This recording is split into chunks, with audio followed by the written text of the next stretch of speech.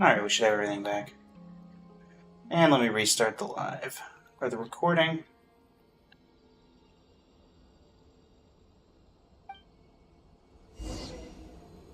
Oh, we do get to move around as COLUMBINA.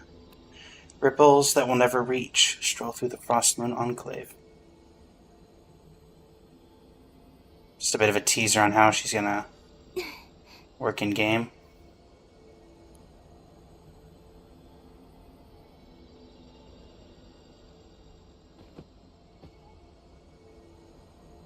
Well, that doesn't seem like it's particularly useful.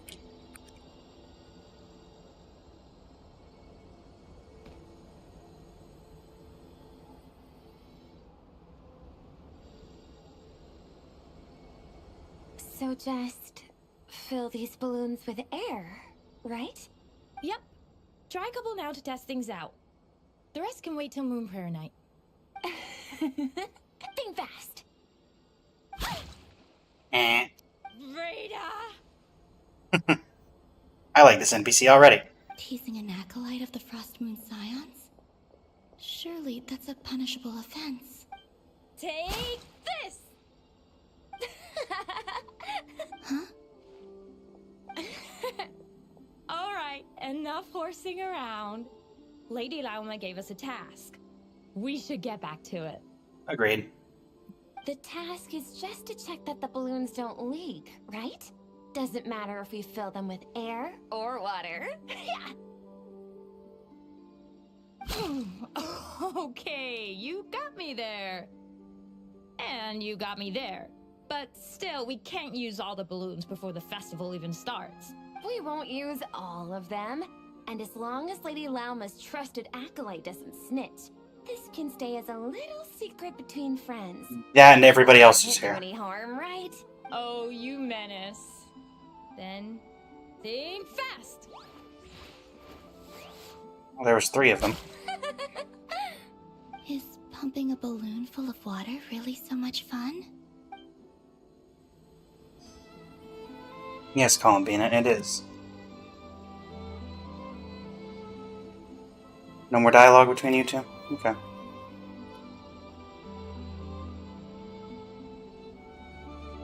What do you guys got?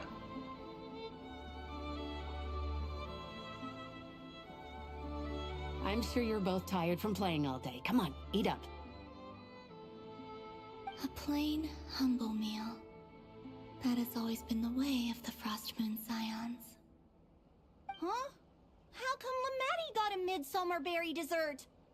Oh, I always get lockaberry. I don't mind sharing. You can have a bite of mine if I get to have a bite of yours. They're sharing food? I've never shared food with anyone before. Even at the Harbinger tea parties, everyone just ate off their own plate. And when I couldn't finish my food offerings from the Frostmoon Scions, they'd leave the leftovers out under the moon. That's technically sharing your food with the animals. Hey! That was 2 bites! Oh, then you can have another bite of mine. Oh, you too. Oh, don't fret now. Here, have some of Granny's too. So this is what it means to be family.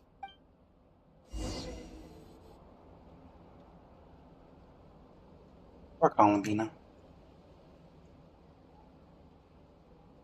I'm seeing so much that I'd never usually get to see. They'd never act like this when I was around.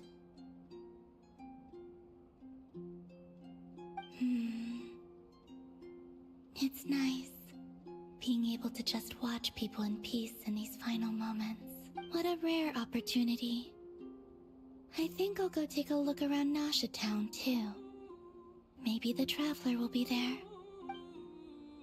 Probably at this time we were looking for you.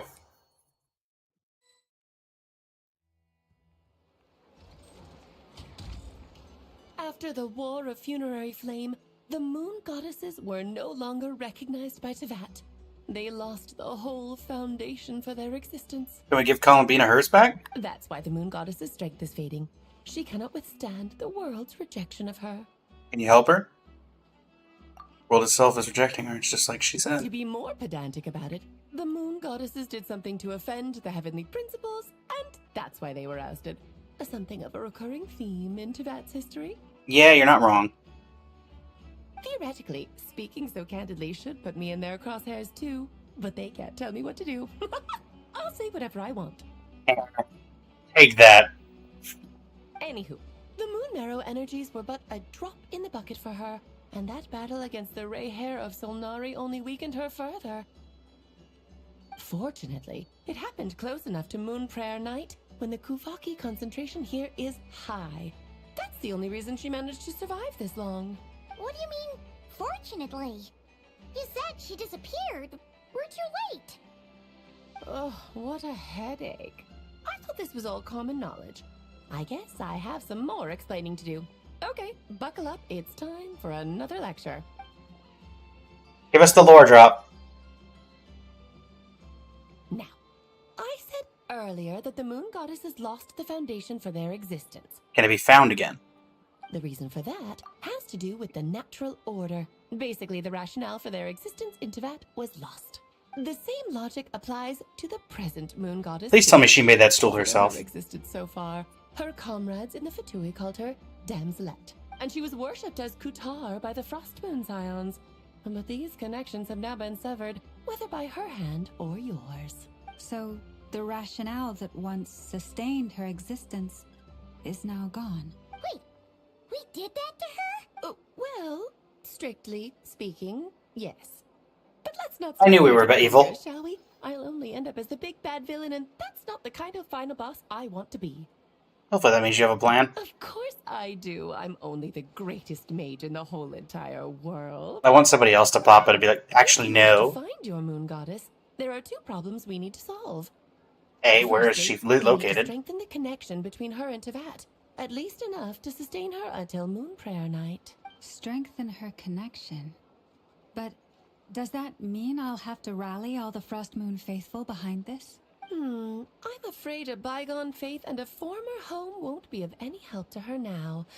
Do you know her name? Her name? Oh, yes. Her real name. Names are very important things. A name is a fundamental concept that anchors one's entire existence. I asked her once, but she said she didn't know. Then your first job is to find it. As a moon goddess, I'm sure she must have a name she identifies with. Neither Columbina nor Kutar is her true name, and she's never really accepted either of them. So, finding out her real name is enough to sustain her existence? Somehow I doubt that. Yes, I know it sounds like a small step, but every journey begins that way. So for now, that's all we need to focus on. The second problem is with her plan to use the moon marrows to return to the moon. Unfortunately, piercing through the false sky will take an enormous amount of power. Given her current condition, she won't be able to provide anywhere near enough power, even if she recovers her physical form. But no need to fret. Nicole's the expert in this field, and I'm sure she'll figure something out. Wait, Mage N is going to help us out too? That means we've got 2 Hexacircle mages on the case. This is turning into a pretty big deal. A little bit. Actually, this is more of a side quest for me. Like you said, I'm a busy lady, so I can't stay for too long. I'll have to return to Teyvat's border soon. You're telling us all this. That's the upside you get for looking out for my little Klee. Hopefully that will incentivize you to carry on keeping her company in the future. Anyway, jokes I mean, we've done that anyway. I'd better get moving. It will take quite a miracle for the moon goddess's consciousness to hold out till Moon Prayer Night. Oh, I suppose I might as well tell you where Nicole is before I leave. Off you go now.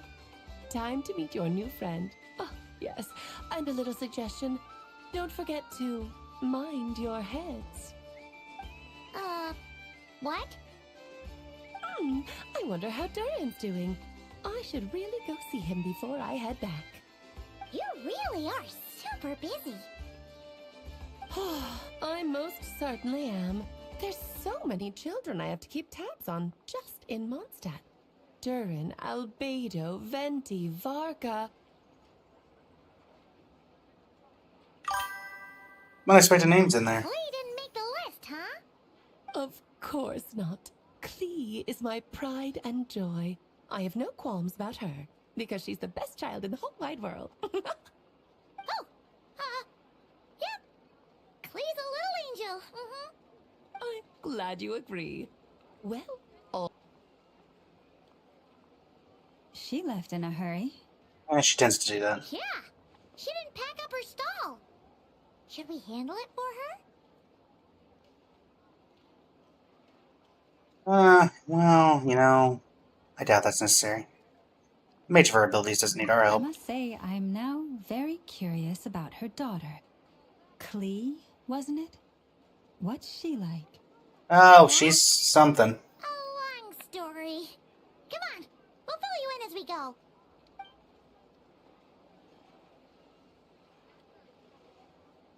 Alright. Onward and onward. Back to Columbina.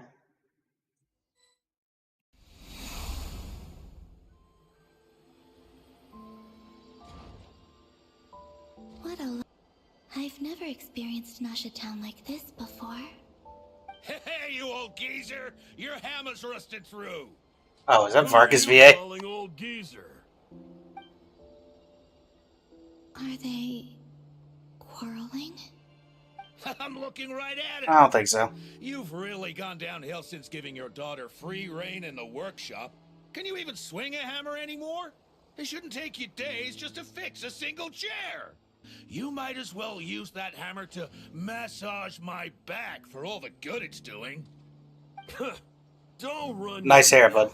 Or you'll get a back massage that'll put you in bed for the rest of your life. Look, the material, right? You know how busy it gets in the days before Moon Prayer Night. True. I'll bet you send all the materials to your little princess. Blood's always thicker than water, huh? All right, you've made your point, Uncle Koski. As soon as the materials arrive, Why are your eyes so Thursday big? will be the #1 priority. And Dad, if you've got time to chat, why don't you lend me a hand? See? Lolka knows what the score is. I guess they're... friends. But the way they spoke to each other was so ugly. Then again, it wouldn't be the first time I've seen something like this. Columbina! Sing outside my door in the middle of the night one more time, and I'll unscrew your vocal cords. You hear me? Oh, Sandrone. So that was her way of trying to be friends with me. Yep. What a pity. I won't get the chance to say any ugly things in reply. I prefer you the way you are, Columbina. You're much nicer that way. Alright, Chad, I think I finally figured out what was causing that. Apparently Streamlabs did an update, and it was now, whenever anybody put a single message in chat, it was giving a chat box notification. I have no idea what in the world was going on there. How's it going, Zay? No need to stick around long. Thanks for stopping by. Moon Prayer Night? I sure have. She's gonna get the surprise of her life when she's least expecting it. Then I'll whip out the ring and pop the question. The surprise of her life. What a fun turn of phrase. Cool, I get the picture. You can spare me the gushy details. Looks like we have a customer. Hello there, ma'am. Would you like some Moon Prayer Night candy? Huh? Buying you. Is he talking to me? Can he see me? Here you go. Oh.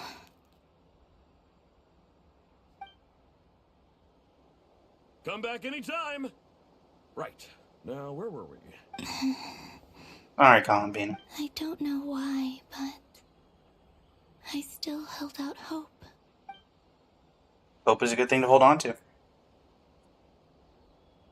The most important thing right now is to find that mage.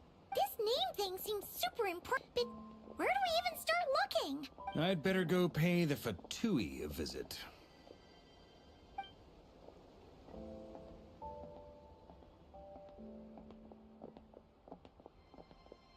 Sorry. I unfortunately cannot see you, Columbina.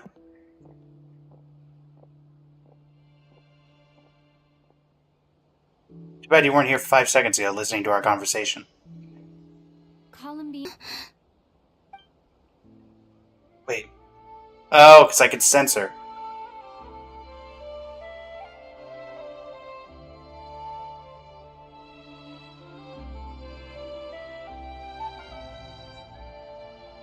traveler. Let's go! This is no time to be spacing out!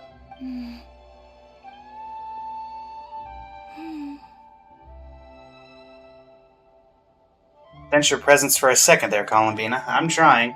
Are you gonna follow me now?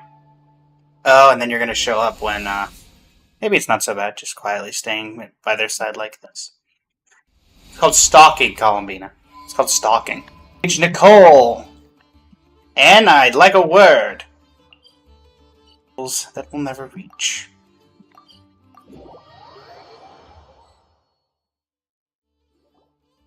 Where are they going? They mentioned a mage and... a name? So, Mr. Varka, are you acquainted with this Nicole? Or should I call her Mage N? Ah, not really.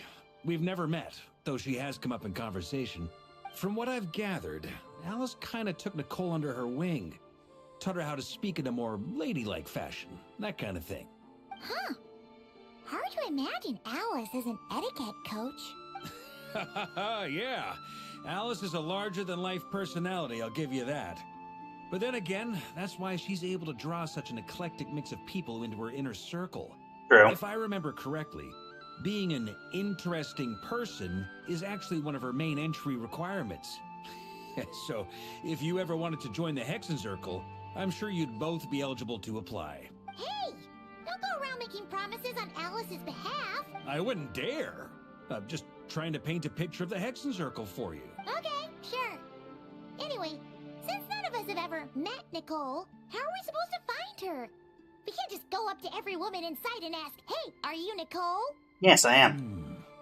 Maybe something she's wearing will give it away? Like, a wind bloom pinned to her chest Hello. or something. Wait a minute. Alice never said Nicole was from Mondstadt. Oh, true. I recall that each mage has their own teacup. What about tea set? That would be... this young lady, then? Looks very Hexencircle. Hey, Nicole. Hey there. Sorry to disturb you, but Miss Nicole? Varka, Knight of Boreas of the Knights of Favonius. Alice might have mentioned me before. Have we got the wrong person? Sorry. Oh, this is awkward. When I shook my head, I meant, no, Alice hasn't mentioned you before. Huh? Where is this voice coming from? My apologies. For certain reasons, I am unable to speak. This is the only way I can communicate with you. It might take some getting used to, but I hope you can understand. Hey, it's fine. That's fine. I'm more shocked by the fact that Alice never speaks about me. As for you two, we have crossed paths twice before, but it is nonetheless a pleasure to finally meet you. Yeah, I ran into you, Paralogism, and... It's really you! Fontaine? Thanks for What's all that? your guidance in the past! You're quite welcome. This time, things are different. We have reached the unwritten pages of the story. You might say that we stand at the crossroads of fate. Now then, allow me to formally introduce myself. My name is... Nicole. The unappreciated master sculpt... No, Okay. no, stop! Alice! I can't believe it! I had a whole speech prepared. I'd agonized over every single word. She always picks the worst moments to ruin other people's plans. That sounds like Alice. I'm so sorry about that. Alice took the liberty of devising some bespoke self-introduction magic for each member of the Hexencircle. But I could have sworn I deleted all of the triggering conditions for it. How did it bypass everything? Oh gosh, this is so embarrassing. I like you. This is a very different side of Nicole than what we're used to. Is she not used to face-to-face interactions? I mean, that could be true. Don't worry about it. We've seen that introduction magic once already, so it wasn't too much of a shock. Please go on, Miss Nicole. We'd love to hear what you have to say, or, well, communicate. Huh? Are they talking to this lady? But... Will you all promise to forget that horrendously embarrassing introduction? When? The words that hopped out just now, I saw an angel. Yes. My name is Nicole, and I am one of a very few angels who have retained both their preferred form and their power. I've met one of your friends before. The Traveler and Not correct. Paimon should be no strangers to this concept. There is another of our kind in Natlan. They call her the Lord of the Night. Alright! Paimon remembers her! I've never seen her in person. Yes. Well, I have retained more of my power than she. Columbina just kind of casually strolling. It's because I don't have a long-term duty to fulfill. To be more specific, no. We'll be here all day if I get into the specifics. Moving on. Mistaken, you are here because you wish to learn how one might reach the moon beyond the sky. That's right. Is that something you can give us any guidance on? Yes, I do know a way. It began with the Hyperboreans, who lived after the War of Funerary Flame. Blank looks. Maybe I should start with the background of the war, or maybe not. It shouldn't be an issue. I'll fill in the gaps for you when You good, we have Columbina? time. Just kind of chilling there. Anyway, after that war ended, the three moons retreated to beyond the false sky. The Hyperboreans were humans I once aided. They accepted the civilization and creations bestowed upon them by the angels. Nice hats. But despite accepting many blessings of the angels, many among them still held on to their faith in the moons. They were reluctant to accept the new order. Yeah, that makes sense. Even after the War of Funerary Flame. Columbina, you okay? They sought to contact the moon goddesses beyond the sky and receive their guidance. But all three had passed away by that point.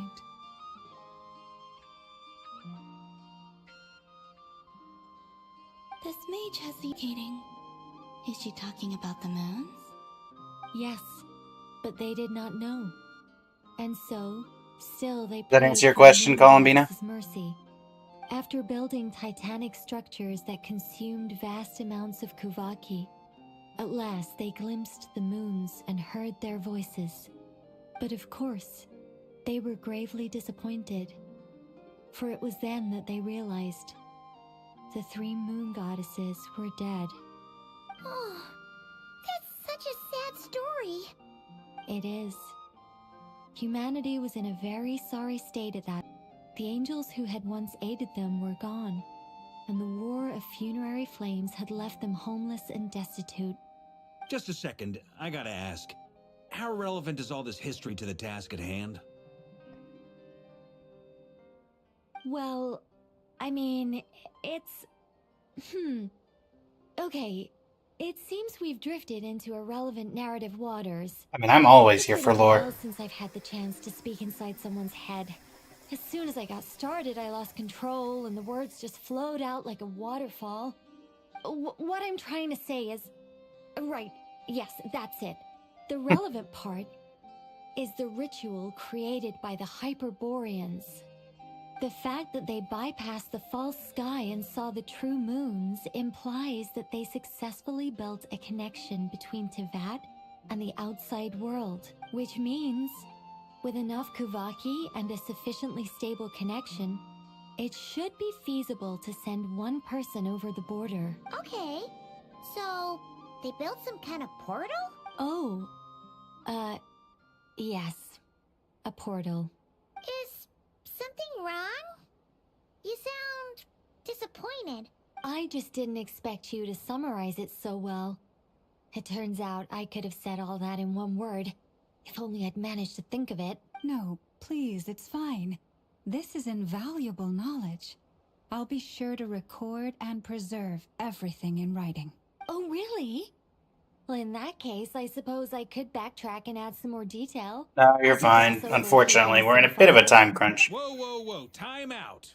Let's summarize what we've got first. The Hyperboreans were the last ones to use this method, right?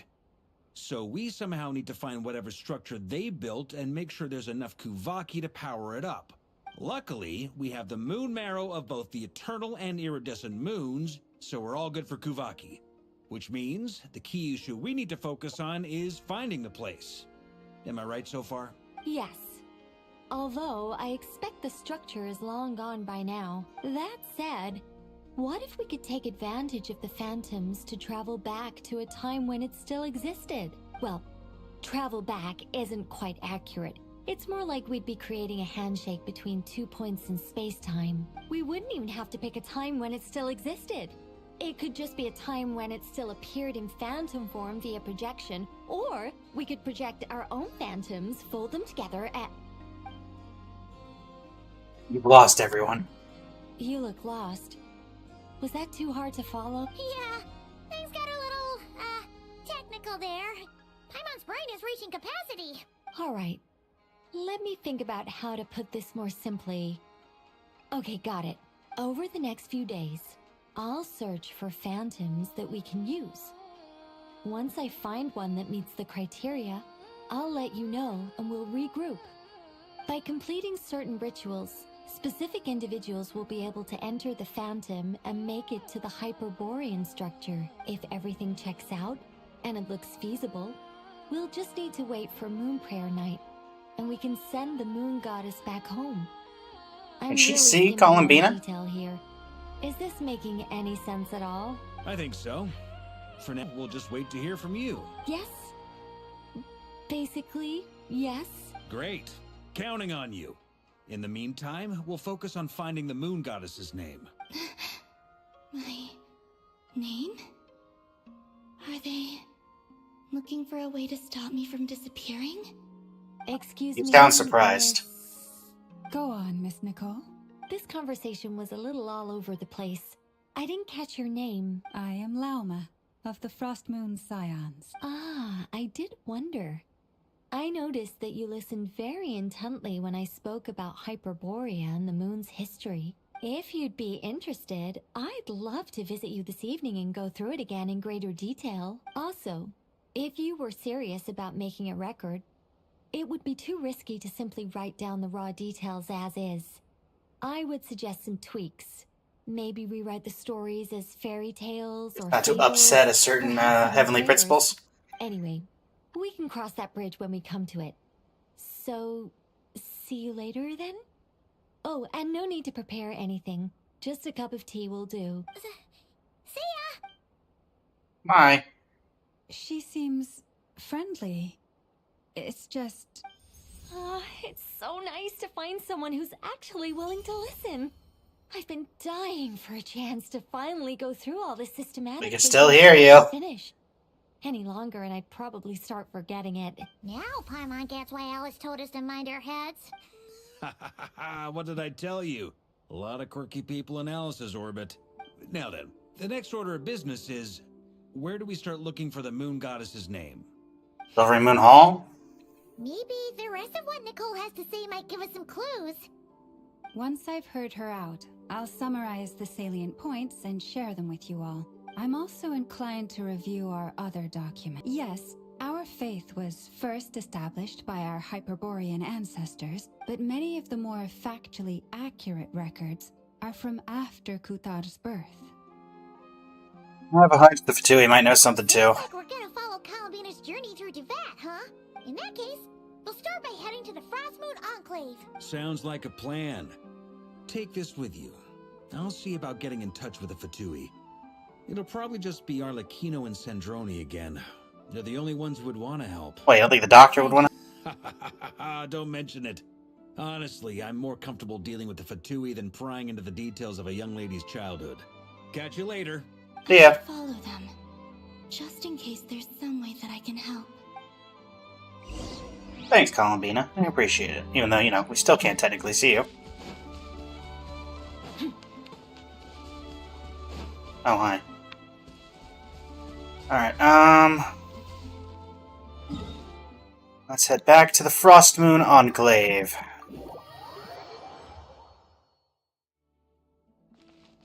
Not you. There we go.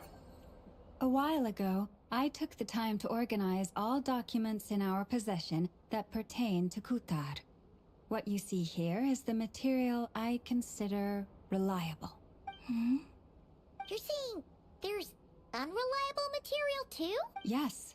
Most of the information we have was transmitted through an oral tradition, Inevitably, some of her stories were mythologized and deified over the years through countless retellings. That's why I organized them into reliable and unreliable. There's no sense seeking answers in history unless we can ensure the veracity of the historical record. I mean, that makes sense. Alright, let's take a look through. Clear and concise would be one way to describe the writing style of these historical records, but you could just as easily describe them as terse and dry. Since Llama already knows the material like the back of her hand, the quest to find any new information in these texts is tough going.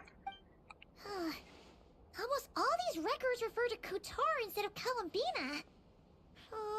Although neither of those is her real name.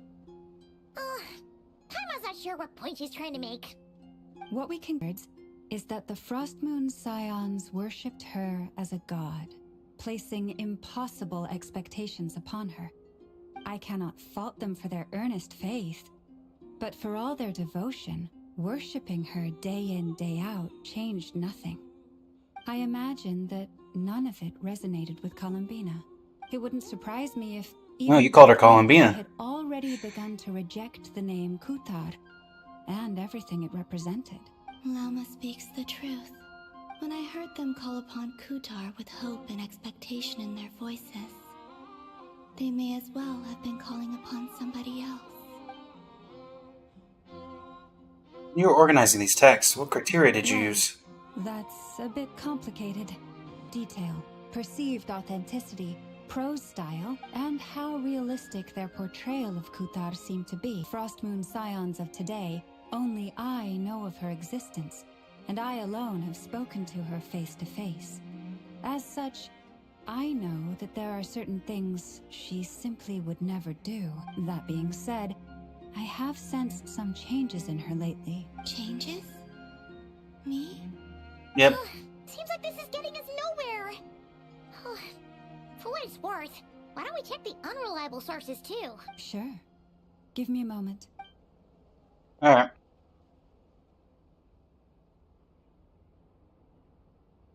Just chilling out on the rock up there? But a fraction of her divine might. Kutar sheared a great mass from the snow-capped mountain and cast it into the sea, upon whose surface shone the mirror image of the moon. Thus was formed the island of Hisi. Yeah, right. Having fun? That doesn't even begin to pass the sniff test. The 3 moons are not but lies through and through. Only one moon has ever shone for us, and Kutar is her name. We've heard something like this before in The vast Outland. majority of ancient texts are filled with fanciful tales like these. I trust you understand my criteria. Except a they were little all better. true. Kutar did not speak, merely gazing into the distance in silence. And where her gaze landed, this was her prophecy. Clearly, whoever wrote this text never even met Kutar. Otherwise, they'd know that her eyes are always closed. What about you, Traveler? What are you reading? It's like a collection of anecdotes. Come on, let Paimon see. The child wished to build a wooden nest with which to shield a fledgling bird from the cold. But being so young and lacking in strength, the child could not snap the branches from the trees. Kutar was passing by. Upon seeing the child, she summoned forth the Kuhenki. This sounds like something she would do. A beautiful nest for the child. I remember that. Not knowing the meaning of Kutar's divine intervention, the child dared not to respond, and thus ran home to call their parents. But Kutar was gone. The Moon Chanter declared the event a miracle and took the nest as a relic, placing it on high for all to see. The child was named as one favored by the goddess, and was greatly respected amongst the people. Yet, no further miracles were bestowed, and this matter was forgotten in but a few years. Huh. Any thoughts after reading that? It's true, it gives off a somewhat lonesome feeling. Columbina probably just wanted to join the kid in making nests. Ah. Probably right. I'd originally considered this a fabrication, because Kutar did not perform any similar actions in subsequent records. But now that I think about it, it does seem like something Columbina would do. It's just that... Other people would interpret her actions. She was probably worried about making things difficult for people. So, She gradually stopped joining in. Yes. Oh, that's so sad.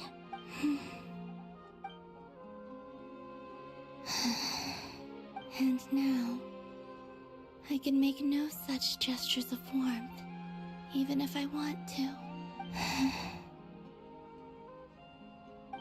That's a really nice frame. No name. That's a bit of a shame. I do want to see if I can find... Some interesting stories. That's gotta count for something. Barca said he was gonna set up a meeting with Arlecchino and Sandrone, right? Let's go back to Nasha Town and see how he's doing. Can I find that nest? I thought it was right up there, but I guess not. No, no nest. Inns of the far north. Any more books? No. Okay.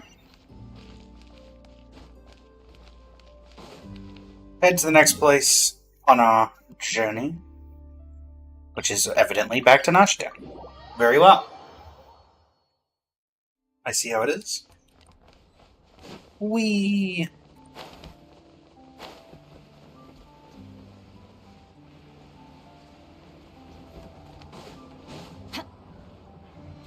I plunge in the event that... Okay.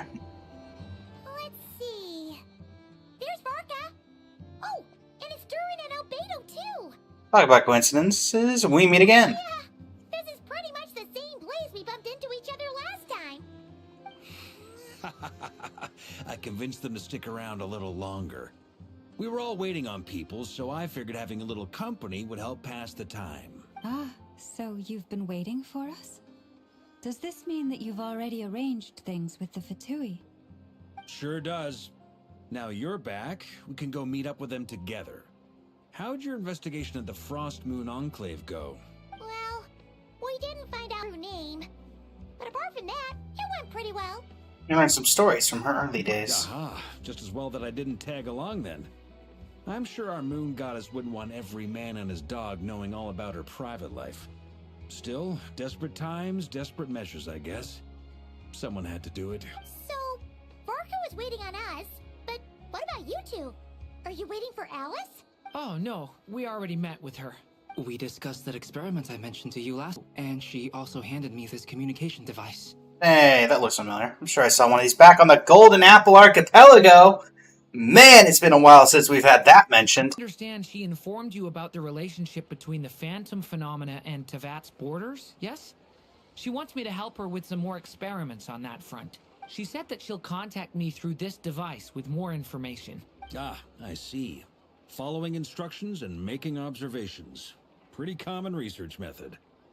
Takes me right back to Albedo's lab. Wait, then who exactly are you meeting? Someone you know. Albedo's met him too.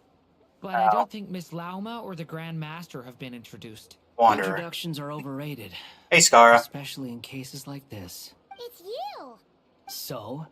It's not like the Academia has prohibitions against going abroad. Also, I applied for leave. I've been writing to Hat Guy since obtaining a human form. I've already brought him up to speed on everything that's been going on in Nodcry. Hat Guy? Turns out, I actually have heard that name before. Oh? Then why did you react the same way I did? I only knew the name, not the fella. But since we're all here, let's do some introductions for what it's worth. I'm Varka, Grand Master of the Knights of Favonius. Lauma, Moon Chanter of the Frost Moon Scions. And I'm a Driosh from the Vahumana Darshan of the Sumero Academia. Hat Guy, good to see you again, Mr. Guy. I believe we last saw each other on... Oh my word, could they not have just called him Wanderer? So they came to Nodcry together. Mind you, the only reason I came here is because there's someone I want to look into. Hey, Doctor. Who's that? The Doctor, also known as Dottore, second of the Fatui Harbingers. As I thought. From the tone of your voice, it sounds like there's bad blood between you. I was reviewing our archives and noticed that a lot of information about him was missing. Left a bad taste in my mouth. That's all there is to it. Dottore, or Zondique, as he was then known, once studied at the Academia, but he got kicked out before he could graduate. Indeed, I've heard the name before back in the ruins when the Ibis King mentioned that student. That was the doctor? So the Harbinger's #2 man is a college dropout? How embarrassing for them. Last we heard, he was planning something. We actually heard that a few times before, even coming to Notcry. But we haven't seen a trace of him since we got here. He only appears when something interests him. For all we know, he might have left already. But the fact he did something here at all is worth noting. It'll fill a couple extra lines in his file. Why does it sound less like a file you're writing and more like a criminal record? Those are interchangeable here. We were just about to meet 2 of the other Harbingers. Want to come along? You might learn a thing or two about... Be interesting to see if... I mean, they wouldn't recognize him. Even though they're harbingers, well, they're old acquaintances of ours, so, you know, when you talk to them, try to be... I got it. The Frost Moon Scion's relations with the Fatui remain tense. Forgive me if I do not attend. In that case, we'll continue assisting Miss Alice with her experiments. Good stuff. Everyone's having a fruitful time. All right, we better get going. I'll lead the way. Okay. I'm assuming we're going to the experimental area. Columbina, you coming? Hey, Skara. Are you here for revenge? Well, yeah. That's obviously part of it. But I'm not the only one who has a score to settle with him. Neither you, nor Lesser Lord Kusanali, nor I want to see him meddling with things again. Fair enough. One other thing. When we return, let's talk about Columbina. What's the hurry? Don't worry. Pigeons always know which way home is. What's that supposed to mean? After the conversation ends, the group splits in 2 teams. Led by Varka, you make it to the Kuvaki Experimental Design Bureau. Hey, Arlecchino and Sandrone. You made it. Who is this? Ah. A scholar from Sumeru. They call him Hat Guy. He's an old friend of the Travelers. Wait, this is the academia representative you wrote about? He doesn't exactly look the part. I believe this will prove my identity. You'll notice it bears the seal of the Sanctuary of Surasthana. Well, what do you know? So it does. All right, then. My mistake. It's fine. I expected as much. What? So as I mentioned in my letter, the Academia's got its eyes on Dottore, but this matter remains top secret. Apart from those assisting in the investigation... You think they're not gonna... I mean, technically a colleague, even though they don't like him. If anyone asks, I'm here in Notcry to pursue my personal academic interests. Gotta say, Varka, you did pretty well to keep all this under wraps for so long. Sounds like you got in touch with the Academia about this way back. You flatter me. You're all Harbingers. What reason would you have to disclose information about Dottore? Where do I even start? Remember that time we fought Rerir at Star Sand Shoal? He sure let me have it then, didn't he? I'll bet Dottore had that all sketched out, with me as his convenient little pawn. I do like that nobody likes him. Less about us if he tried, but hey! The feeling's mutual. Does Dottore really strike you as the sort who values his relationships with his colleagues? Not really. Fair point. Definitely not. Which is why I always keep my guard up whenever he starts making suspicious moves. To that extent, our motivations align. On top of which, I consider you trustworthy people. Thanks. Now, back on topic. In the wake of the Reikir of Solnari episode, Sandrone and I grew suspicious about Dottore's complete inaction during the entire affair. So we tried to find out what he'd been up to, but unfortunately to no avail. He never lets anyone in on his plans. The more he cares about something, the more secretive he gets. Indeed. Perhaps he believes that by keeping a low profile, he can avoid trouble. But that trick isn't going to work on his colleagues. Yeah, I mean, he's been researching the ancient moon's remnants. And he's been trying to get his paws on the moon marrows.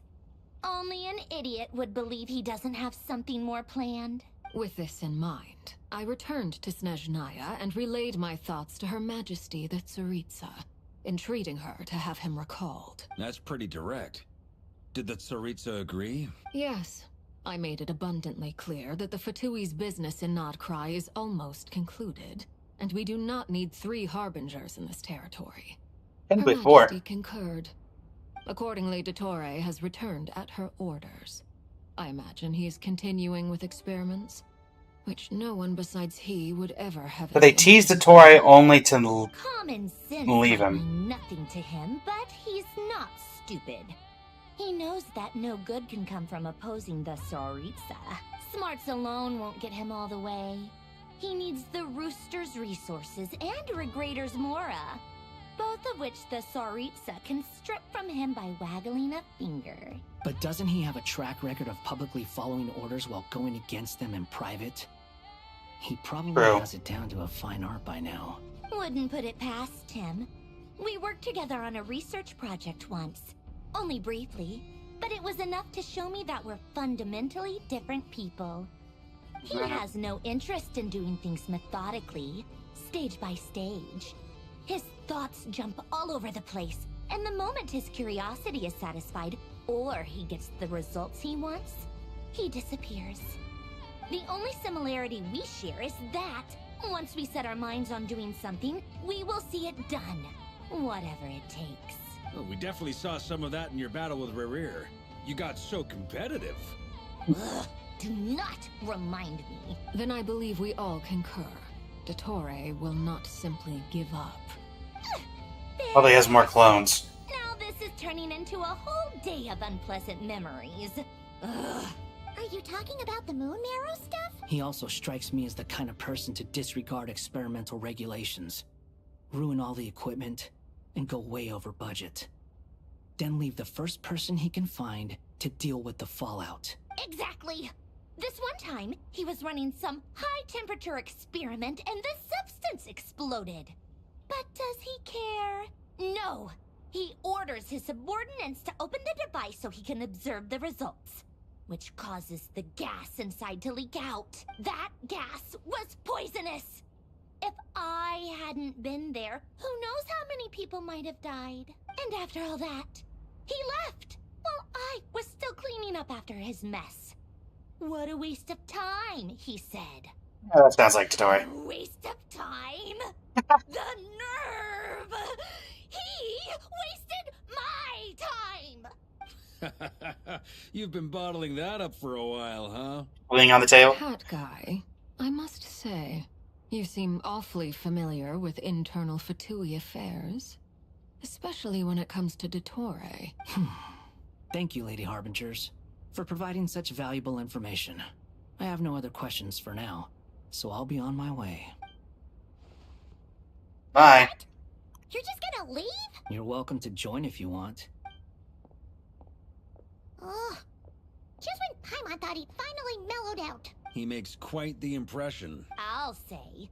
I've met tons of headstrong people, but not many of them would join me in bad-mouthing Dottore. Anyway, back to the main agenda. Barca, you said that Columbina has gone missing? Or rather, disappeared. Yeah. We're working on building a connection between her and this world. The simplest method is to find out her real name. I've actually asked her that question before, but she said she didn't know. Considering our relationship, I doubt she was lying to me. Would have just given you with a pseudonym. What did she do while she was with the As far Fatui? as I recall, she was never dispatched by Her Majesty to claim a gnosis or anything like that. I was usually left to, Tsaritsa's you know, plans had long contained Senora. things specifically for her. I always thought that was weird. What could she do that the rest of us couldn't? Knowing what we do now, it's probably something related to Kavaki, right? More than likely. When she first arrived, Columbina would often go to Her Majesty and ask when she could start the task assigned to her. But Her Majesty always gave the same reply. The time has not yet come. So she spent her days in Snezhnaya doing basically nothing. The Tsaritsa has summoned a beautiful blind maiden to be a harbinger, giving her the third seat by virtue only of her enchanting voice. It was a dumb and stupid rumor, but the reality of the situation made it hard to refute. And what happened after that? I imagine she stopped caring. Yeah. She no longer seemed to care why she had been recruited, and Her Majesty never gave her any missions. So she just continued to sing in the flower garden. For my part, I was busy. So busy, in fact, that watching someone be that idol had me fuming. But still, I got the sense that she had long been used to a life of other people claiming she was needed when she wasn't. I just felt that having a place to stay would cost me something eventually. And so I waited quietly for the day that I would have to pay the price. And on the other end of that spectrum, you had me. Someone once told me that I had the lousiest work and the toughest luck. That's a good way of putting it. I can think of a few harbingers that would say that. But those words have always stuck with me. It's Wanderer. Okay. Sounds like something Scarmush would say, no wonder. But you've done your job exceptionally well all this time. Because at heart, you are a conscientious person. Thank you for telling us all this. What is it? Something come to mind? It's nothing, I'm just even more eager to learn her name now. I want to shout it to her from the rooftops. That makes sense. Nothing screams you are needed like your name shouted from across the town. Well, good luck with it. But if you ask me, COLUMBINA is still the most shoutable name. To be fair, that is I'm just something so you've... used to it now. After all the arguments we've had, I can't be bothered trying to remember another name for her. Nor I. Sandrone. Harlequino. We chat further about some interesting moments from Columbina's past, but soon the time comes for you to leave. Oh, a ceiling. Does that mean Nicole? Do you really have to tell us talk about Nicole in front of them? I thank you for your hospitality. If the chance ever comes up, I definitely owe you both a drink sometime. I'm sure it will. You can make your own way out. Heck, you've been here enough times, you probably know your way around better than I do. Take care, everyone. Okay, time to do what adventurers do best. Follow that Sealy. Follow that Sealy. Durin. Okay. Ooh. Here you are. Hey, Scar. Oh, Hat Guy. How come you're back so soon? Did things go all right with the Fatui? Fine. Dotori's been summoned home by the Tsaritsa. Couldn't get much more than that. How about you? Any progress with the investigation? Unfortunately not. We've tried everything. Different phantoms, different locations, different points in history. But the results were the same each time. Abyssal monsters roaming the land. People crying out in despair, with no hope of being rescued. Every time I see it, I can't help but think, is this what it was like in Mondstadt when Dragonspine Durin attacked? And if I fail in the task I've been given, will I create yet another tragedy? Don't think about yourself like that, Durin. Meaningless speculation. When I encountered similar phenomena previously, I tried to interfere with those illusions, using sounds and lights to guide them. However, we could not change their fates.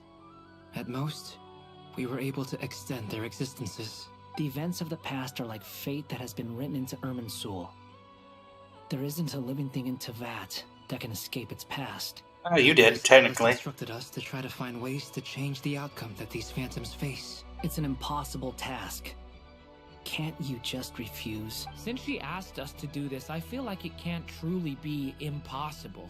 Or if it is, well, mages can make the impossible possible. I could not have been born as Durin otherwise. But you also said that your past 39 attempts were fruitless. That's true. But you're still going. Yes. After this many futile attempts, surely you realize that you're not doing this because you still believe what some mage told you. You're doing this because you want to. It's because you want her hypothesis to come true. It's something you wish for deep inside. So, think for yourself about what you want to do. As long as you don't believe it's futile, it isn't. You become a word of wisdom. Yeah. Previous experience indicates that we cannot touch the phantoms. which limits the effectiveness of our interventions. If we want to clear this hurdle, we need to break this rule somehow. Same thought here.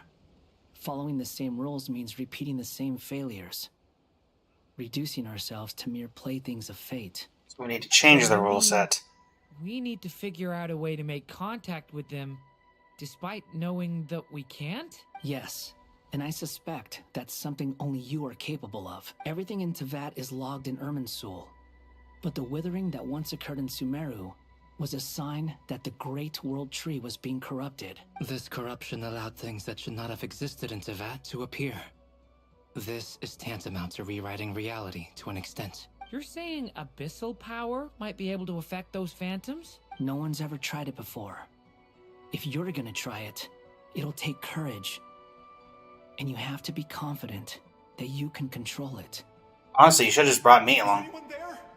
Has anyone seen my daughter? She's missing. I have to find her. I hear someone inside. Spargana? Are you in there? Ah! If I can use my abyssal powers to warn him that there is danger here, maybe it'll change his decision. Maybe he'll stay away. Yes. The important thing is not the nature of the power, but rather how you use it. To intimidate and obstruct. Sounds about right for the Abyss. Let me try. I should be able to influence that thing. Have you seen a little girl? What? This isn't the time for that! Just run!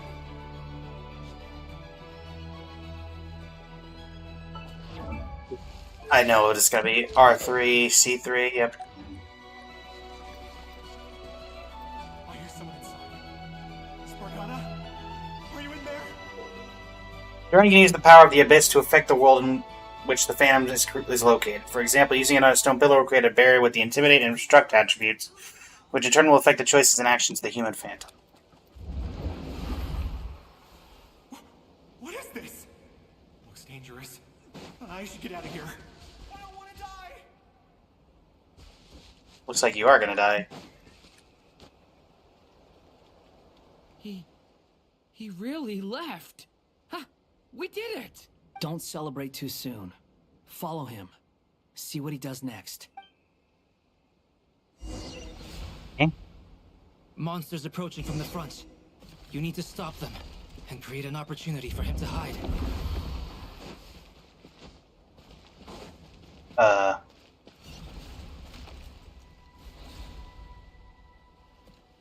Confused. Help me! The Phantom has met its end and returned to its place of origin. What? Where was I supposed to go? Monsters approaching from the front. You need to stop them and create an opportunity for him to hide. No! There's monsters ahead! Get in there!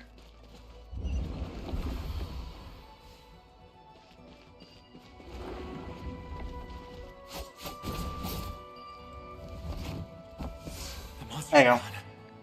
Is it safe now? Out you go.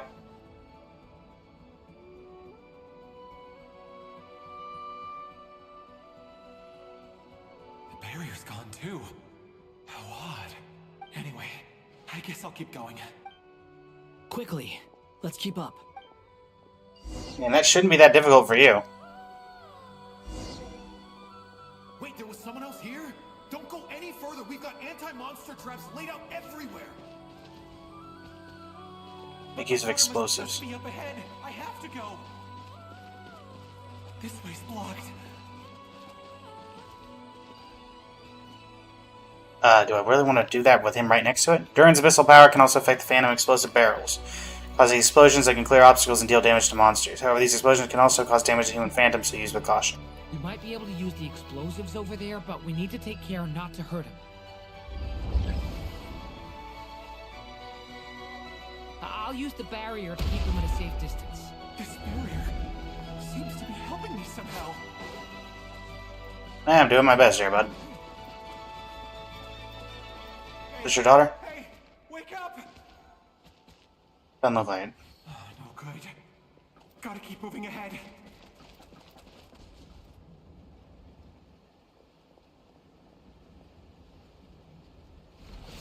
So many monsters! There's still a chance, Durin.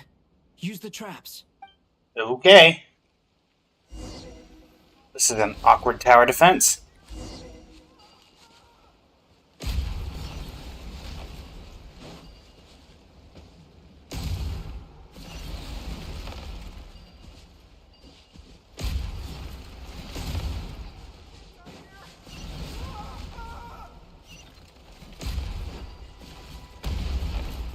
That was close.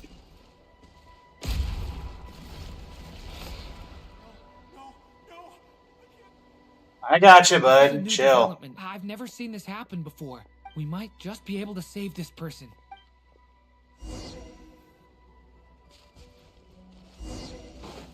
Hey!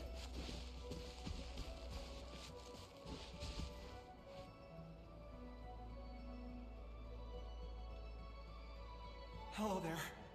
Have you seen my daughter? Spargana is her name. She's carrying a large backpack. Get out while you still can, you fool. You won't find any survivors here. But I can't just leave her here. She must be so scared right now. Sorry. Wish I could help, but I haven't seen her. You'll just have to keep looking. Okay, thank you. If I do find her, I'll get her to shelter and come back for you. Don't bother. I've got nowhere left to go. Oh no. That noise. No, if he goes inside, he'll be walking into a trap. Let's try this once more. This time, we have to stop him. If he's reached dead end, all that can be done is wait for another chance. Do I have to redo it all again? Why? How will I know where Spargana's gone like this? You know what? I'll trust this strange barrier. It's got me this far after all.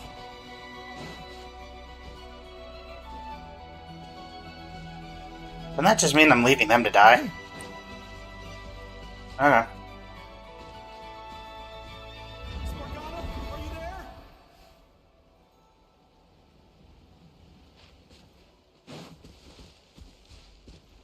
So.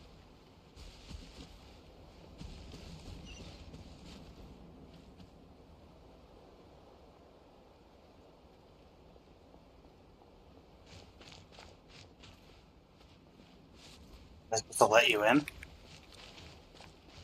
assuming not. Okay, that's what I thought.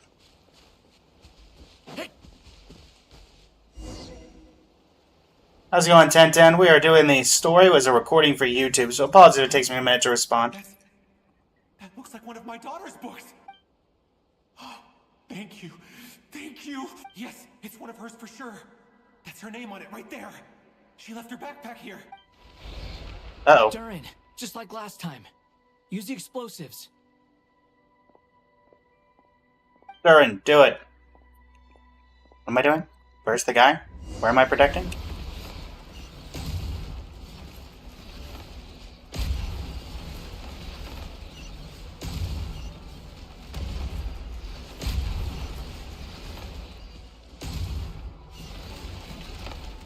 Oh boy. It won't work.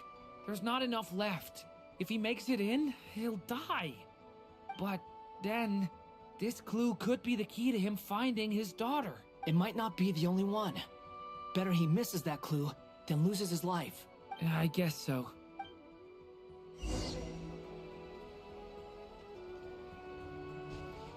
Stop him, Durin. We can't let him get any further in. That's my daughter's book. She's passed this way. Why? Why won't you let me go in? I've searched and searched and searched just for this.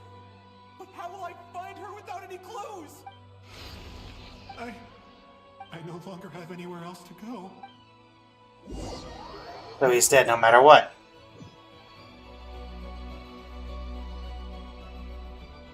I'm sorry. So sorry. He refuses to go anywhere else. Whether he opens this door or not, all that awaits him now is death. We couldn't change his fate. Albedo? Hat Guy? Let's try one more time. I don't know how we're gonna do this, but I don't want to give up either. Alright. That blink was exactly it. Why am I here? What's going on? All these scenes running through my head. Where are they from? Huh? What's going on? His reactions have changed. How many times have I... What's happening to me? I... Huh? Oh boy. Wait. Who are you? You can see us, Nat? I feel like I always could, but that I only just realized you were there. I'm sorry, I don't know how to describe what I'm feeling, but you were the ones guiding me using that marked barrier, right? I haven't done anything yet, but those monsters, those deaths, they feel like memories. Like things I really did experience. Game, Tenten. I won't find my daughter. In fact, I'll ultimately die trying to find her. Isn't that right? No, it isn't. Yes, it is. Even so, we're trying to find a way out of this. You've not seen my daughter either, have you? It seems she really isn't here. I'm sorry we couldn't help you. I'm just tired. Maybe this is destiny. Maybe it doesn't matter how hard I search. How long do I have left? Experience says 15 to 20 minutes. 15 to 20. Thank you for all your help. Let's rest a while. You look exhausted too. Now's not the time for you to start pitying us. It's not pity. I'm just realizing that I've only got 10 or so minutes left. You know?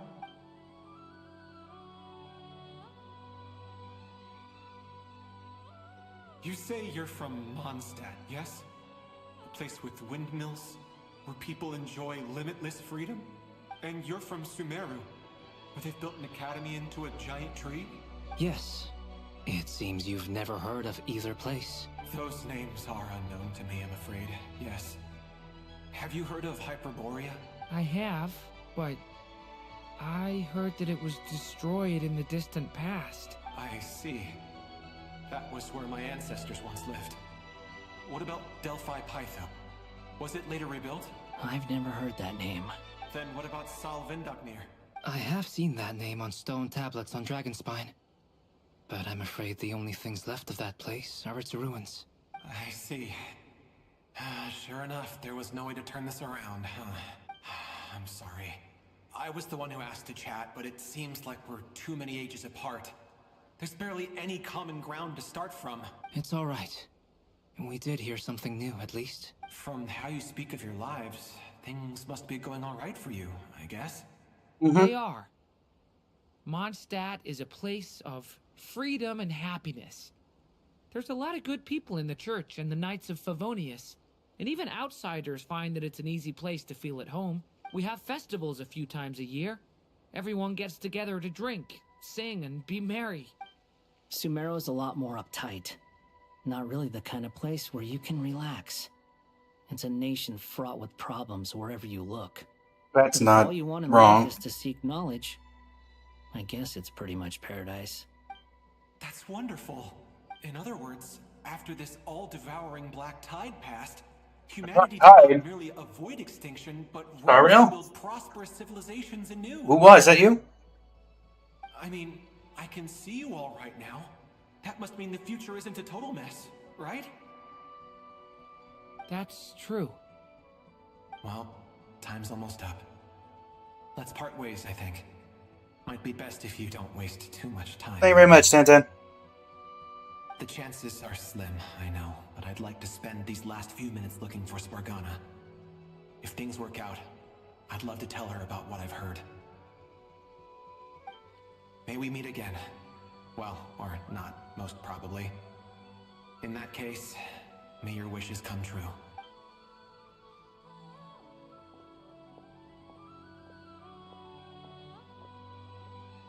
Bye. He's gone. In a few minutes, he will meet the end that was his to begin with. The ending of this tale did not change. But I believe that we've just made the most progress we have yet. May your wishes come true.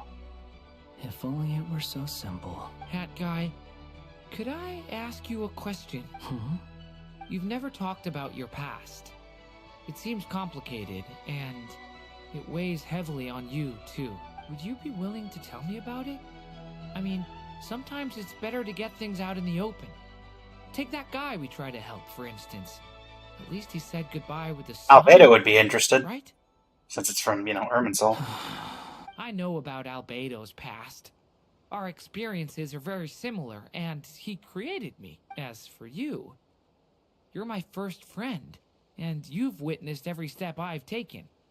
But by comparison, I know nothing about you. Either way, I mean, we're still best friends. But if I knew more about you, I might understand your thoughts a bit better. I've told you about myself. I'm a student at the academia. And what did you do before that? Prepared for the entrance exam? All right. If you really don't want to talk about it, I won't press you any further. I was a puppet built from the branches of a white tree, using technology left behind by the Conrian schools of mechanical engineering. A white tree? You mean an Irminsul tree? Yes. A branch of Irminsul that was once connected to the main tree. So you had a human creator too? Yeah. But my creator abandoned me after deciding that I was a failure. Okay, that's quite how that works.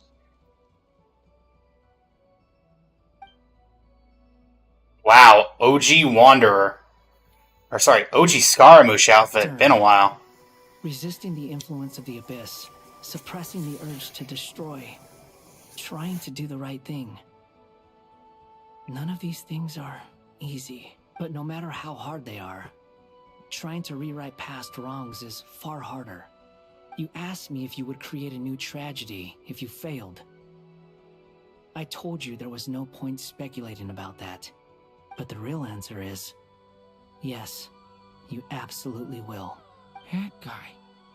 But at least you've got people here to help steer you away from the wrong path. So, just keep aiming towards the light. I will. I promise. All right, break time's over. Hello, Durin speaking. Hello, friends, it's me. What have you been up to, I'm detecting some unmistakable fluctuations here at the border. The amplitude isn't particularly high, but they're completely different signals from the ones before.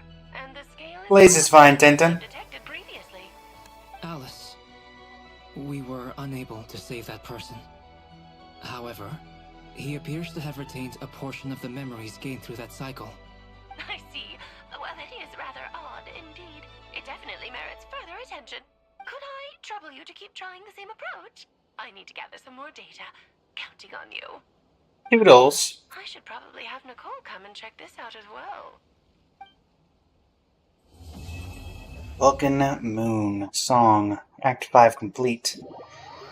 Alright, well for the first recording of the day, only an hour and 14 minutes for that entire thing? Or no, that's right, it was split into... I was worried you might stop Well, hold on, everybody. treasure chests opened by the Sealy along the way. It would have taken you so much longer to get here. Another conversation I cannot hear.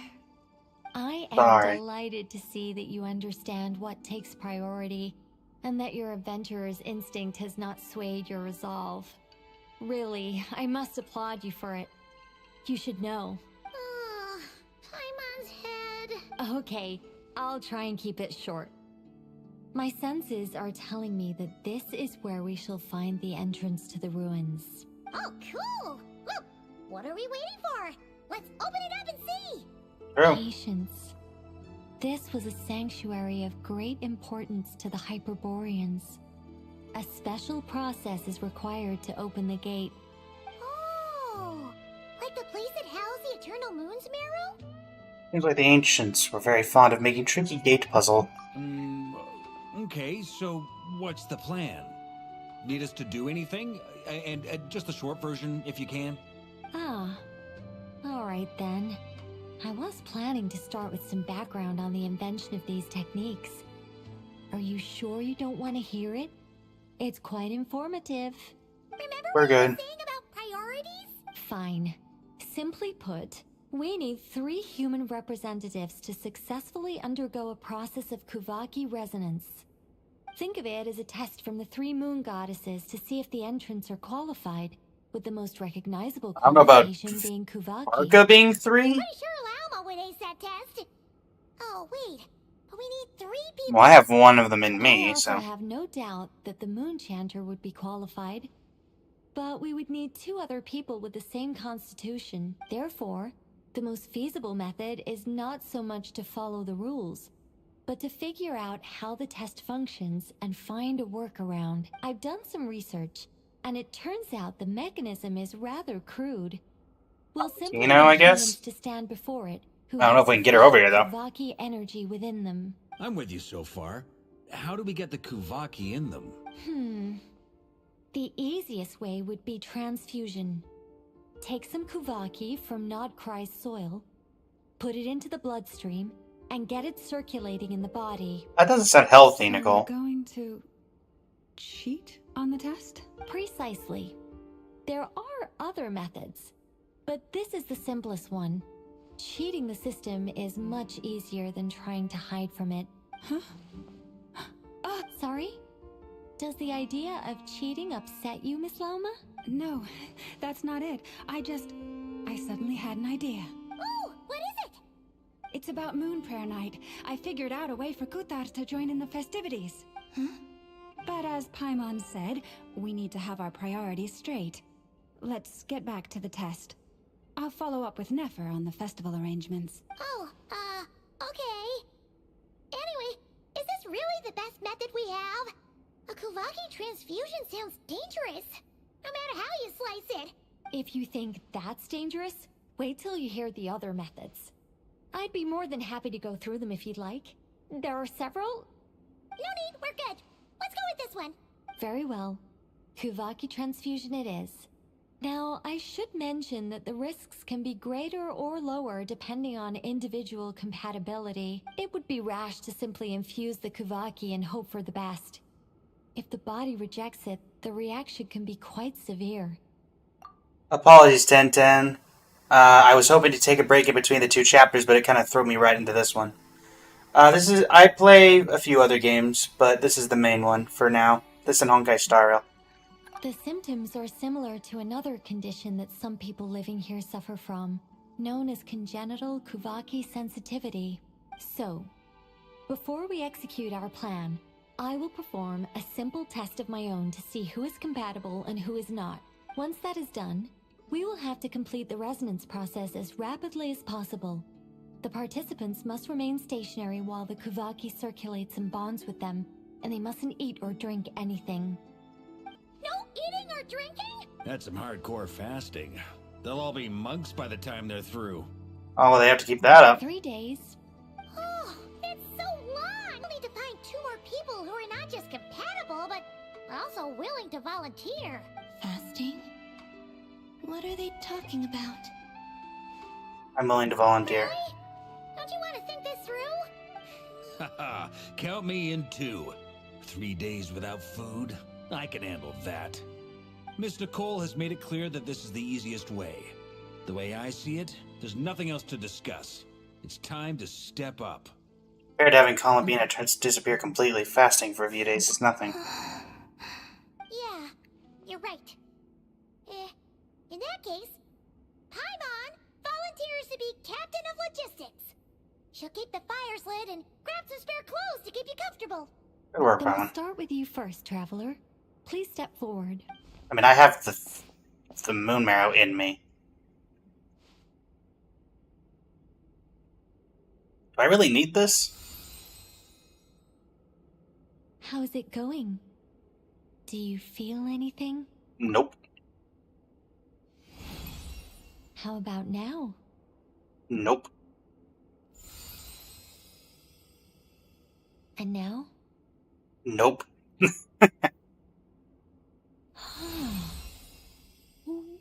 What about now?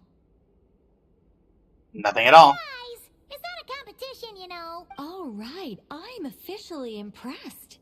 Even as a descender, you can withstand far more than I imagined. It's like I summoned a giant stone titan to arm wrestle you, and your arm hasn't even moved an inch. In my last attempt, I infused 5 times the amount of Kuvaki required.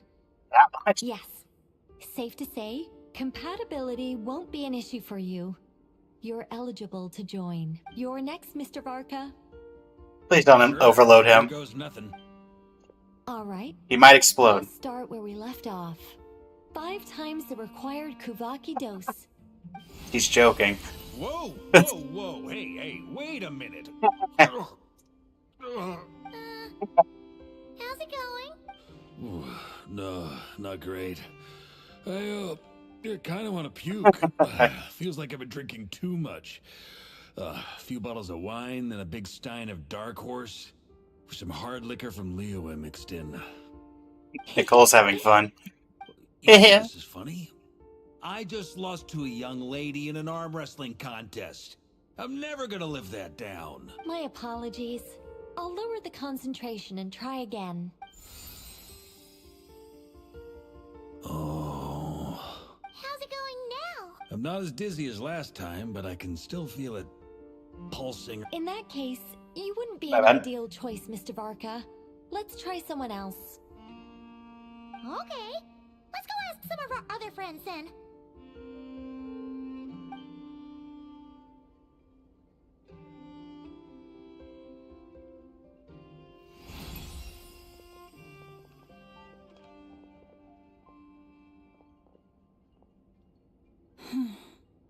I'm sure you're No fine. surprises here, Miss Moonchanter. You're perfectly compatible. You may join. I would have been surprised if she couldn't. Hey, Nefer. Looks like Nefer can't handle it. Getting a slight headache. Shame. You were so close. Whoa, I'm itching all over. Allergic reaction. We can't have that. An allergic reaction to Kuvaki? How in the world do you do that? I know! Well, are you gonna start a what? The Hexen Circle is an organization that cares for and protects children. We will not have them do dangerous things. Not even tests. Oh yeah, they brought... I don't think Kanefa can do it just off the basis of being a robot, but, you know, you're welcome to try. Something the matter? The candidates have to be human. I guess that rules me out too. Huh. Everyone except the Moonchanter got beaten. Guess I don't need to feel so bad after all. I mean, looks like this isn't gonna be as easy as we thought. Perhaps I could ask for volunteers among the Frost Moon Scions. I'll see about talking to some trusted Lightkeeper colleagues. Itlua springs to mind. In fact, I think we had some former Frost Moon Scions join our ranks recently. Can you give me the scientific explanation for how the test works? I can probably make some kind of test bot. Then we can just zip through Nasha Town, going up to people and pressing a button to check their status. Wouldn't that be way easier? You are being tested for Kuvaki. Do not resist. Wow. No elaboration for once. How about I contact the Knights of Favonia's garrison in the Wave Chaser plane? Shame that Lohan's already left. And that guy's even tougher than I am. Strange. The moon goddess is clearly revered by many people. So why is she on the brink of disappearing? She mentioned that the world has rejected her from the very beginning. And when we fought the Reikir of Solnari, it seemed like she exhausted her power for our sake. Also, I'm not sure revered is the right word for how people feel about her. Gratitude, certainly. For my part, anyway. It's basic reciprocity. She helped us, so she deserves our help in return. Yeah. Even though she looked like she didn't care, she still saved a ton of people, including me. A review of the relevant data leads me to conclude that Miss Columbina is a good person. Yep, you bet! They really think so? I'm super surprised that Columbina isn't her actual name, though. I think it really suits her. It's light and graceful and... yeah, just a really pretty name. I know, right? Unfortunately, that's not our decision to make. Columbina. That was the code name the Fatui gave me. But it also came up in entire time it actually is her real name. But is that really all there is to it? What do I truly think of my own name? Is there anyone left who will still call me by that name? You told me to pick whatever name took my fancy. Why did I pick Columbine? Because I felt that she never wanted to become Kutar and be worshipped as a god. Moon Prayer Night is getting closer by the day. We're running out of time. We need to look for other candidates. Then allow me to try. Oh, we actually did get you here. What are you doing here? You contacted your friends via the Adventurers Guild. Sandrone has been keeping an eye out for something like that, so she informed me. Since I have the ability to accommodate a moon marrow, I should prove to be a suitable candidate. Arlecchino. When can we begin? I see. We can begin right away. She's barely gonna feel anything either, isn't she? How was it? Did you feel any discomfort? Not at all. Then it seems we shan't need to look for additional candidates after all. Great! Cool. Alright, like Paimon said, the rest of us can take turns making sure the three of them stay warm and comfy. We'll be fine. Then my job is to take care of the caretakers. I will ensure everyone receives food and accommodation. Let's do this. No time to waste. I'm ready as well. Alright, see you in 3 days, I guess. Oh, never mind.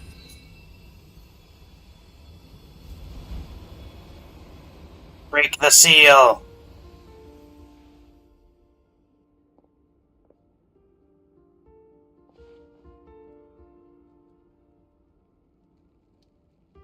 Oh, is this gonna take... Oh, okay. Columbina taking a nap.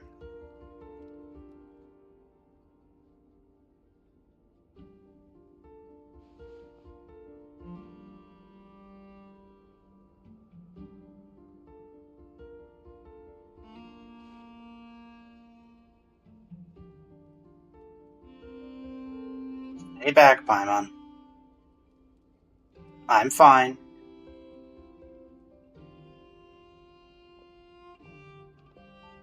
The work is done.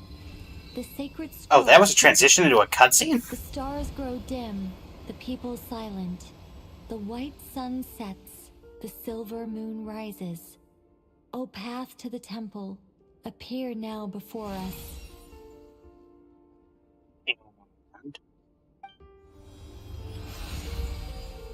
Wow! It really opened! So that's what all this is about. They've been trying to open this gate. Come, let us enter. Wait a minute. It might be best to eat something first. Take care to chew properly and swallow slowly. It will give your body time. Paimon, do not eat the food. You know, do not eat the food. They'll head in soon. They will need to enter this gate. Did you enter? I assume not. Huh? I cannot pass through. Is it because I have no physical body? It has been 3 days. My strength has all but completely faded. Can I really hold on until Moon Prayer Night? War of the Welcome Moon, Act 6. Started. Okay. Well, with that, everybody, we're going to call the first act of the story here, and we're going to get started on the second one momentarily. For you on YouTube, this will go out today, which is December 3rd. And then tomorrow will come out part 2. But yeah, thank you so much for joining me. Let me know what you think in the comments of the story. It's been great. Honestly, pretty good so far. And I look forward to seeing exactly what they do with Columbina and everybody else, though I also feel like there's a few people missing here. Unless I'm just crazy. Because I see Varka, I know. Or Varka and Nenefa, and nobody else is here? Huh. Okay. Well, everybody, once again, thank you so much for joining me. It's been an absolute pleasure. And until next time, this is Blaze of Blazing Flame Studio signing off. Thank you and have a great... no particular different goals. I'm hoping to make a career out of it, Tenten. But that's about it. The abyss is like the world's shadow. It's always there, and it will never perish. Gonna give it a couple minutes to catch up with chat before starting Act 2. Today's stream will be a little bit longer, simply because I can't imagine that this stream will only take, or this second act will only take about an hour and 2 minutes, which would be when we're normally done. Where is this? Wonder if this was here before.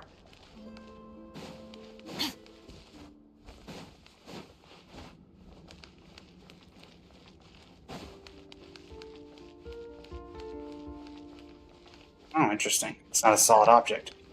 Granted, that makes sense.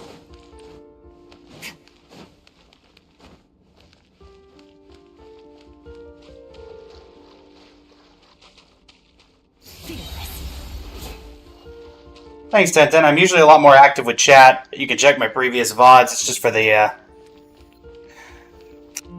unfortunately, due to the story stuff today and the recording for YouTube, I have to be a little more selective. Thank you very much, Tenten. I greatly appreciate it.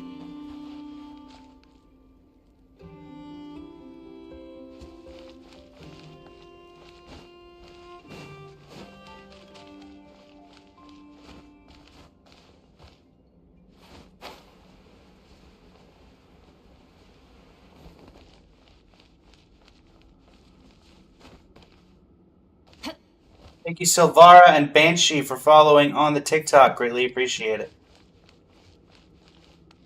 Alright, Tenten, I do apologize, but we're going to start the second act, so I'm going to be back to being a little selective on when I can respond. I greatly appreciate you stopping by, and I apologize.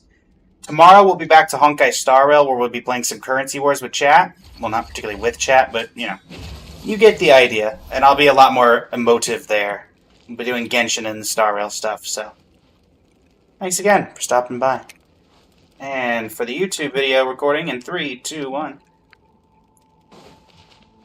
Hello, YouTube. It is I, Blaze of Blazing Flame Studio, and we are effectively in the same place we were before. And it is time to get started on the final act of this particular update. Where does her name rest? Melting moonlight in the morning mist. Seek her name within the boundless sea called the past. We're going to talk to Anefa first. I have confirmed that you are all in good health. With that, my work is now complete. Congratulations are in order. Thanks for taking care of us, Anefa. Greatly appreciate it. Barca, you got anything to say? I know you're all well. Puts me at ease. Thanks, Varka. Alright. In we go to the Phantom Sanctuary. Once a sacred place to the ancient Hyperboreans, trade architecture stood as proof of their devotion to the moons, yet now even these crumbling ruins have turned to ash. And travelers should be well aware of the fate that befell them, and the new beginnings born in its wake. It's recommending Pyro. I think I'm going to go for a canonical team here. Yay! Playtime! Actually, a canonical team would be Lauma, Traveler, and... This world is full of unsolved mysteries. Lauma, Traveler, and Arlecchino. No real synergy here.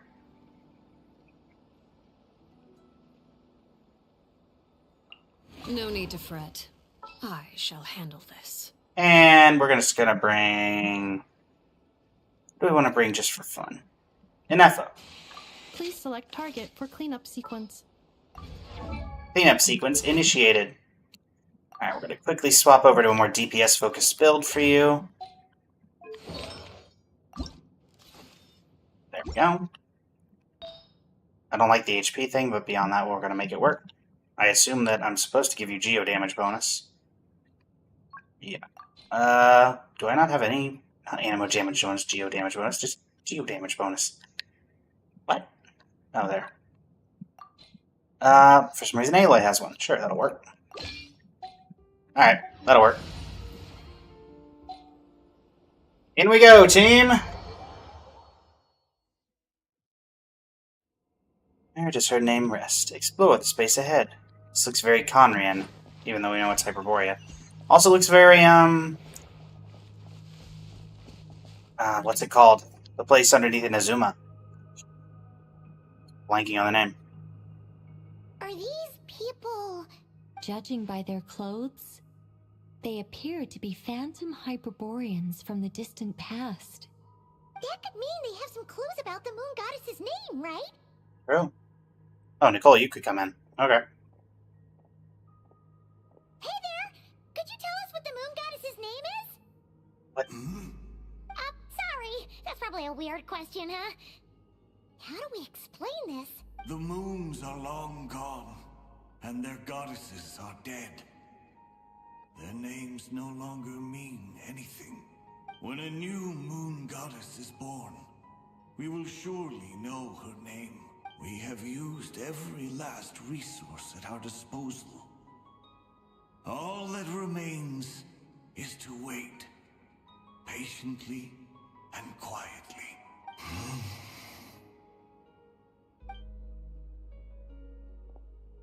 Were the people of the past all this devout?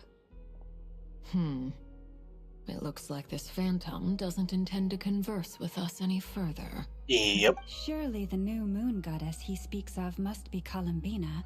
Alas, Kuthar's birth came long after the age in which he lived. Salvation did not come. But, maybe if we find a phantom from a more recent age, they might know Columbina's real name. True. Keep an eye out. We should be able to tell which era they're from by the clothes they wear. Nicole, nothing to say on the matter? You've been pretty talkative this whole time. Oh, can she not talk in here? Oh, nothing. Oh. I'm fine. You all make good points. When the Hyperboreans speak of moon goddesses, they mean the three from truly ancient times. I can't imagine they would know anything about our current moon goddess. There once was a time when the moon goddesses blessed them greatly and protected them from harm. So, when the war between the gods and dragons plunged the world into chaos, it seems they looked once more to the moons for help, praying for a new goddess to be born. Yeah, that checks out. Let's continue on. Who knows what else we may discover? True. When the moons rise again, we shall receive their protection once more. Even in the darkest hour, there is always a way out. How far The now? moons have left for now, but they would not abandon us forever. Okay. Again, we're just looking for someone who... Description of a more recent phantom, I guess? There's a door blocking this path. I got it. Not a problem. Try this. Whoa! How did that door suddenly collapse? This device was maintaining the door's integrity. Remove the core, and the device stops working. Very Enkanomiya. That's the name. Is this our destination? Impressive. This is a device that will help us reach our destination. Let's go. We still have a long distance to cover. Bye, door.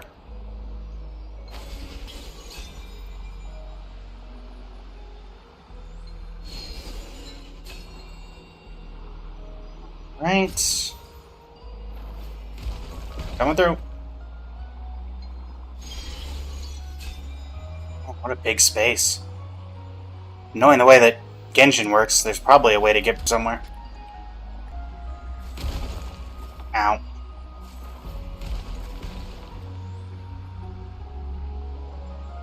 Since launch, Shark Tank. Apologies if I don't respond very often. Here's we have a bot in the chat as well, so let me handle that. Sorry, chat. The way ahead is blocked by broken rocks. Oh. Let's try that device again. Remember the door from earlier? Oh, come on now. I could climb that. Let's see here. Surely there's a way I can just get up there. Starfall.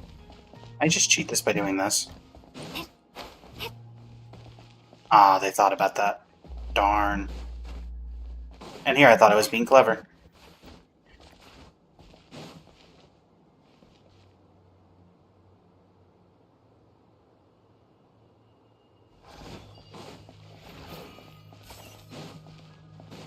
That. Well, I mean, I can't pick it up, so I don't know what you want me to do about it.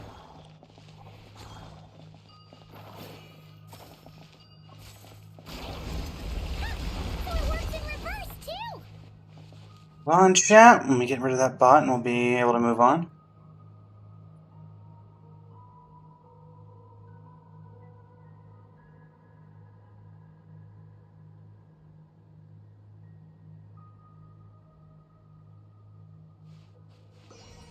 Da da da. Doing well, Shark Tank. Doing well.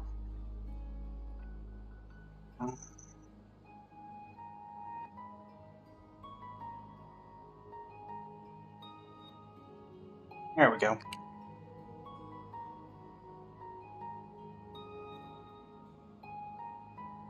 Alright, let's see what these have in store for us.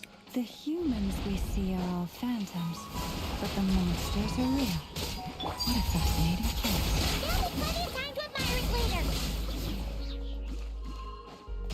Oh, let's see that we're still here. Sumeru. Defensive mode engaged. Everlasting as the moon. Overruled.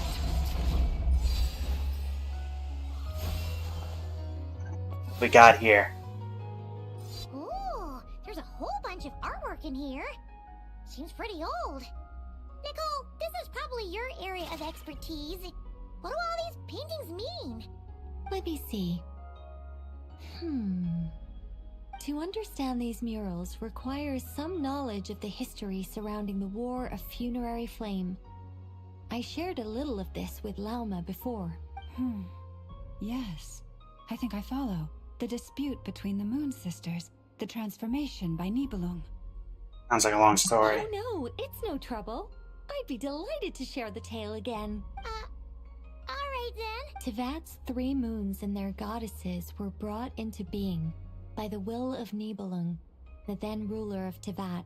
Elio really When likes the these heavenly principles halos. came, they changed the world completely, down to its very foundations. The moon goddesses were nowhere near strong enough to challenge this entity.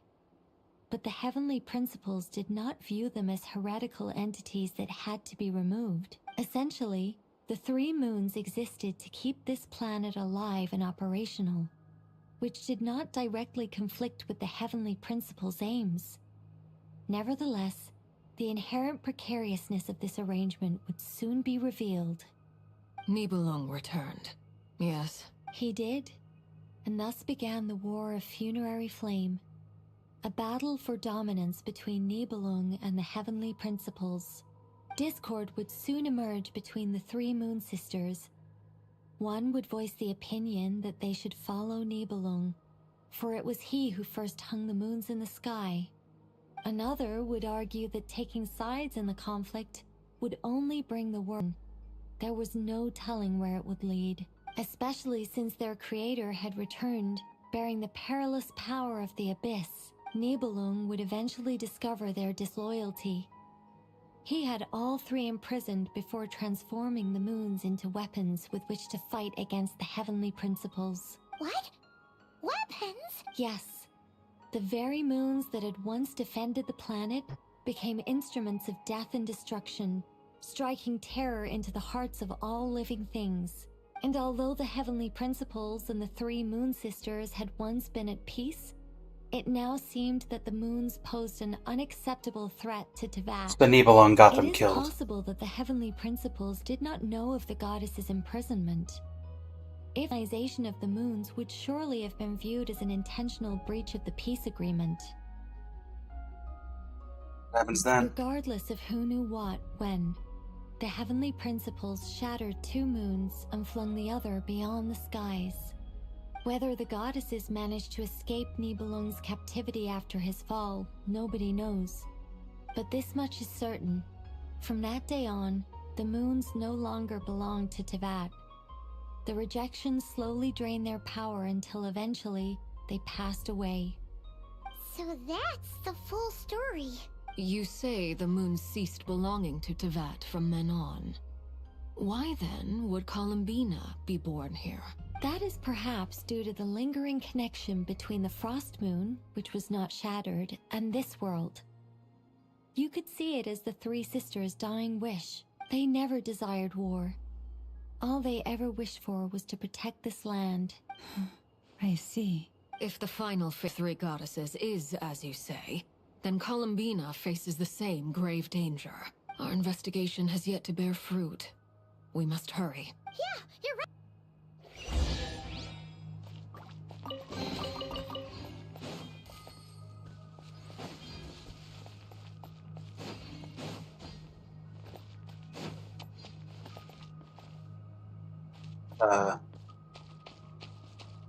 Where do you want me to be?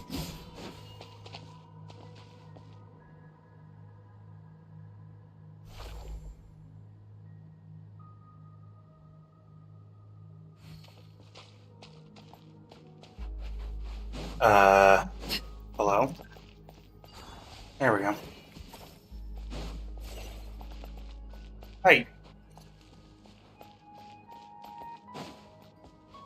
Hello? These things are...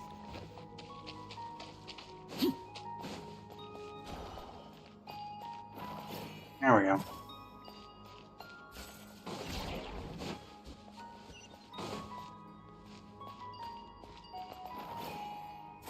What do I even do?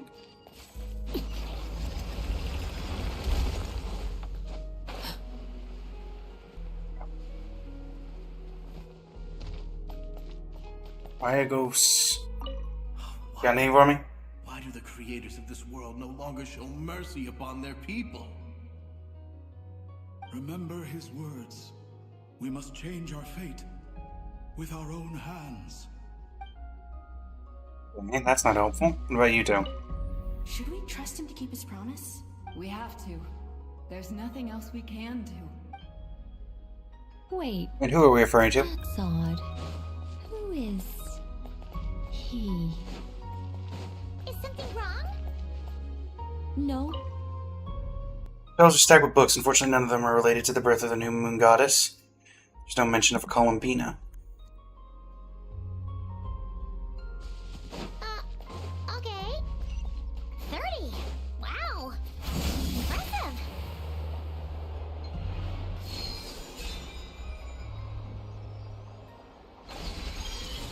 Grandmother.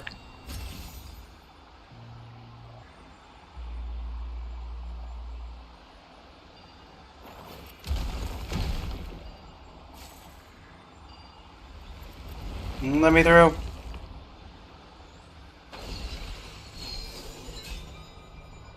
Up we go.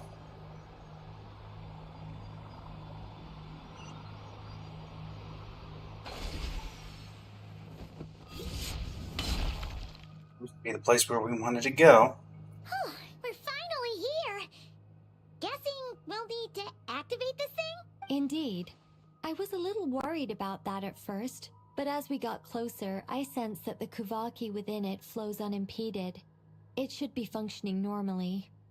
The only issue is how to activate it. A little worse for wear. What I'll about the figure it out. cores from some of the other devices we've seen? Can we repair it using those? In all likelihood, yes.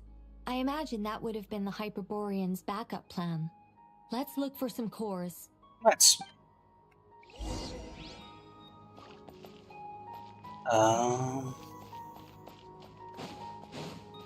Cores, looking for cores.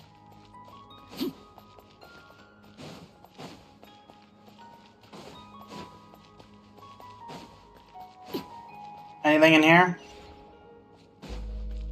So like a good place to get ambushed. Oh look. Don't you love when I'm right? I don't.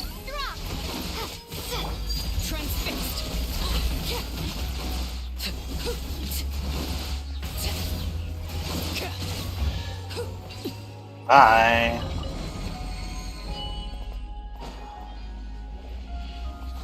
Alright, I need some Kuvakiing.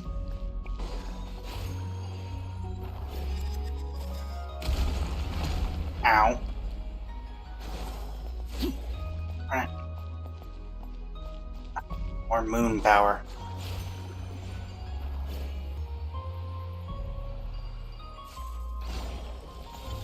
Yeah. Now I need one more.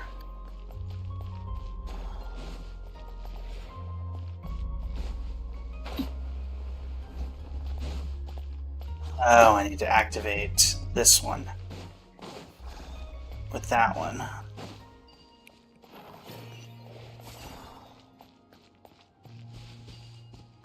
Get over here.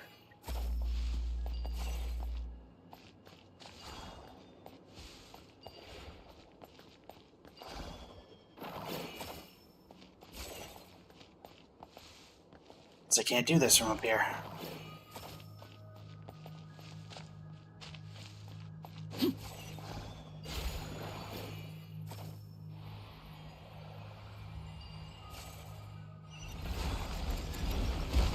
And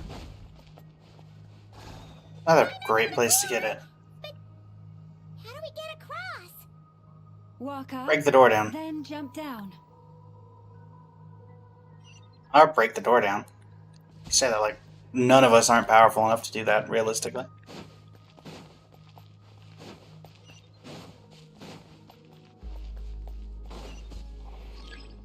Enter Kuvaki empowered state and insert the core into the device. Huh?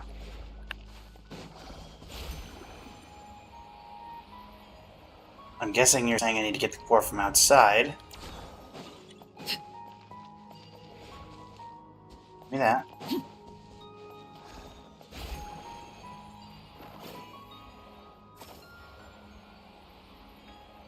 Getting close to everything that allows me to actually keep this thing attached. No. Get back here. Fire!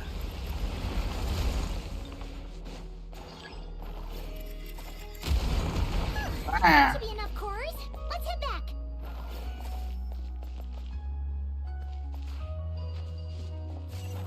I can't carry 2 cores.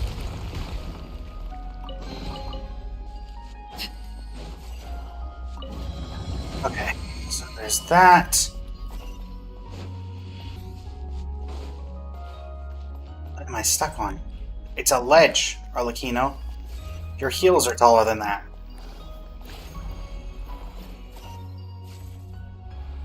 There's one.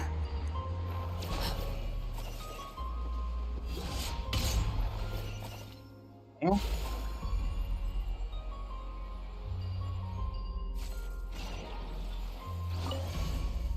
What's that do? It gives us a bridge. The device is up and running. It's hard to believe that the ancients were capable of constructing such things. I'm on Caesar destination! It's right up ahead! In we go. Let's go.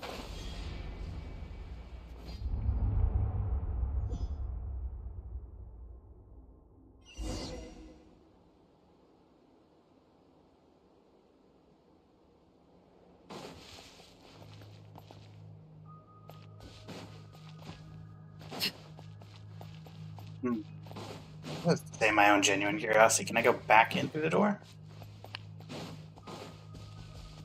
No. Didn't think so.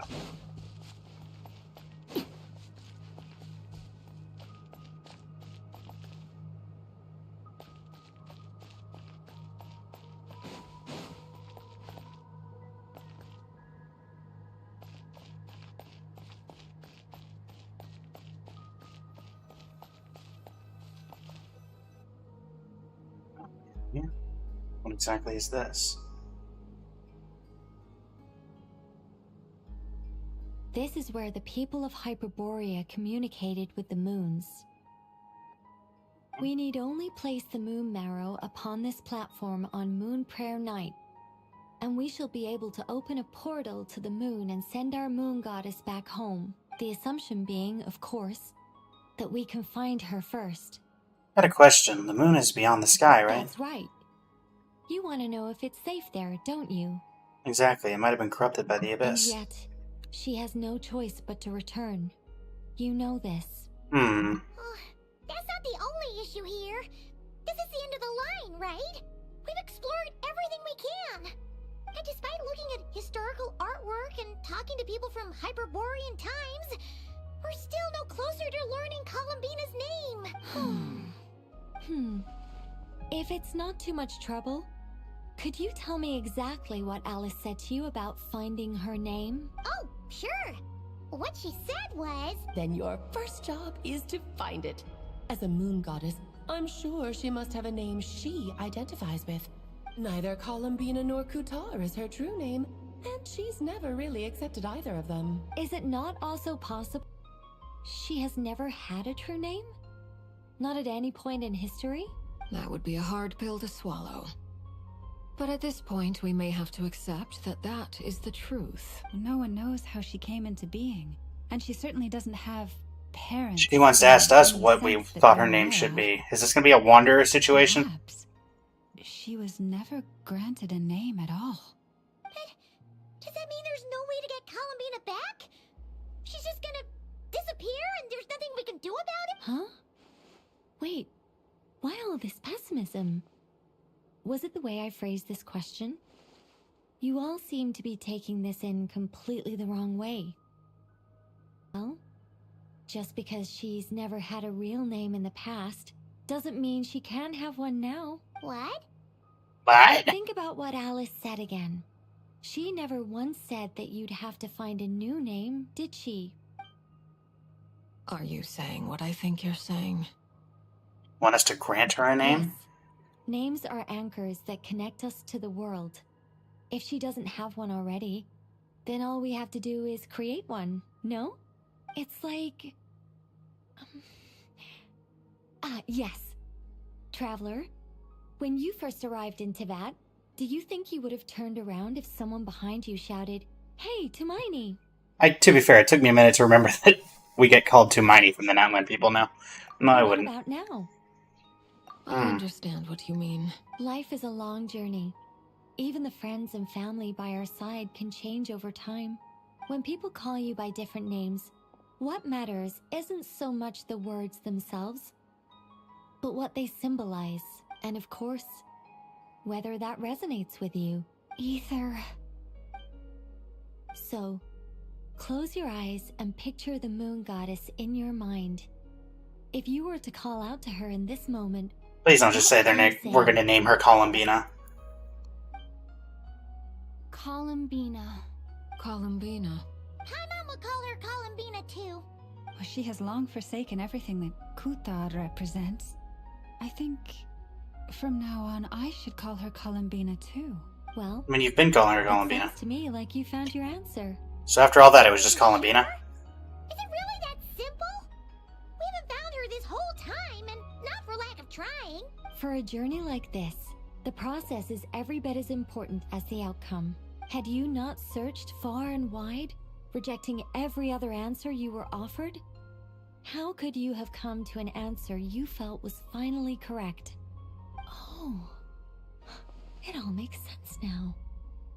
This has Alice's fingerprints all over it. Are you suggesting that Mage knew from the start that Columbina never had a real name to begin with? That sounds like Alice.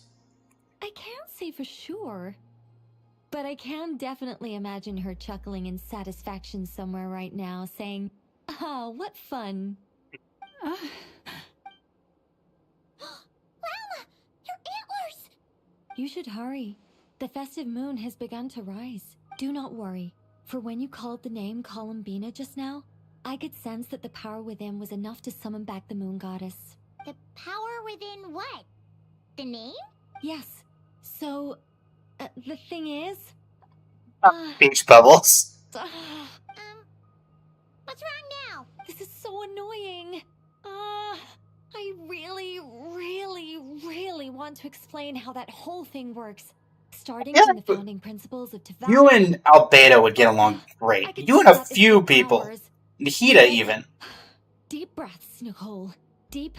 Sober, sensible, solemn angel. Sober, sensible. Sober? Why do we have to specify sober? Straight. Okay then. Sorry for asking. Clearly a bad call on Paimon's part. Anyway, you all need to hurry. Last thing, remember how it felt when you called out that name. Then it is agreed. By the name Columbina, we shall find her. Then we'll throw her the best Moon Paranite party ever! Party! And at last, We will send her home. Informing your friends, everyone splits up to look for Columbina by calling her name. You chose to visit the place where you first met. Back to Silvery Moon Hall? I mean, to be fair, that's where I would go. Can barely move anymore. My consciousness is fading away. Have they come back out? I'd love to see them one more time. Patsy? Time to revive the Moon Goddess. Didn't make it.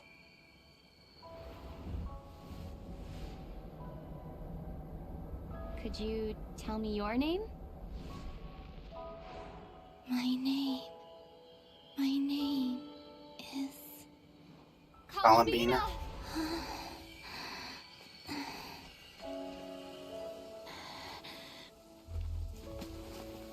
Columbina! Are you here? Columbina! That's the name you gave when we first met.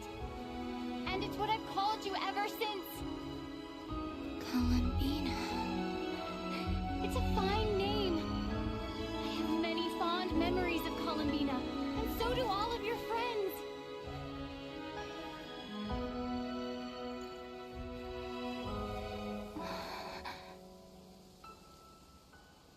If you like this name,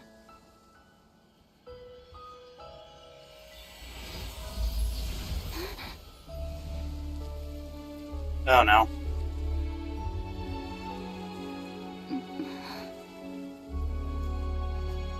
Looking for me? Hey! Welcome back, Columbina. I like it. You can carry on using it. My name is Columbina Hyposelenia. Hyposelenia? Where'd that come from? But to be fair, I do agree with... Hyposelenia. That's a wonderful name. I never thought that Columbina would become my real name. But after I met you and my other friends, the things that this name stood for slowly began to change. Yeah, I think Damselette really went for your... To something my friends call me. But she's changed since we first met. She never thought to share most thoughts. What is it? Why aren't you saying anything?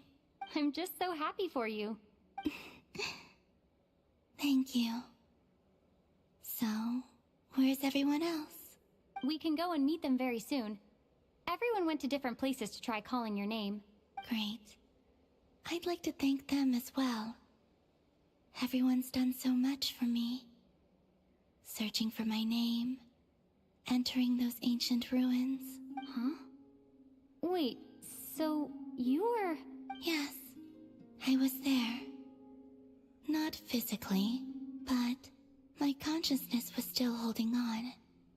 I followed you the whole way. Starting from when?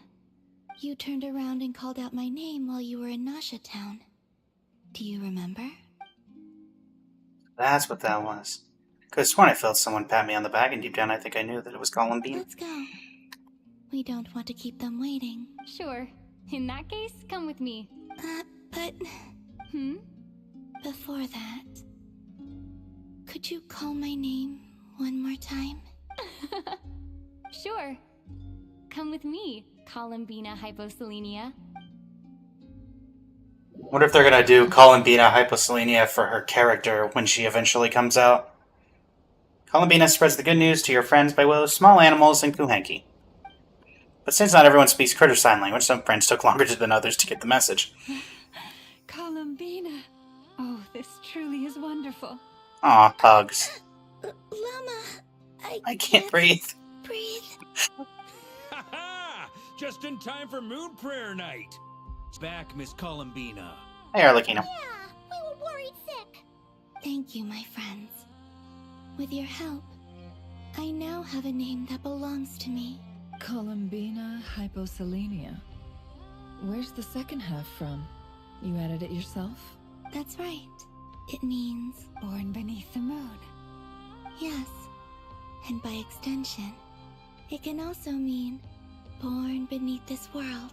A fine name. Now, as much as Oh. it pains me to interrupt this beautiful Hi. reunion, What, you didn't want to come up in I'd like to person? remind you that the Moon Prayer Night celebrations in Nasha Town have already begun. Don't you want to enjoy the festivities? There's so much to see and do. And some of the ambient lighting and entertainments were sponsored by the kind souls in the Hexen Circle. Nicole? Why've you turned into Dodoko? So you're Miss Nicole. Thank you for helping us, and for helping me find my name.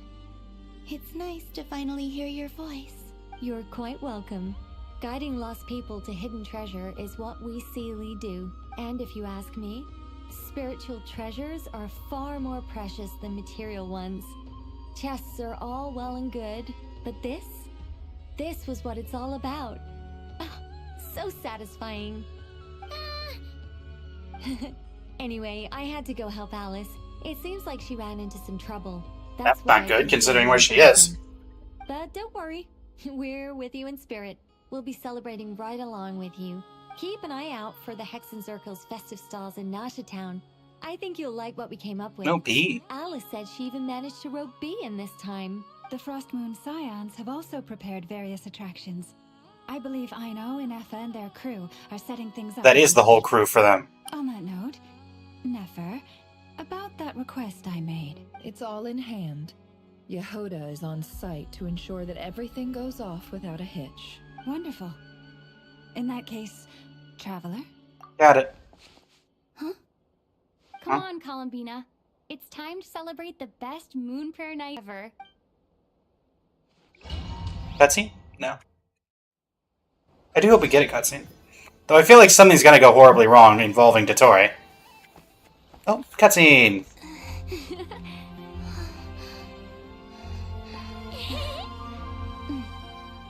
Hey, young lady. Would you like some Moon Prayer Night candy? Happy Moon Prayer Night. Oh, yeah.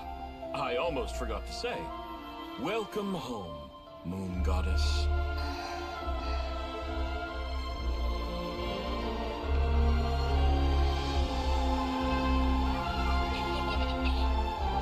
I'm confused on... Oh, people are dressing up. Oh, that's fun. That's a good way of doing it. Welcome home, Moon Goddess. Welcome home, Moon Goddess. Turning Nasha Town into her home is a festive gift. A rather brilliant idea. Yeah, Llama's pretty clever. This is what Nodcry, Columbina's home, should have been like all along.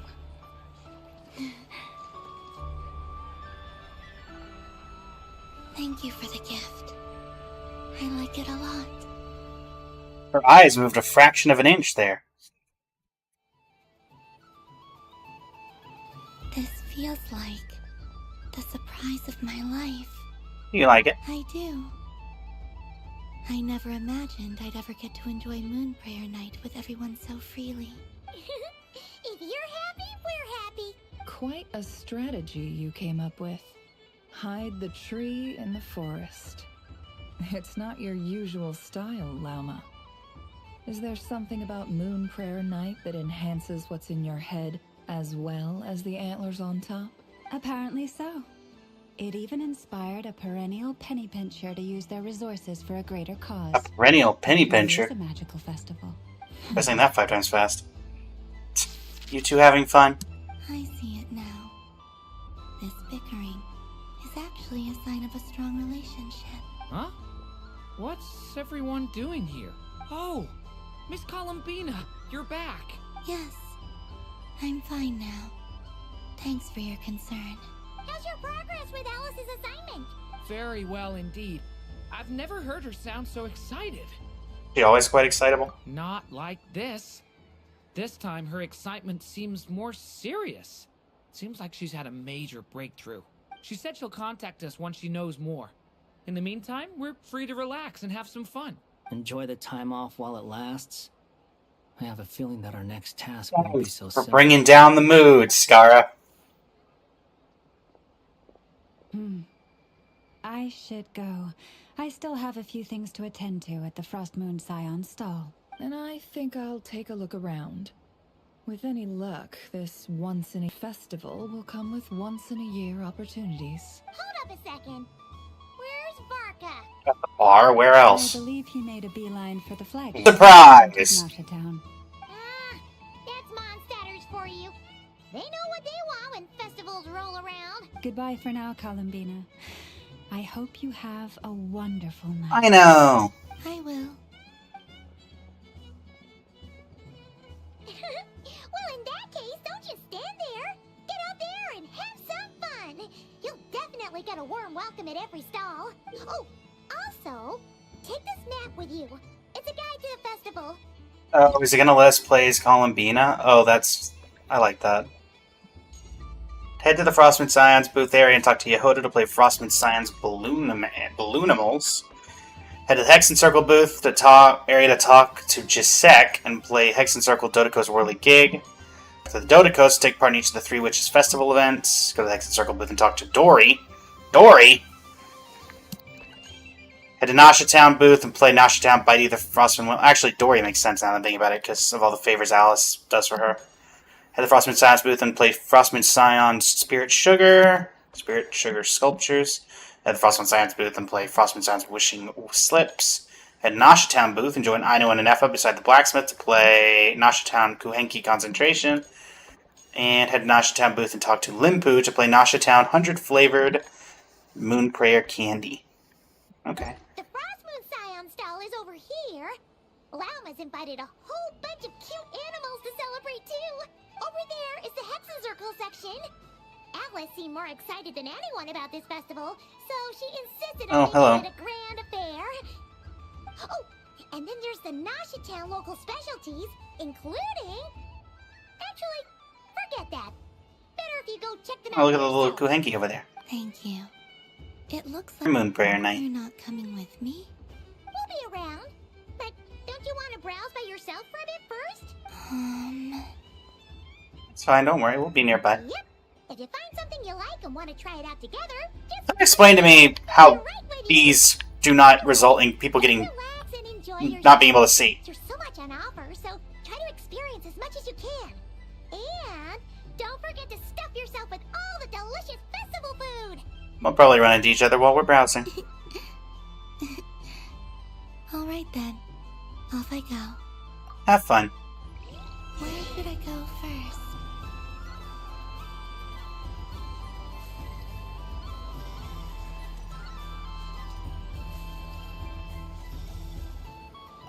Happy Moon Prayer Night adventure. You have a lovely evening. I wasn't expecting her to have anything. Hey, it's the Simulanka guys! Hadisara! It feels like I've entered a fairy tale. I know you guys. Hey, Dory. I was aiming right at it. Oh, what a pity. I saw it with my own eyes. You were so close. So very close. That's not true. It dodged out of the way right as I was about to snag it. I'm sorry? You heard me. This paper frog can move. I swear. Dear, oh dear, what are you saying? How could a paper frog move? Unless you believe there really is magic in this world. Worshipping a moon goddess. The mere humble merchant that I am knew such magic. Surely I would not use it on a paper frog. I'd sooner give more a leg. There's the Dory we all know and love. My purse. My dear, dear customer, why not have one more try? This time I'll give you 12% off. A very generous discount for one of my most regular customers. Just think about how much experience you have under your belt now. You're sure to win the next one. Oh, darn. I used up all my coins. I'll be right back. Just gonna fetch some more from my house. Take your time, but don't take too long. This event is Moon Prayer Night only. Miss it, and you'll have to wait a whole year before I'm back. Next customer, please. Welcome. Hello. Hello. Whoa, what's this big one doing over here? How do I tell my employees not to go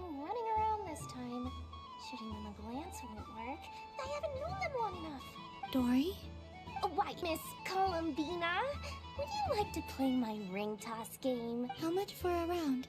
Oh, first time's free. Not a single mora. After that, well, we can cross that bridge if and when we come to it. But with your sharp sharp skills, I'm sure you'll Good catch, all Dory. the prizes in one fell swoop. That was an obvious enough hint for them, right? Right? Hold the ring toss button to aim at the prizes. Columbina will toss a ring when the button is released. Okay.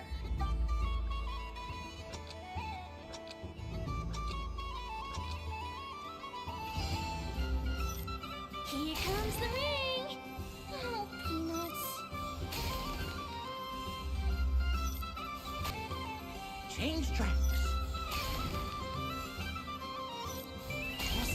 Roselle, should we move or not? Just a tiny bit. Oh, they don't count. All right, then I'll... Oh, sugar plums, not the clock hands. How do I move the legs again? This is interesting. There we go. I'm purely curious. What happens if I do that?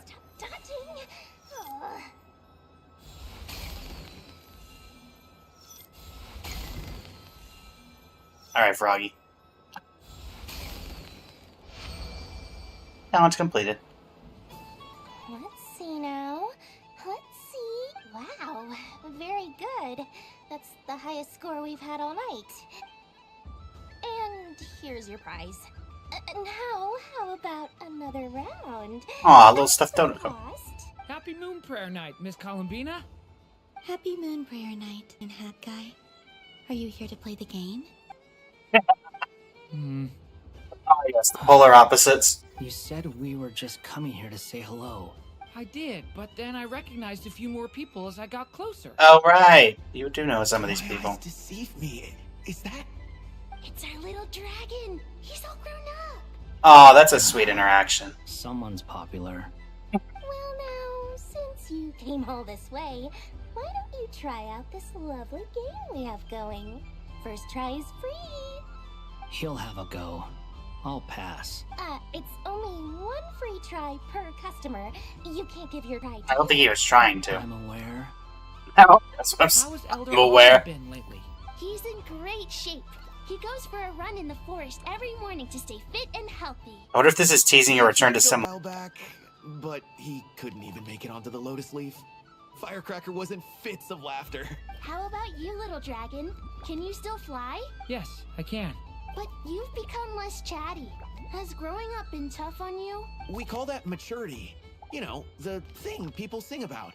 The knight wields a sword of stone to defend those hearts that are made of gold. Stone is very heavy. That's what keeps him from talking too much.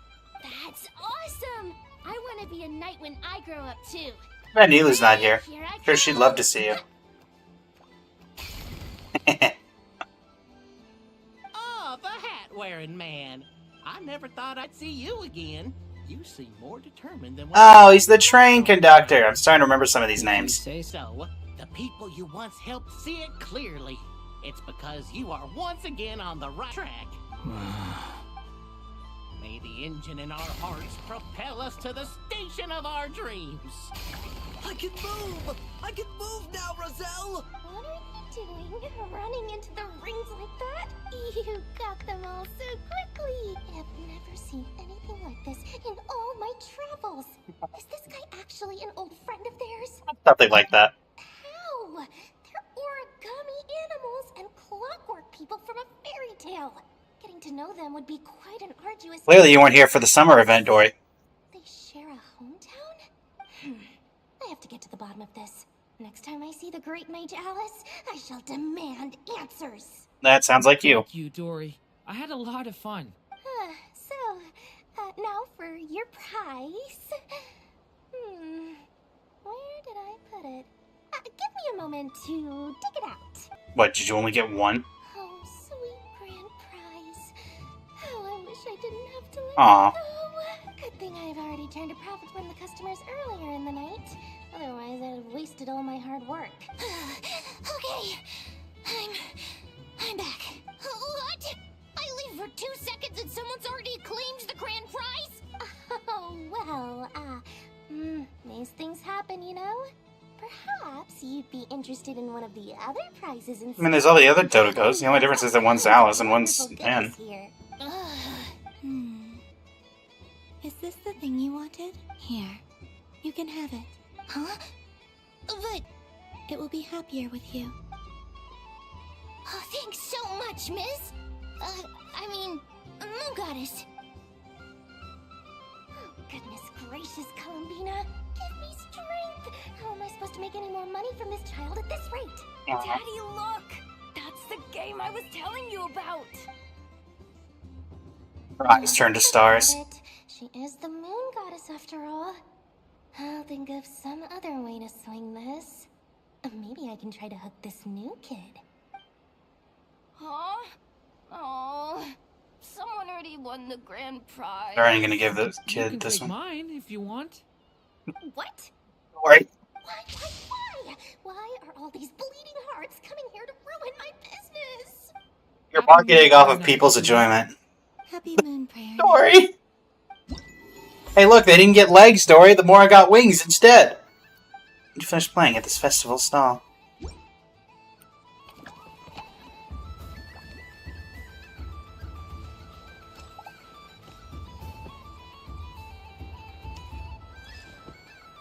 Also interesting, if this is the playable model they end up going for Columbina, it's interesting that when she moves they get rid of the... If all the prizes are gone, I might as well close up shop for the day. But you haven't had your fill of fun yet, right?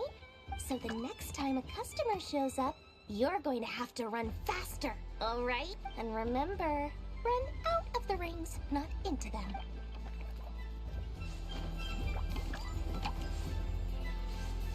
Hello. Oh, is this hopscotch? Or some variant of it? Citrus, Hey, Citrus! One more. But my neck. Oof. It's acting up again. You should take a break. Health comes first. Yeah, don't push yourself. We'll find someone else. Hey, don't look at me. I'm the referee. Why does that sound like familiar? Do you need any help? Yes, we do. We need one more player for our game. All right. Could you teach? Really simple. You just throw the dice and move by that number of tiles. First one to reach the finish line wins. Rolling a hamster means you move one tile. A paper frog is 2 tiles, and a flying squirrel is 3 tiles. 'Cause they go the fastest. Okay, I get it. So, we're all set? In that case, please take your places and let the game begin! Nice to see them bring Simulanka even for, you know, a temporary measure.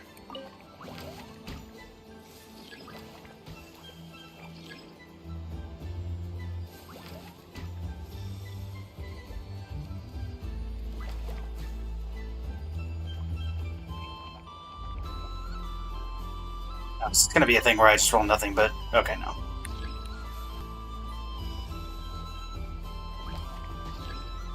Any further players' actions?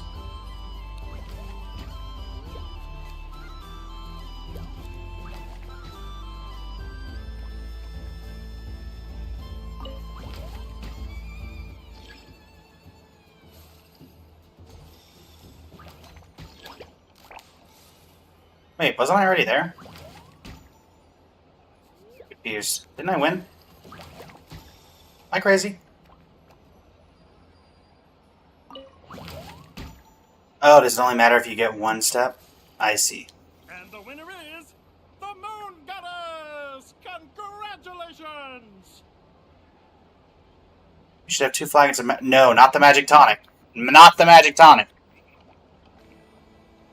Is there anything else I'm supposed to do here, or is this just a fun little minigame? Estampe? It's a pity that my good friend Faro Bear is busy working on a training program for Princess Semest. If he could have been here, the victory might have been his. Anything else from you all? I didn't win one right. Oh, this is the prize. Can I interact with these balls? I can!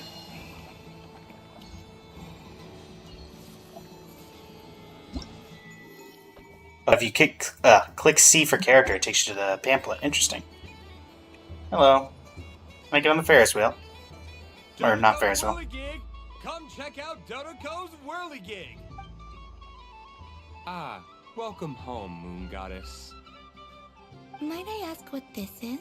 Ah, it's a very special amusement sponsored by the great mage herself. Ride on a soft and furry Dodoko and embark on an unforgettable adventure.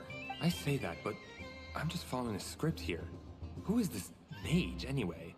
I wonder how in the world this guy knew who the great Hex and Circle mage Alice was. No problem. But, are you by yourself? Is that not okay? Oh, no, it's fine. It's just that each Dodoko can accommodate 2 passengers. Dodoko? Would you like to bring a friend along? My friends. That should do it. Now, we just need to get everyone else to draw something on it too. But we gotta keep it a secret from Columbina. Hello. Traveler, Yes. I want to go on that ride. Will you join me? Spinning Dodoko? Oh, I see it's red for 2. Sure. Let's go then. One more. Paimon will do the rounds. You go have fun. Thanks, Paimon. Let's go. All right. I think we have to wait in line over there. Find all of the smaller versions of you. For safety reasons, you mustn't try to leave the ride before it comes to a complete stop. Please keep your hands, arms, feet, and legs inside the vehicle at all times. Both a wonderful journey. I always rely on Alice for weird and wonderful gadgets. You're not wrong. What'd you think? Not bad. It reminds me of riding a moon lane. Sometimes, the Kuhenki circle around me like this, playing their beautiful melodies. Oh, that sounds so sweet. Yeah. I'm going to miss them. What if she decides not to leave at the end of this? Because I feel like that is a possibility. I wonder what Columbina will find on the moon. Perhaps even she doesn't know. Does it scare you at all? It does. I've felt scared in the past, too. But this is a little different. You know something? I got to see a lot of fascinating things during my disappearance. I saw how the Frost Moon Scions act around their families. So different than how they used to act in my presence.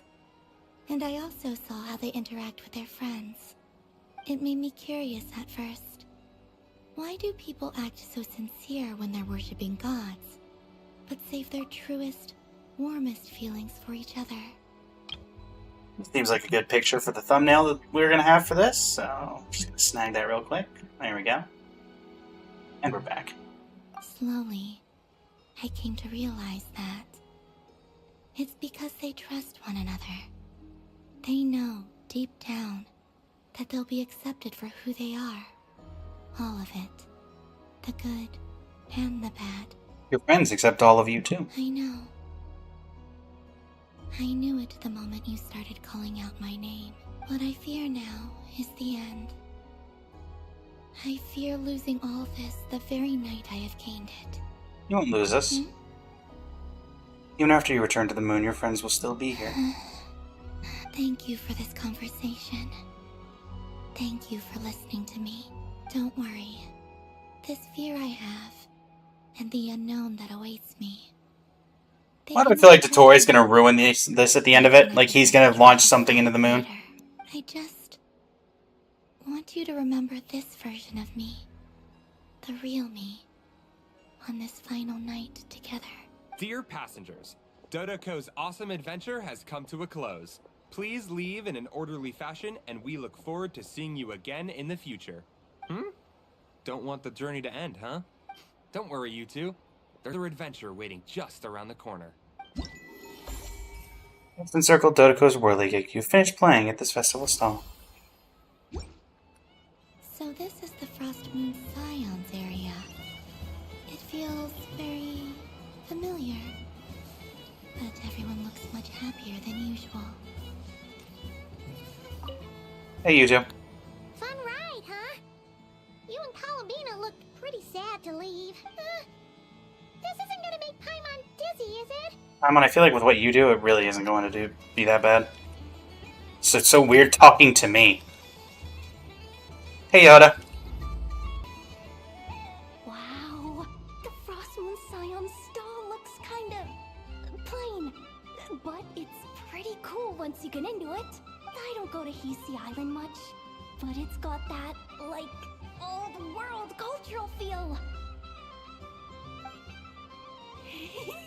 And if culture means we get more festivals, I'm all for it! Hello, Yehoda. Columbine... hello, Moon Goddess. That was too close. I almost gave the game away. Oh, wait. What's the deal with her shoes? They don't make a Those are sound when shoes. she walks. I could do with a pair of those. Do you like balloons too? Balloons? Oh, you mean those? What's so fun about balloons? I'm not a kid anymore.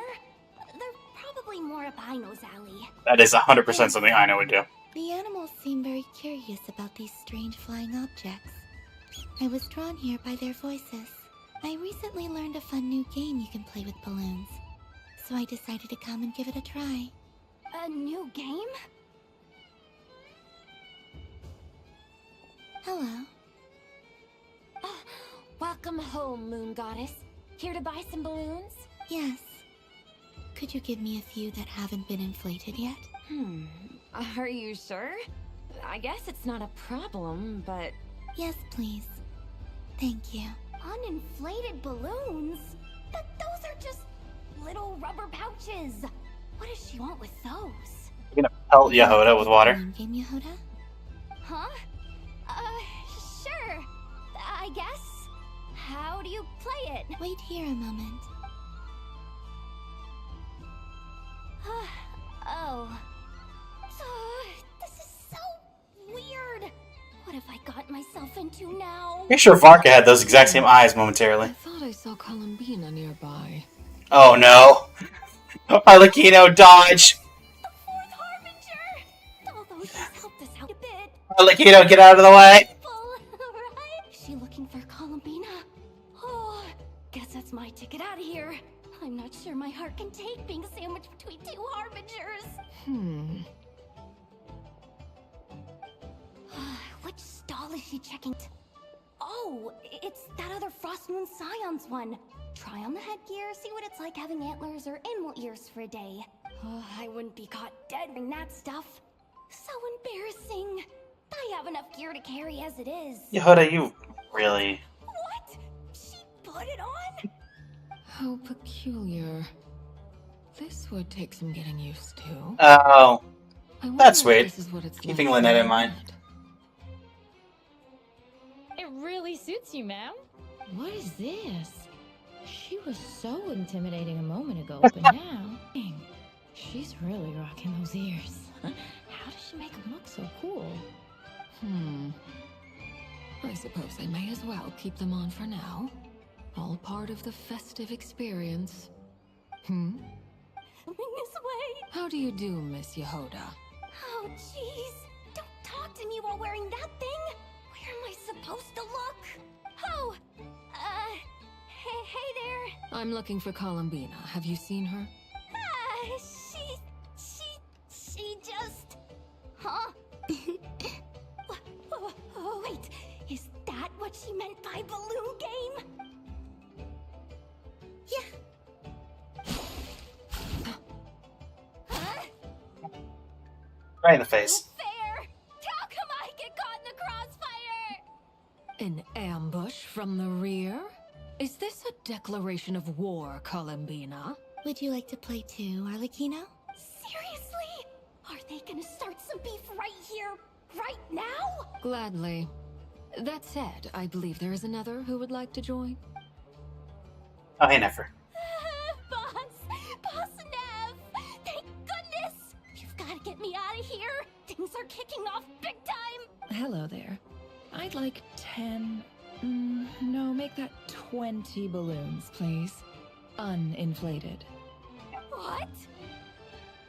Miss Moon Goddess, I hope you're prepared to pay the price for assaulting my employee. Welcome to the game, Nefer. Just to be clear, let's keep this a fair fight, okay? Strange powers, please and thank you. Naturally. Don't just stand there. Aren't you going to team up with me? Huh? Do I have to? Of course. Don't forget, the curatorium has a reputation to uphold. I knew something like this was gonna happen. We're ignoring Nefer. That's hilarious.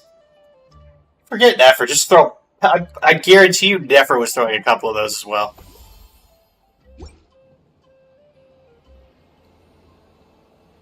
Okay, let's go talk to... Who can I talk to? Yehoda ran off that direction. I'll run into her later, I'm sure.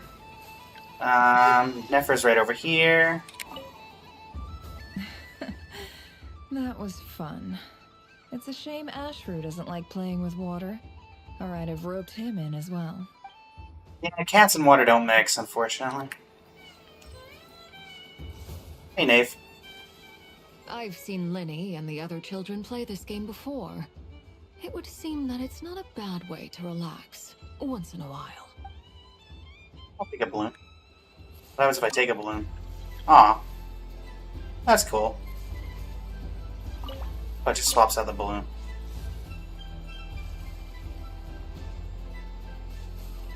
Honestly, I like this one the most.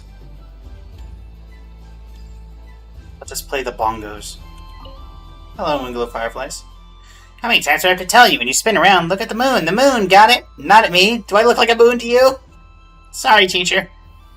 Again! Stop! You at the back! You're behind the beat! Simple. Focus on where you'll be practicing until next moon prayer night at this rate. Again! Let me guess, you're all angry because of what I said, right? I can tell because now you're going too fast. You're ahead of the beat. Sorry, teacher. It's so noisy here. I can't hear the beat. Kuhenki. Miss Kuhenki, are you sure it's no trouble? Oh, thank you. We'd love to have you play the accompaniment. Alright, look shark, everyone. It's time to step it up. Show me your best moves. 5, 6, 7, 8. Oh, there's Yehoda. I just had a water fight with 2 Fatui Harbingers. And your boss. Scary, but also surprisingly fun. Need any help? Should give it a try. Oh, it's the beat game. I got it.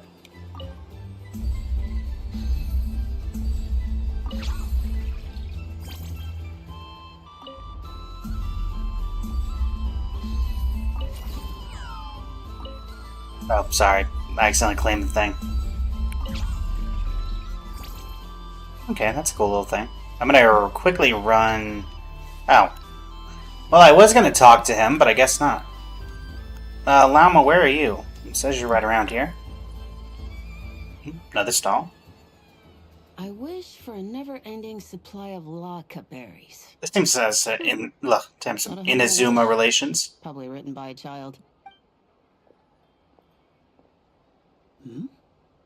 Is that Llama the Moon Chanter?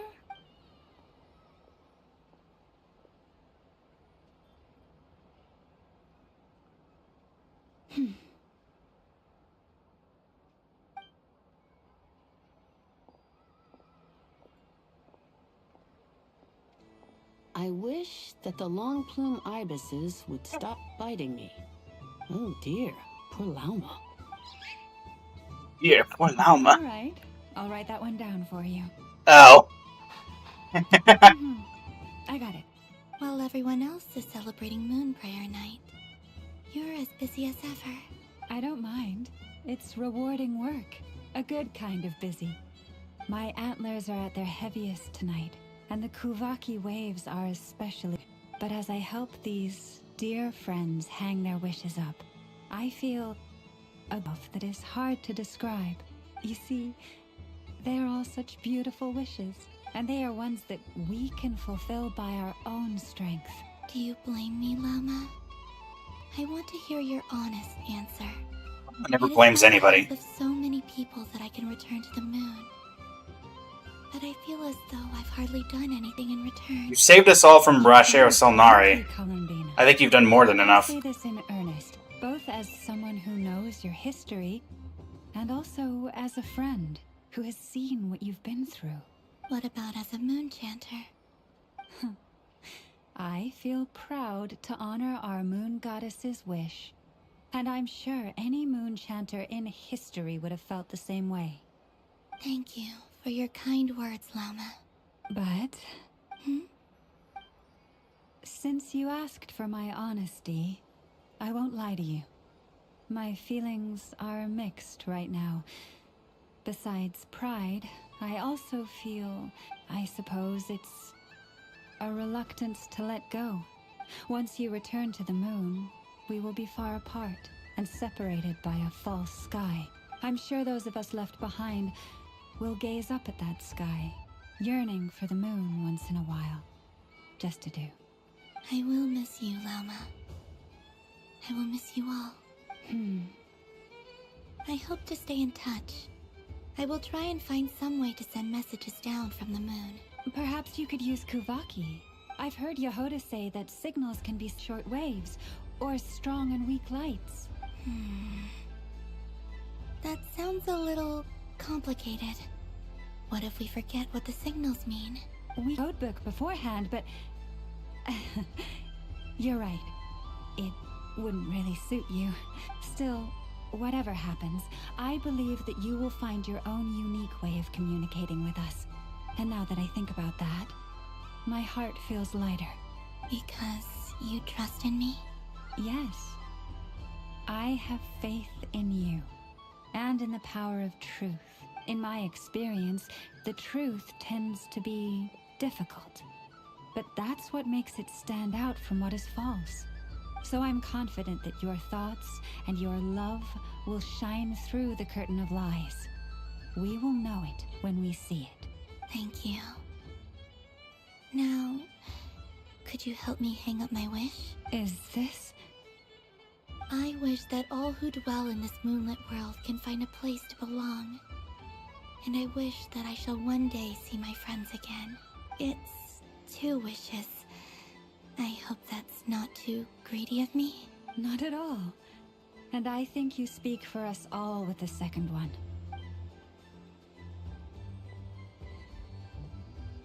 I shall continue to pray until the day that all of these wishes come true.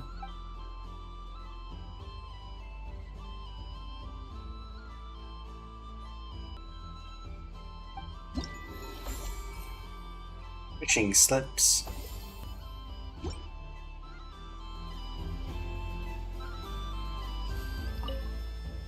That all those who dwell in this moonlit world can find a place to belong, and I wish that I shall one day see my friends again. I really hope my boss gives me a raise. I wonder who that could be, everybody. I hope that things go smoothly on the journey with the Traveler, and that Columbina's travels go well too. That sounds Durin-esque. If only Miss Licky would notice. Don't know who that is. I wish that the long-plume ibises would stop biting me. That's one of Lauma's animal friends. I want to adapt to human society more. Well, now that sounds like Durin. If only Miss. Oh, okay. Alright, that's everybody. Any last words of wisdom, Yehoda? Yes. Or not Yehoda, Lauma? May everyone's wishes come true. I'm really liking this event. This feels like a festival, but it is much more than that. Sunny days! I prefer sunny days. Ah, well, you are as warm as the sun itself, Lens. Goddess. Very well. I believe your spirit animal has to be this most adorable chic badger. Wow!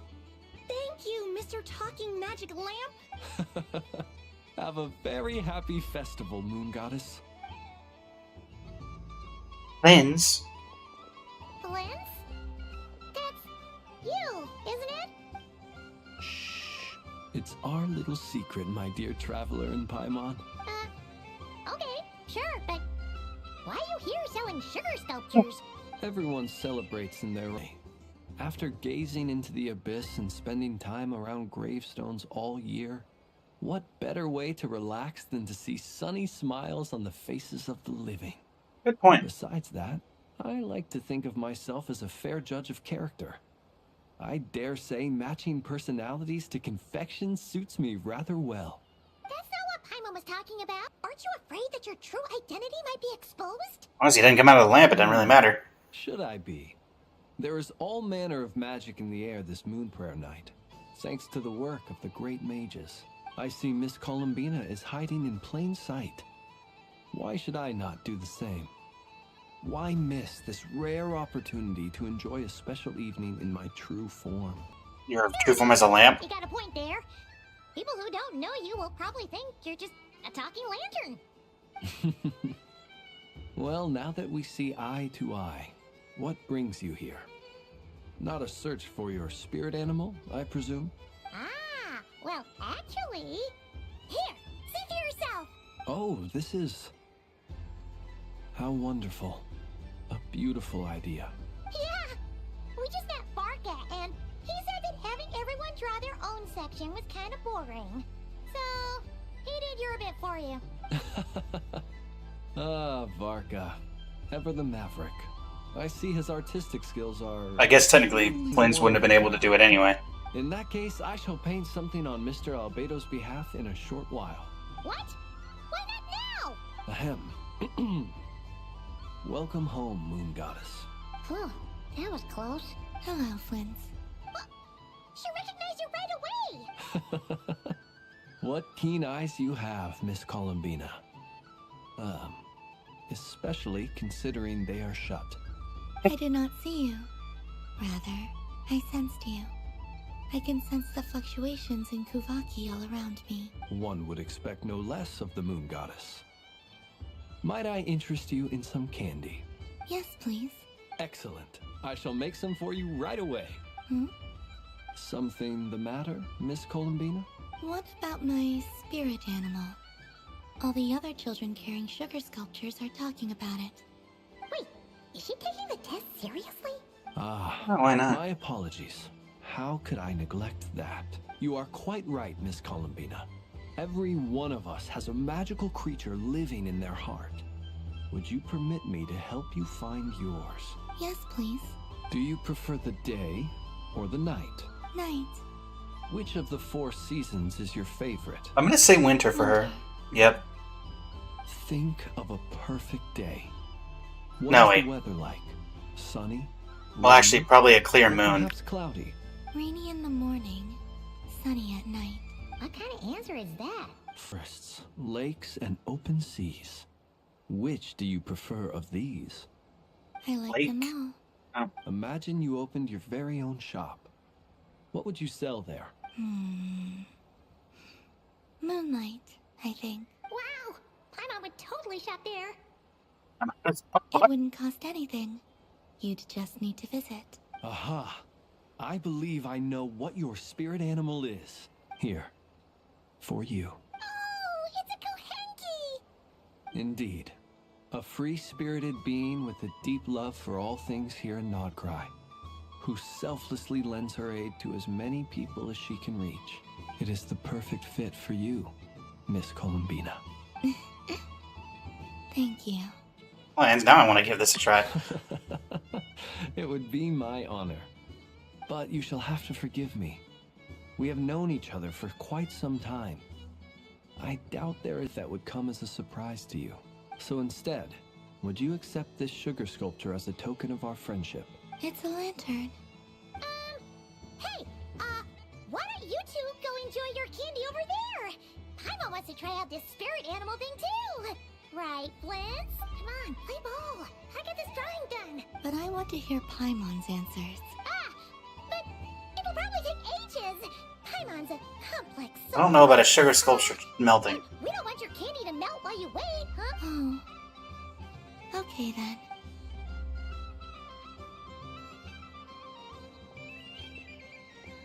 Phew. Nice excuse, Lady Paimon. That was some quick thinking. Yeah, no thanks to you. Although, help next time.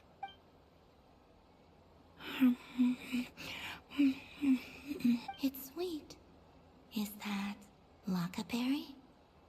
I wonder what. Oh, is she gonna share food? This way! It's the candy-selling lantern! I'm coming! Of course, Traveler. Maybe we can share? Yes. Sure. I found out recently that people share their food sometimes, so I'd like to try it. Or is that a no? Oh no, we can do that. Thank you.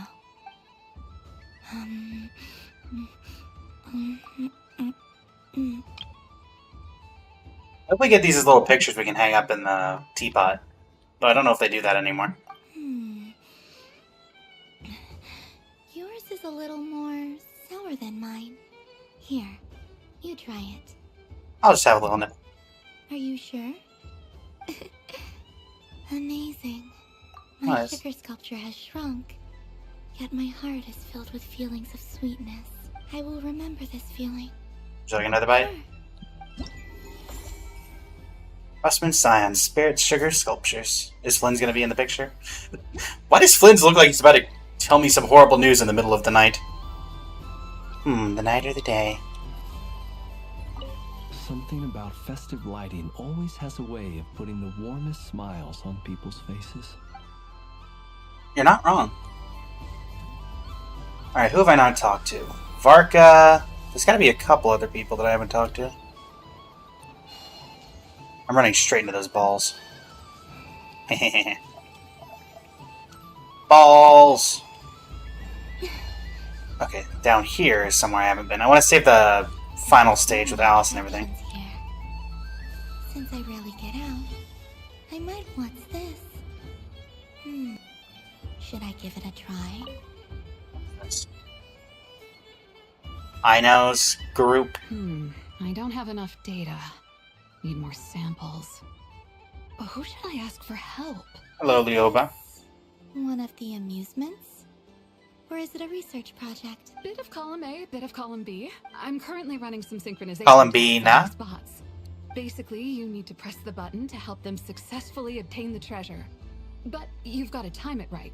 I'll record your data, which will be used to improve the robot's accuracy. But, ma'am, I mean, Moon Goddess, don't you think you should take your eye mask off first? There's no need. I will be alright. Okay then. Whatever you're comfortable with. Even you. Great. Then let's begin.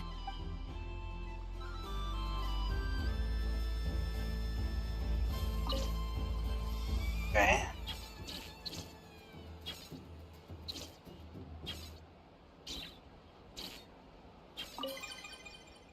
Oh, okay. It's just a simple callip. The balloon's actually getting in the way here.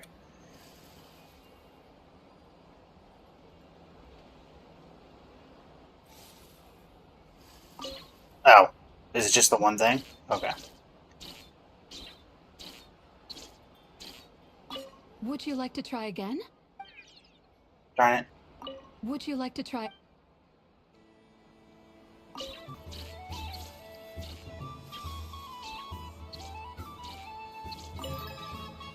Okay.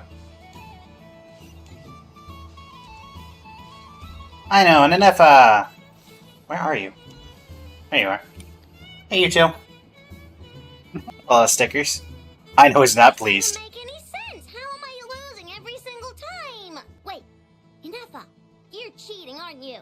Yeah, must be it. I'm not cheating, I know. Uh-oh, sounds like Inefa's turning into a big baloney bot. I think it's time for some serious maintenance.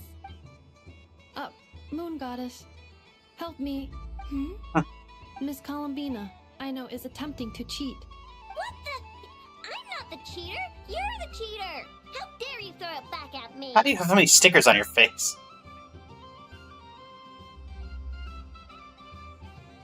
Alright, fine. Let's all laugh at I know.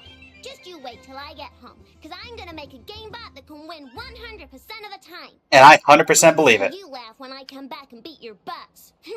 You'll all have your heads covered in stickers when I'm through with you. We came to check everything was okay after all that yelling, but,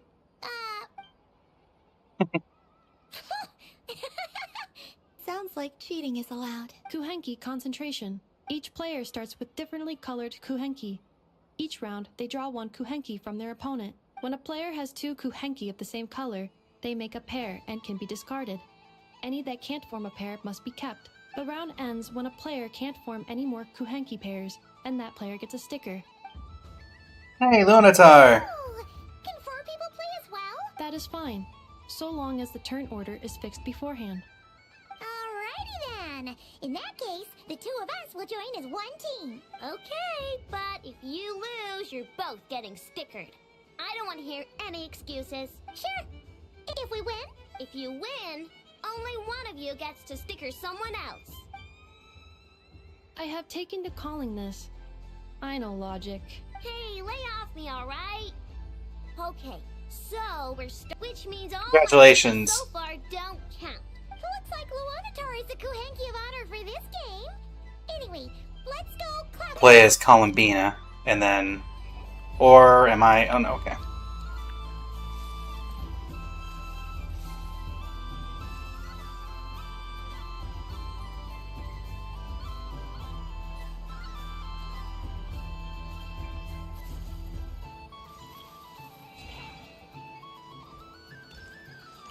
So that's a... Is it corresponding to... Nice! That's a pair! Okay, no.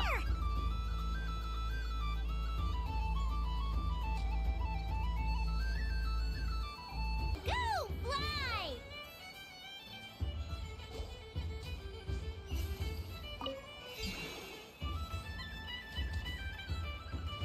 Go on. I'll admit I'm not quite sure. I pick this one. I have a pair. Yeah, I'm not quite sure what's going on. Uh-oh! We gotta pick up the pace!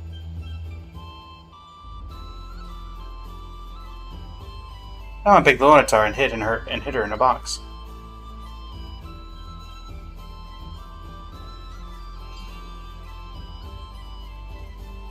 I know couldn't form a pair with the Kuhenki, so she hit it back into the box.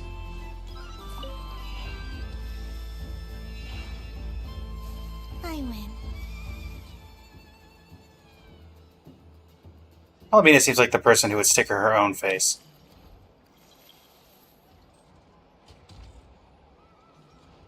Pick this one. That was too close. I thought I was gonna lose. Good luck, everyone. Aw, we're out! Hi. See who I sticker.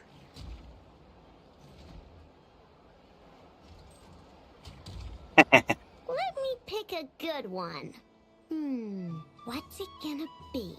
Right in the middle for it. Very pleased with yourself there. What happened to being a huge Grumposaurus? I won. Duh. Actually...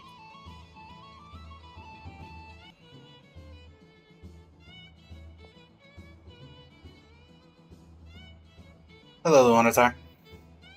Oh, me again? Don't fidget too much, I know, or the sticker's going to fall off. I don't care. If it falls off, it falls off. If a pair of Kuhenki get discarded, why not a pair of stickers? Huh? Huh? Ina's having fun. I'm gonna be... Columbina's gonna have 0 stickers on her face. Please tell me there's nothing left of her face. It's all stickers. Aw. That's adorable. Oh, Columbina got a couple stickers. I've lost. Aw. Sticker, sticker, sticker! Sticker, sticker, sticker! Ready? Clap. Cute! You think so? Shame. I can't see it for myself. I'd take a picture, but I don't know if you could see it. What did Luanatar say? You want me to paint it for you? She said it looks so cute that she wants me to lose a few more rounds. How many more rounds? Everyone's heads are covered in stickers.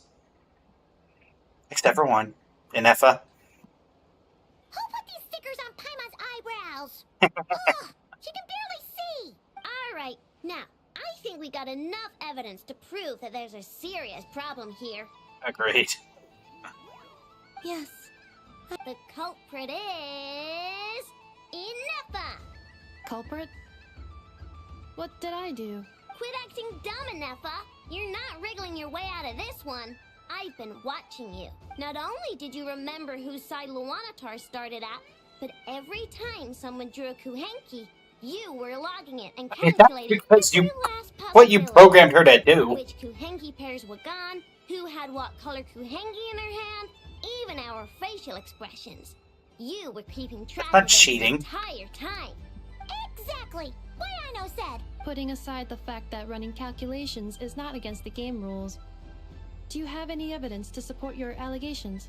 Evidence is your eyes were But shining. that's not against the rules either. So she admits it. She certainly does. Alright, have a sticker. It's time to get a Neffa back. But take that! Having fun in Neffa.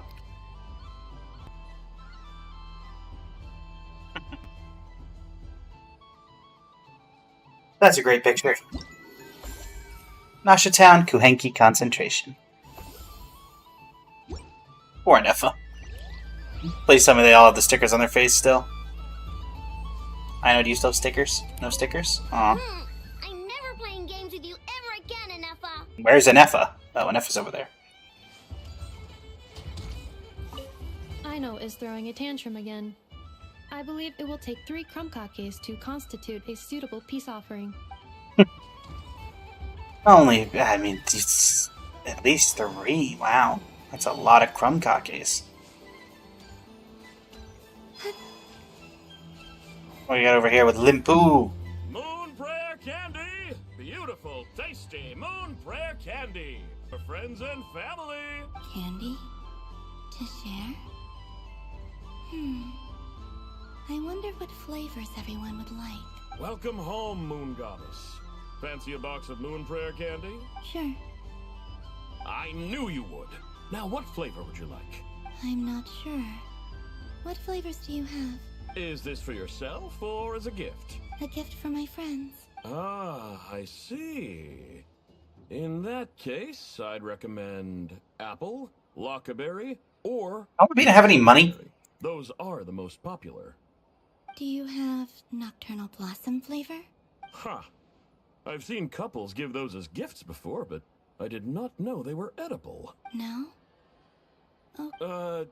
You did say this was for friends, right? Maybe smetana then. Hey, now that's a creative idea! I've never tried it before, but if you're happy to wait, I can see about whipping up a batch on the spot. While we're at it, you got any other ideas? Green grass, concake, extra strong coffee. Columbina describes the flavors that come to mind. Some exotic candy soon draws over the nearby children who excitedly form a line. Before long, everyone is brainstorming new ideas for flavors. Smoked fish steak, berries, and fried meat, rain-soaked moon prayer blossom.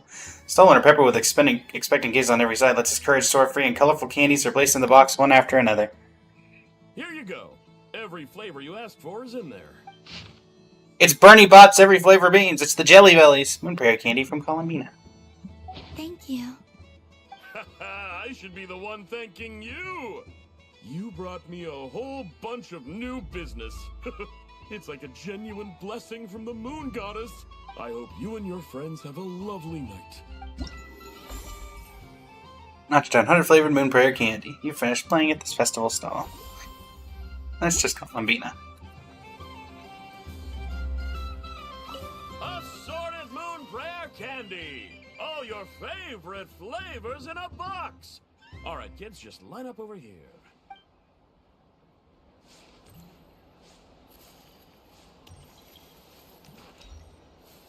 What's over here? What is going on over here? It looks like fun. Hold it right there!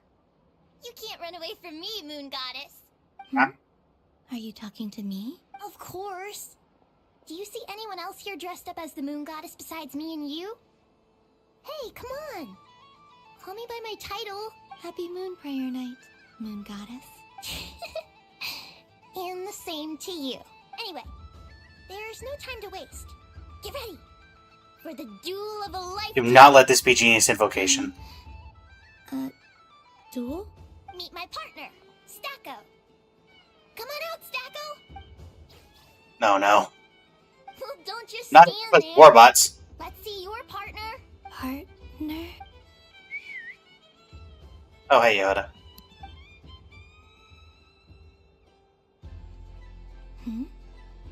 So I need to select a partner and command them in battle. Partner. I need a partner.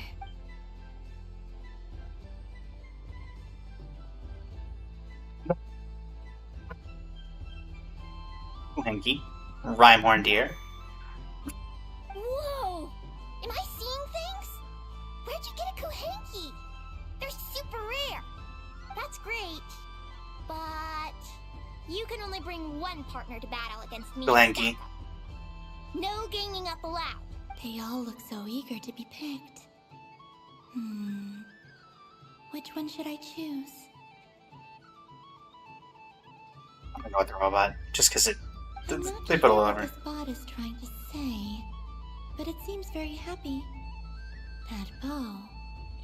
Does it want to dress up as the moon goddess too? Alright, I choose you. Testing! Oh, this is an emergency broadcast! An exciting battle is about to take place right here at the Nashatown Special Arena! In this corner, we have the Moon Goddess and her robot partner. And in the other, we have... Okay, I'm glad I picked it just for that. And her other robot partner! Ugh, this announcer stuff is harder than I thought.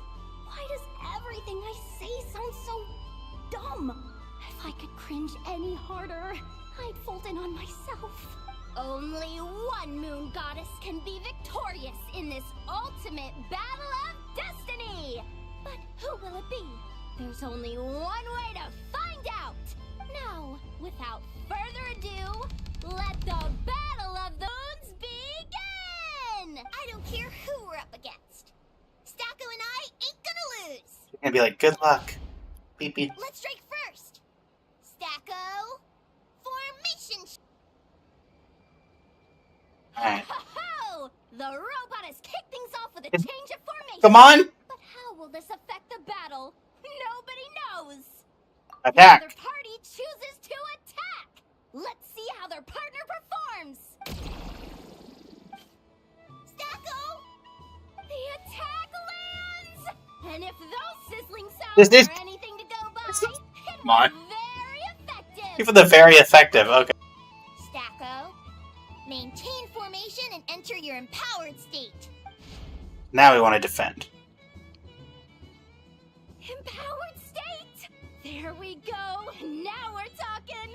Absorbing the immense Kuvaki present on Moon Prayer Night, this lean, mean machine has greatly increased its offensive power! Defend! They chose defense! But Stacko's about to attack with full force!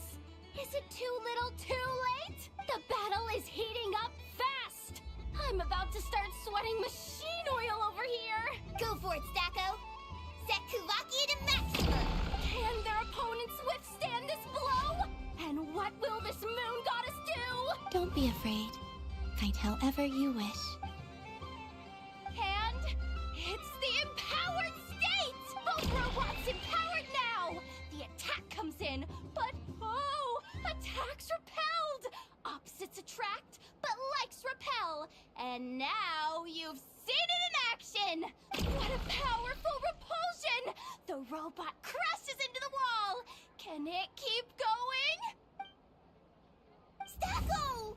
Oh, Stacko is down for the count!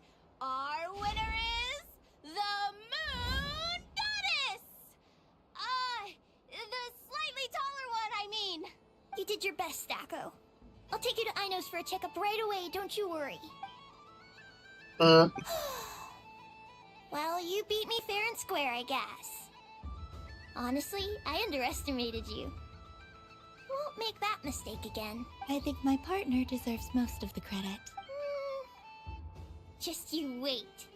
When I'm a little bit older, I'm gonna come back a whole lot stronger. You ready for a rematch?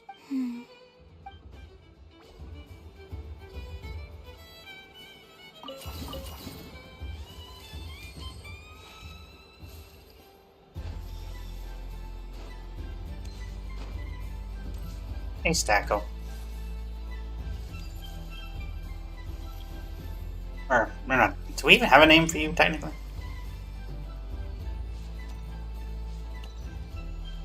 Oh, are you gonna follow me around? No. Okay, you're just gonna chill here. Okay. Thanks for the bout. Come back a whole lot stronger. You ready for a rematch? Good thing. What's this? That's a giant gaping jaw. Well, look who... Hey, Marionette! Someone went and disappeared on us the moment we let her out of our sight. They looked all over for you. Frankly, I didn't think you'd be back for Moon Prayer Night. Were you worried about me, Sandrone? You would like that, wouldn't you? Do you even hear what you're saying? It seems to me like you disguised yourself with festive headgear, just so that you could come see me on Moon Prayer Night and make sure I'm okay. You didn't even bring Polonia with you. You? I thought you couldn't see. I cannot. But I sense the confusion of those around us rippling through the Kuvaki currents. Based on what I know about you, let me guess what you're wearing. Is it cat ears? Hey, shut up! I'm only here to protect the Fatui's interest in this territory. Running into you was... Really? But you were the one who asked Arlecchino to help everyone find my name. COLUMBINA! Ugh, just one more word and I'll unscrew your vocal cords. It's Columbina Hyposelenia now. Tell someone who cares. I've missed you, Sandrone. The whole time I was gone, I was thinking. I hope I get a chance to say some ugly words to you. That's supposed to be a joke. Anyway, let's go play that game. What? You mean that frostfin whale? Yes. It's some kind of game where you get bitten if you step on the wrong tooth. Seems like fun. Who in their right mind would wanna? Because you're not a scaredy cat. Got him. Fine! You wanna play? Let's play. Pick your sorry butt. Lovely. I'm gonna beat the pants off you! Just you watch! I almost forgot. Sandrone? What is it now? You'd better not lose, or I'm going to beat your head in. What? Allow me to demonstrate since I'm feeling so nice. You just step on the teeth, like this. Okay.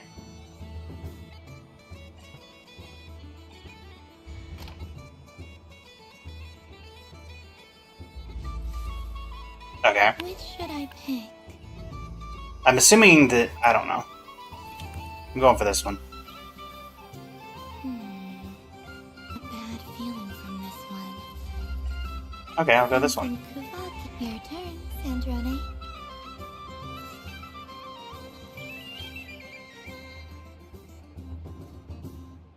I like how I immediately picked the worst one, unless that's something that just always happens. Down it goes. Don't come crying to me if you get bitten. Kind of curious. Do I want to let Sandrone win? I want to see if there's any... I'm getting a bad feeling from this one. Sensing Kuvaki doesn't count as cheating, right? I want to switch. It activates. Aw, I was wondering if there would be special dialogue if we let Sandrone win. There are less and less teeth remaining.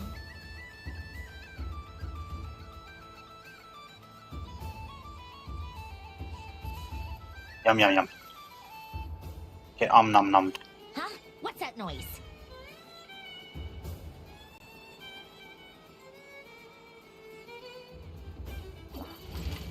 I think you might have picked a bad tooth, Sandrone. Shut it! Do you need any help? It seems like you're stuck. I'm stuck. No! It's just a blasted toy! How is its grip this strong? Stop laughing! Alright. Well, you lost. So just like I promised... Gonna pat her on the head. Hey! What are you doing? Are you seriously? Hiya! Why, you... Oh, just you wait! I am enjoying every photo that we're getting for this. Rematch!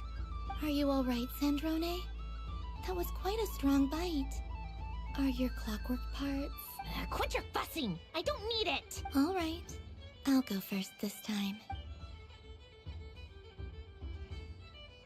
Oh, are you gonna do it on purpose this time?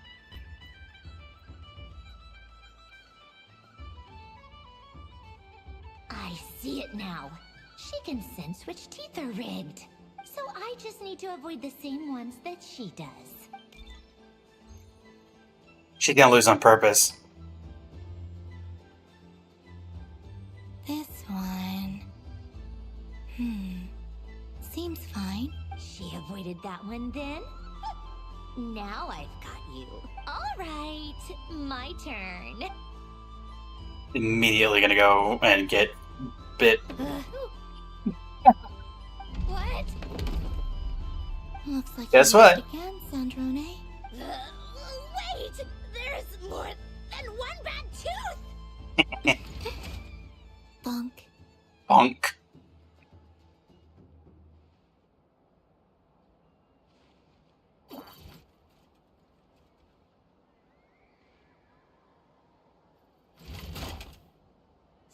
Stupid game! What idiot came up with this? Well, you made it, actually. Wait, Sandrone.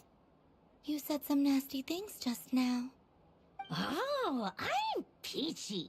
Should I let you bonk me on the head as well? Ah, forget it! Come on, bonk away. It can be your consolation prize for losing so badly. I told you it! Gah, you've always been so annoying. Singing right outside my door, inviting yourself to my tea parties, going AWOL. And now you're off to the moon or something. Of all my days with the Fatui, the times I spent with you, Arlecchino, and Rosaline, they were my favorite. I will not forget them. Just as I shall not forget this moment. We'll always be friends, no matter where we are, right? Who'd want to be your... Aw, how sweet. Just hug her. I'll miss you. And you didn't even hug back. You should feel ashamed of yourself. Goodbye, Sandrone.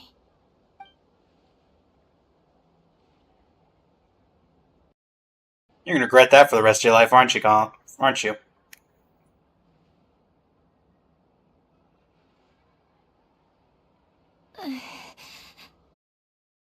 Nice ears. They really suit you. What do you want? Doesn't know how lucky she is. Sorry? Nothing. I'm done. Take it. Oh, that was fast. Oh, and one more thing. Last time we spoke, you mentioned you were interested in the Narcissan Kreuz Ordo's research. Remember? There were too many people when we last met, so we didn't get the chance to do this. What are you talking about? I've been there. I've talked to a few of them. We'd like you to have a look at this. This is... Oh. Alain, Renee, and Marianne. And this. Huh. The Holy Blade. A savior's plaything. You don't approve of their goals? It's not about whether I approve or not. These people, they would sacrifice themselves for the sake of the world. Especially Alain Guillotin and Renee. That is something I would never choose to do. Still, I didn't know they had any pictures left from that time. If I'd have thought to bring a camera, I'd have... Okay, we stamped a photo. What? Being bitten by the frostfin whale and Columbina bonking you on the head. Chibi Columbina? Chibi Columbina. I want to go back. Oh, never mind. You're still there. Hi. What's there to see on that moon anyway? Let her go up there and cry alone. See if I care. Would you like some moon prayer candy? You're giving me candy? That isn't like you. This had better not be some weird prank. Coffee flavor? I thought you hated coffee. It's extra strong too. You didn't do all this just for me, did you? Hey! Don't take it away! I never said I didn't want it. I mean, you can't unmake the candy now. It'll work if I step on stuff? No? Alright.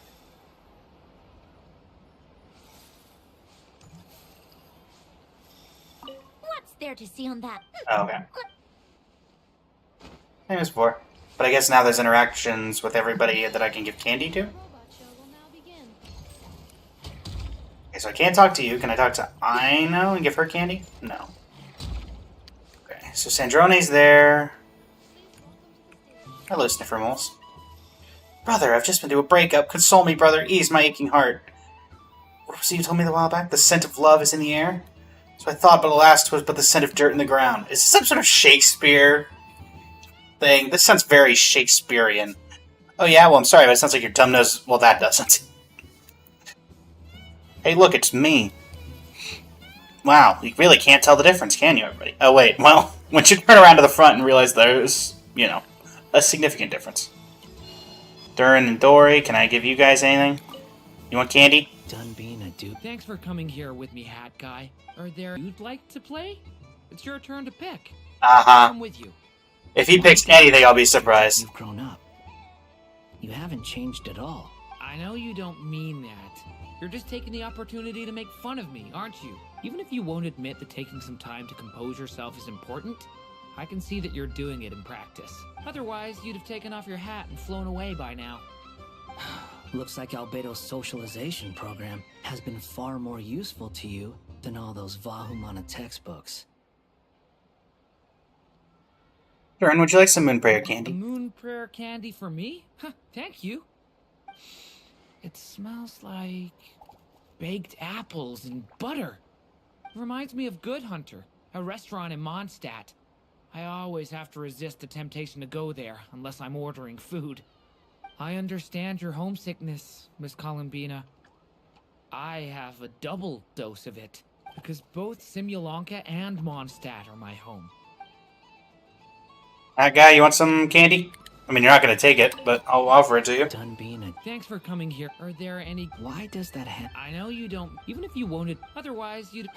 Looks like Albedo's socialization program has been far more useful to you. That guy, would you like some Moon Prayer candy? I thought you'd actually spend your precious time doing something more worthwhile. Everyone has to take one? Well, fine. I'll take mine. Takes it, doesn't tell us how much he likes it. That sounds like Scar. Well, now I'm going to go back down and check on... So, I get Inefa can't have candy, but I can't give it to Aino?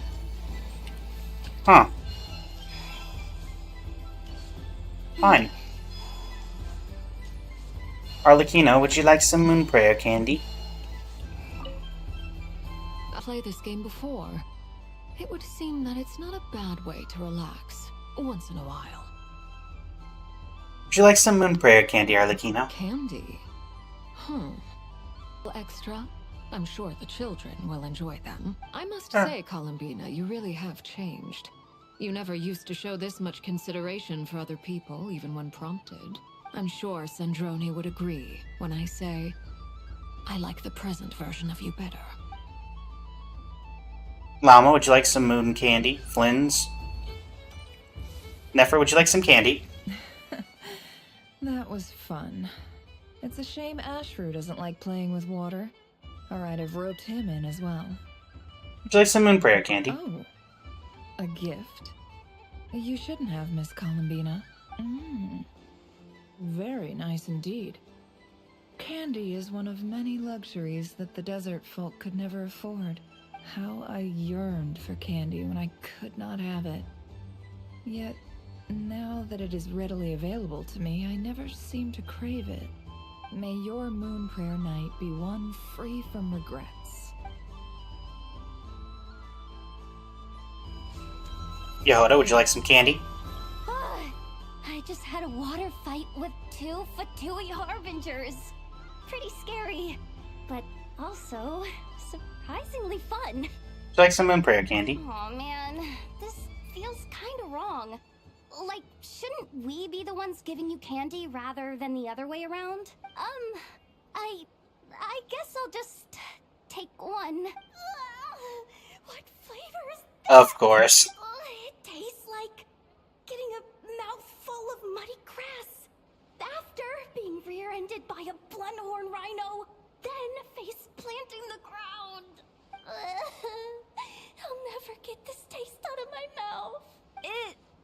It's delicious.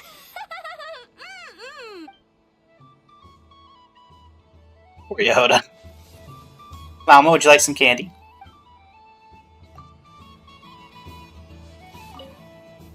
Yes. May everyone's wishes come true.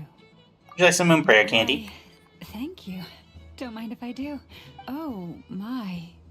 It's so sweet. I'm so accustomed to plain, simple meals that this sweet treat is quite a shock to the senses. But I savor this moment in its entirety because it tastes like true friendship.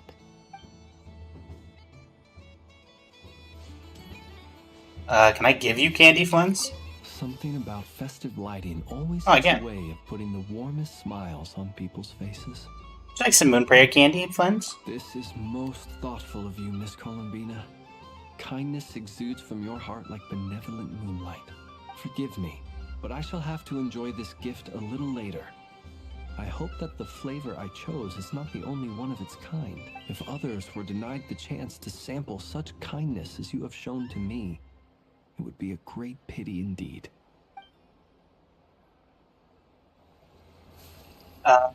Gets to put his little candy on his thing. That's nice. And I think we're gonna... Something Sorry. about...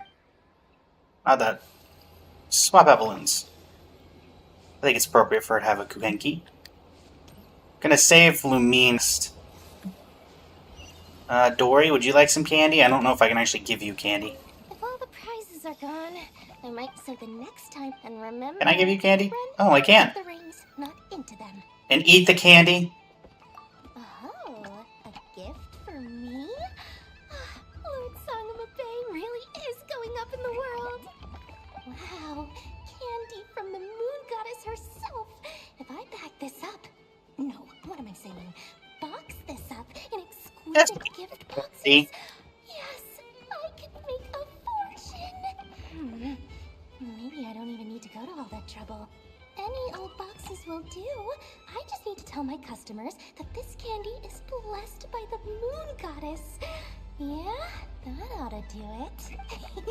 Sounds like a plan. Time to have Irwa earn his keep when I get back.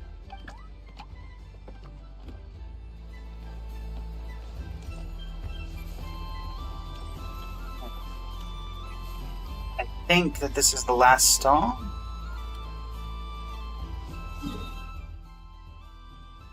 Where's the... Earlier when I kicked character, Okay, I guess this is it. Farka? Where are you? Farka?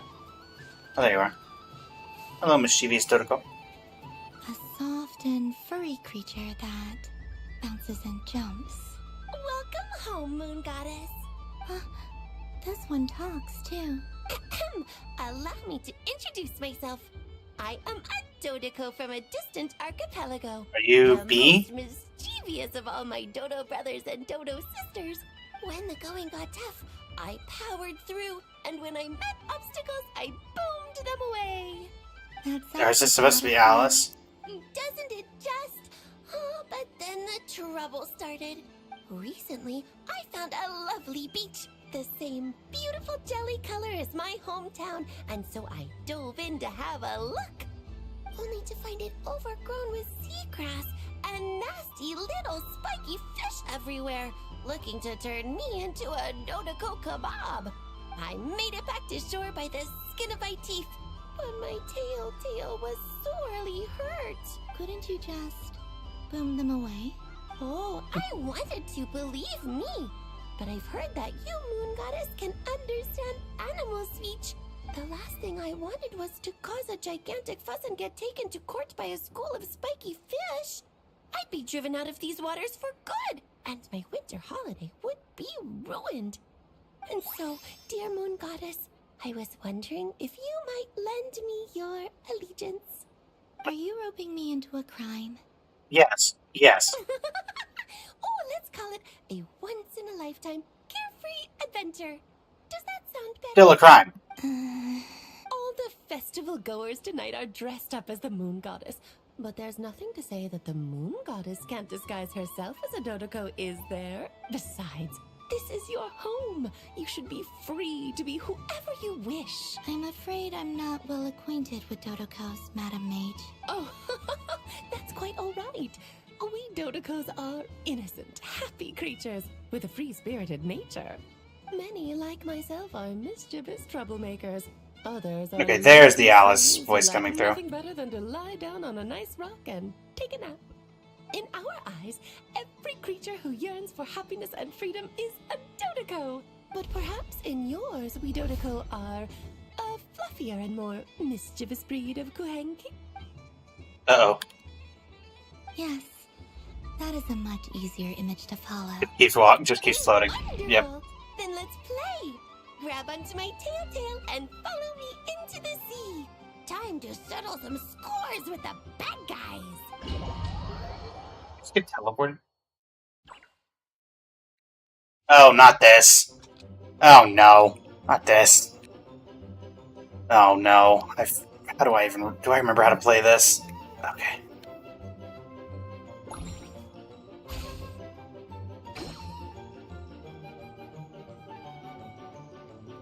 I was never good at this event when it came out.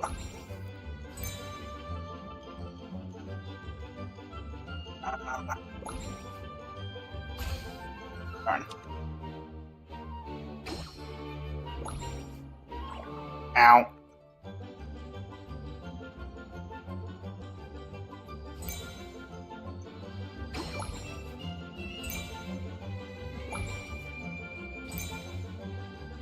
Thankfully, it's a pretty basic mode. To be completely honest, I don't know why I was so bad at this mode. Oh, speed boost.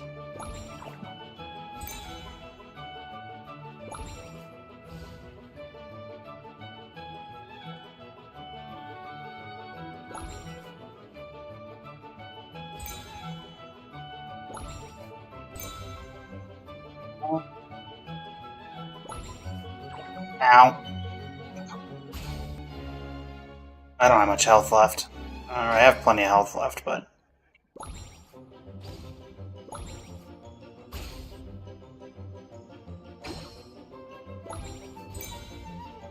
Alright.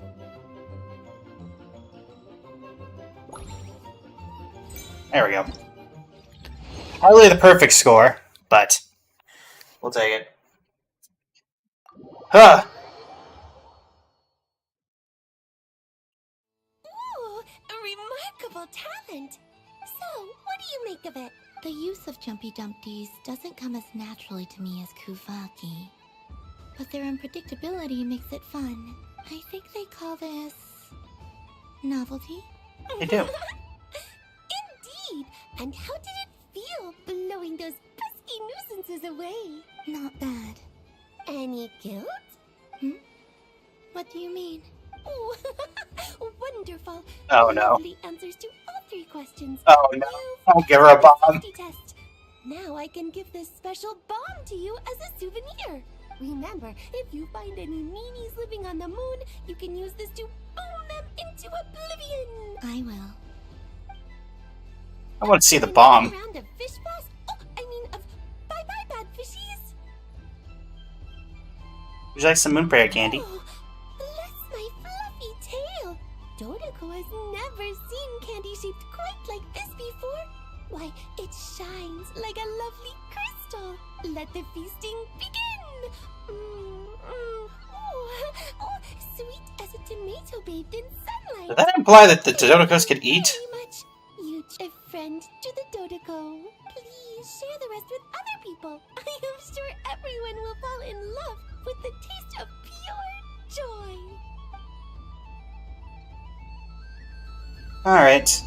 Nicole. And Barca, I'm guessing at the same time. Looks like it. I wouldn't say it's unfair, exactly. I mean, your voice goes right into people's heads. How would you explain that to the kids? You can't just explain it away as magic. Is something the matter? Ah, Miss Columbina! No, nothing you need to worry yourself about. Ah, impeccable timing. Stick around for a second, Miss Columbina. I need your input on something. This self-proclaimed Knight of Justice has yet to give me a satisfactory answer. I, for one, would like to hear your verdict on the matter. Hey, now, I left the flagship just to help you out, Miss Nicole. What's going on? So Alice and I are both using long-range remote control spells that work on similar principles, allowing us to attend this festive fair in Dodeco form. Sorry, let me backtrack a little. While similar, there are some key differences. Alice, being a great mage, wanted her Dodeco to reflect something of her own charm and mystique. So she adjusted the way its tail moves when it spins around. An entirely gratuitous move, in my opinion. I hardly see how anyone is going to notice that. If anything, I'd say that anyone who stares intently enough at a Dodeco's tail to notice such a small detail is someone we ought to be highly concerned about. Eventually. I only say this to emphasize that my question has nothing to do with tails. Now that we're clear on that, why is Alice's Dodeco permitted to interact directly with the children celebrating Moon Prayer Night, while mine is not? Your voice speaks directly into people's minds. See? Exactly what I said. Miss Nicole? Ugh, I can't stand it. I know that probably makes me sound like a whiny child acting out in front of their parents. And it's a little embarrassing now that I think about it. But hey, I said it now. I can't take it back. Embarrassing. You're gonna keep filling up the page? Also, Oh. don't go reading too much into that analogy. It was off the top of my head. I'm actually an awful lot older than either of you. Miss Nicole, are you saying that you'd like someone to play the game you've prepared? I'm not so invested in that. It's just something cobbled together using items I borrowed from Alice. She probably didn't even make them herself. The point is, I want to know everyone's thoughts after they receive their prizes. But as you've said, I can't just ask. I've been biting my lip for so long, and I've had no one to vent my frustrations on. I thought this was going to be a nice, straightforward festival where I'd get the chance to guide people to treasure. Well, can I play? I can't guarantee that I'll win a prize, but... You will? I'd like to try. Then what are we waiting for? Let the game begin! It's like they forgot I was... Back to the bar for you. Let's be honest, Varka, that's kind of what... Oh, it's the ping pong! Adjust the aiming line left and right, and then press the launch button once you select your desired location to fire the bouncing Dodeco ball. You use the flippers to rebound the bouncing Dodeco balls and cause them to strike objects on the field, thereby gaining points. The number of bouncing Dodeco balls available is limited. If a bouncing Dodeco ball falls through the gap, it will be removed from your remaining balls. So I can move the crosshair. Okay. Don't have a great opening angle, do I?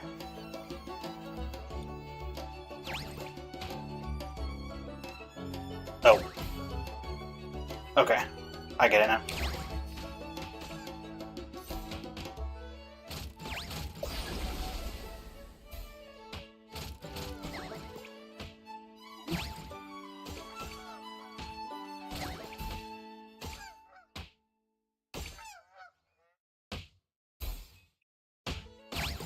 Is the goal here just to play until either there's no popcorn left, or... Am I supposed to reach a particular... Oh, I got it.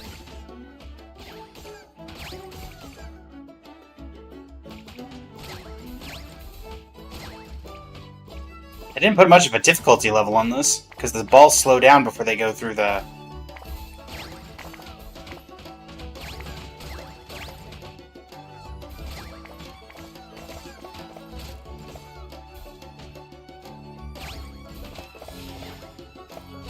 Okay, we'll have that one. Oh, I missed that one.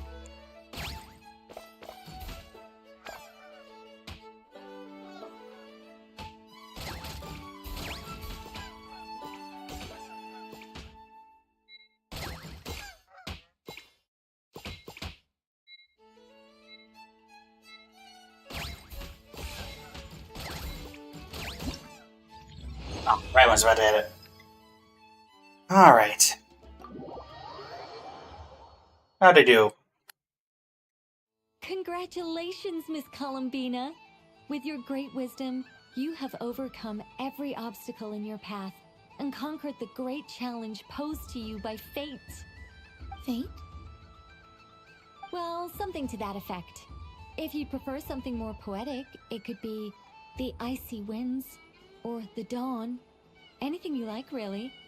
You could even go with the challenge posed to you by Dodoko, if that's what you're into. Anyway, you can take or leave my suggestions. Moving on, all my hopes are now resting on this. Can I open it now? Stop teasing me. Please, I'm begging you. No more talk. Just open it. Wow. What a lovely sculpture. Classic and cute at the same time. Thank you, Miss Nicole. I'll always treasure it. Ah, there you have my sincerest My bad. gratitude, Miss Columbina. Thank you for sharing your precious time with me and fulfilling my... What I want to do. I want to go back to... Oh, there we go. Ah, there we go. Music to my ears. Thank you for sharing your precious time with me and fulfilling my wish. Don't mention it. You've all done much to help me. And still, I'm the one receiving all these gifts. Buy some candy? I don't suppose you'd like to play again, by any chance? Don't get me wrong, once is plenty. You're under no obligation to indulge me any further. And besides, I don't have any other prizes for you. Would you like some moon prayer candy? Oh, I love the color of this wrapping paper. Ugh, but the bow on that one is just so perfect. Oh, this is a tough choice. I know the wrapping paper doesn't affect the flavor, but it does set the first impression, which can influence your mood as you eat it. And actually, that does affect the flavor. I have to listen to my heart and pick the one that I can really build a bond with. It's the only way to eat candy. Oh, but look at the shape of this one. How lovely. Ah, this choice is getting harder and harder. And then finally, hello, Barbaloth. Been a while. Welcome home, Moon Goddess. Oh, you're the genuine article. Barca, what are you watching? Right. This moon prayer night was worth watching after all. Another one that talks. Greetings. Pleased to make your acquaintance. I am the Hexenzirkel member they call B. Barbaloth Trismegistus. Columbina Hyposelenia. Pleased to meet you too. Hyposelenia. A fine name indeed. Now then, Miss Columbina, do you wish to hear a mage's divination? Divination? The Frost Moon Scions used to ask me what would happen in the future. Is this like that? From the perspective of the one seeking answers, perhaps. As you look to your journey ahead, if you seek to understand the unknown, resolve your doubts, and soothe the confusion in your heart, divination could be for you. The unknowns on my journey. Of course, if one wishes to peer into fate, then hydromancy is the more precise option. But that is a complex affair, and to relegate that majestic art to the status of a festive amusement would seem somewhat uncouth. Besides, it is sometimes better to not know fate with great certainty. Hence, I shall use the suitably festive Luna Arcana to tell your fortune instead. It is more popular with the youth in any case. Lunar Arcana. Indeed. Unlike hydromancy, this will only display possibilities and trends. People like to think of themselves as creatures of agency and free will. Peering too far and too clearly into the future is detrimental to both body and soul. I'd like to give it a try. Of course you may. Come then, take a seat, Miss Columbina. Before we begin, Are there any specific questions you would like to ask? Let's stick to general possibilities and trends, like you suggested. Ah, very well. Then I shall use the basic Lunar Arcana deck. Now, try to relax. Cast your mind upon the things you have experienced and the things you are soon to experience. I will shuffle the deck. Would you like to cut the cards yourself? You do it. No problem. Now How do you cut the cards? You have no hands. That is to say, you. I shall decipher the cards from your perspective. Dark divination.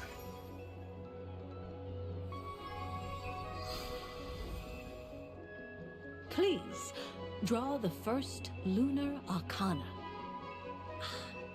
This represents destiny and is the foundation for the divination as a whole.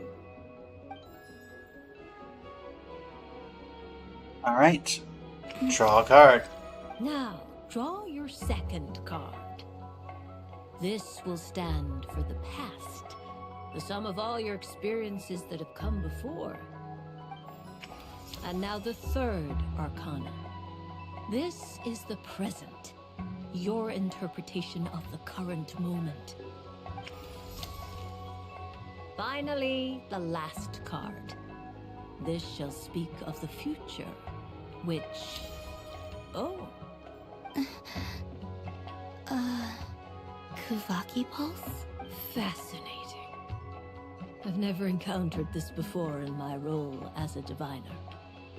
Something has exerted an influence upon this card, causing it to leave its designated position. What do you make of this, Miss Columbina?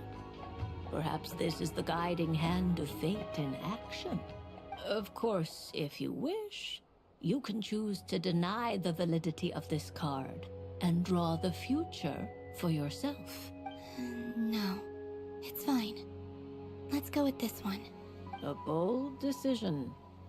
I must say I'm looking forward to the results.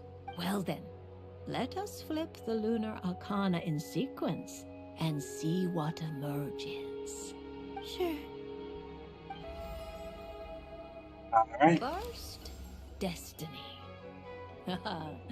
No surprises here. The card that represents yours is the moon. The moon. Indeed. The moon can represent the truth at some times, but deception at others.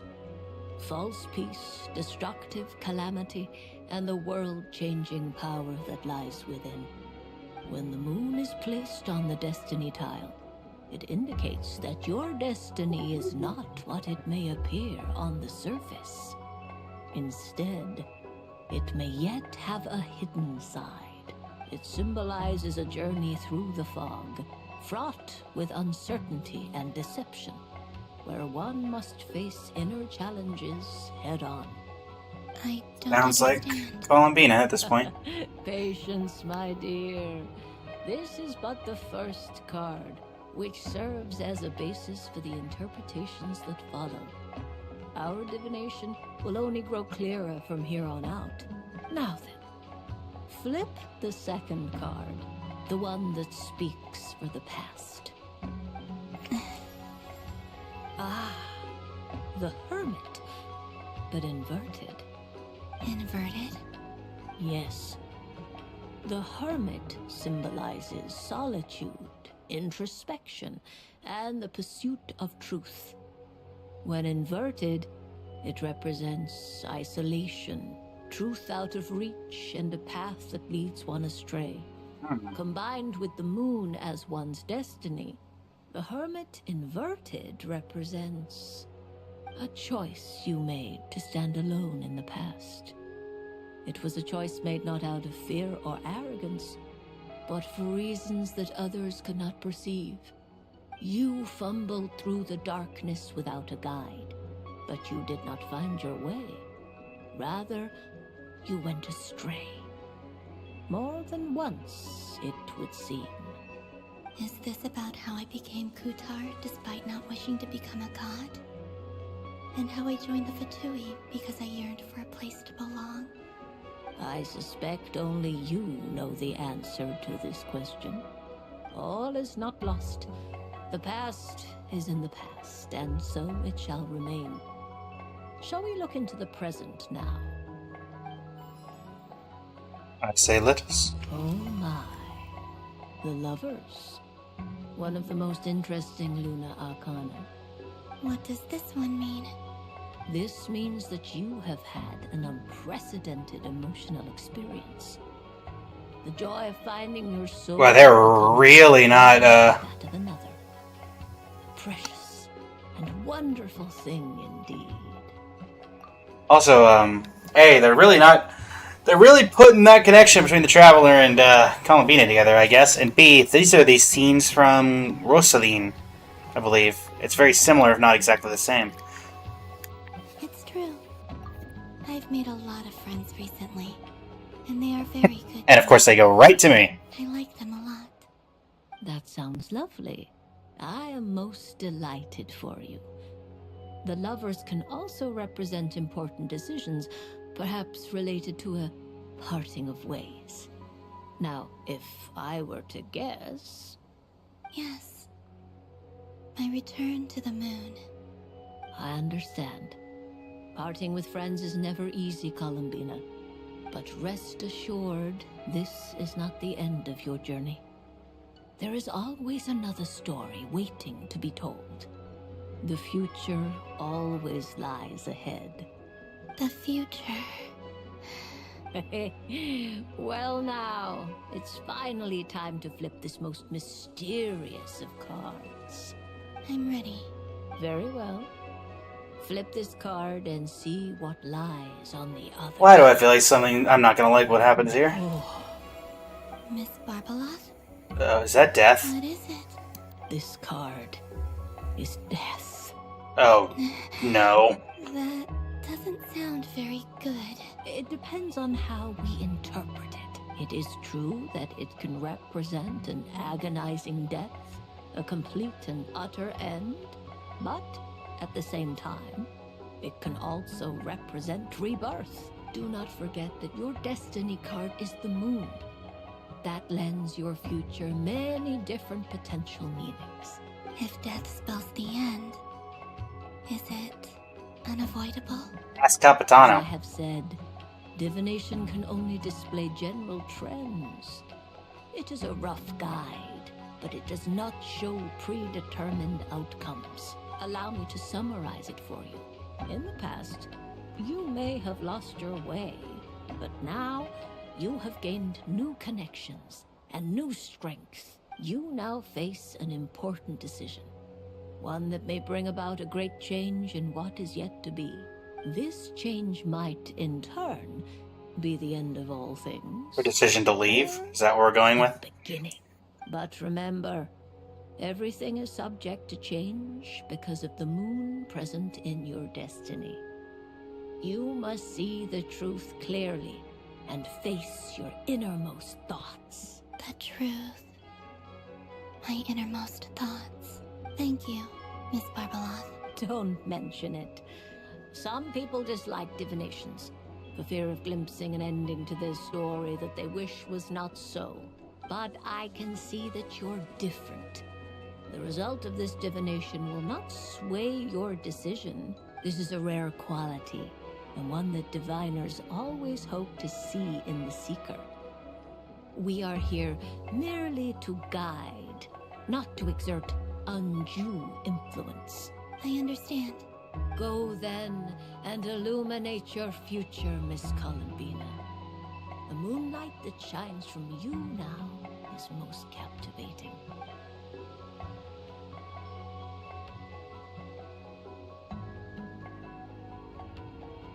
Bye. That was the last of them. You get to talk to Albedo. Okay. Moon Prayer Night pamphlet. The death card, the moon for which Miss Columbina is... Hold on. The death card made a most enigmatic appearance. The moon for which Miss Columbina is bound, I fear. Oh no. Fretting is of no avail. I will have a chat with Alice about it sometime. Would you like some moon prayer candy? Ah, you're such a polite child, Miss Columbina. You're gonna say something about Mona, aren't you? We elders have Ah. already partaken of our fair share of stories in this world. Enjoying candy, keeping up with the hip and groovy trends of the day. Oh, these things should be left to youngsters like you. I hope you don't misunderstand me. I do not intend to lecture you or reject your kindness. It is simply that the mere sight of this candy is starting to give me a toothache. I look forward to meeting her in person, as she's gonna be like 5 or something. I get that vibe that they're gonna throw a real curveball here. Hey, you two. It'd be rude to just leave without saying anything. But at the same time, I don't want to barge into their lively conversation just to announce that I'm leaving. I guess I'll just wait a little longer. Huh? Albedo? This sketch is for you, Grandmaster. Oh, a gift for me. Thanks. Let's see what you've done for me. The North Wind left in a lurch.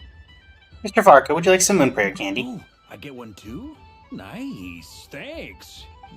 What is that? Oh, it's so familiar. Don't tell me. Oh, I got it. It's like the candy jar dropped into a vat of today's boon. Seems I'm a proud recipient of today's Feast of the Moon, huh? Okay. Albedo, would you like some, candy? Huh? Albedo? This sketch is for... Oh. The North Wind left in a lurch. Albedo, would you like some moon prayer candy? Thank you. You're welcome. It seems I've picked lemon. It strikes a good balance between sweet and sour. This has piqued my curiosity. What if we were to add citrus and other spices, then enhance the flavor via caramelization? I wonder what the end product would be. Albedo, just enjoy the candy, man. I should take the time to try this out. Ah, yes, Albedo the candy man. Alright. And now let us finally give candy to the traveler. Also, what happens if I do this? Dodoko's whirligig. Come ride on us. Of course, Moon Goddess. This way, please. I'm just curious if this is another cutscene or if it's just kind of you going around in circles. Oh.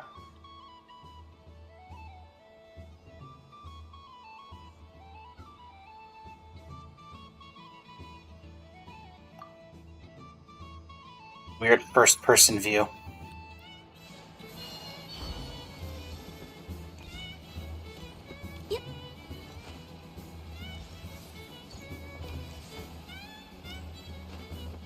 Alrighty. Hello, traveler. Hey, what happened to my balloon? There's my balloon. Hey, you two.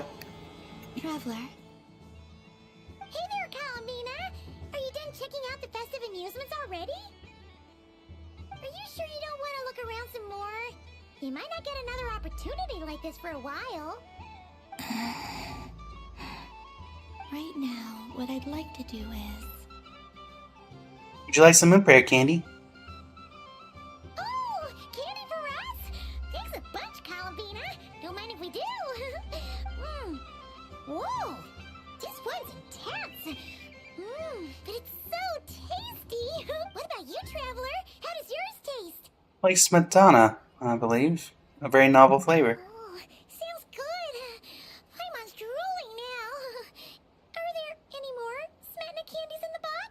Yes, I believe so. Okay, gotcha. Let's see. Have you tried any of them yourself?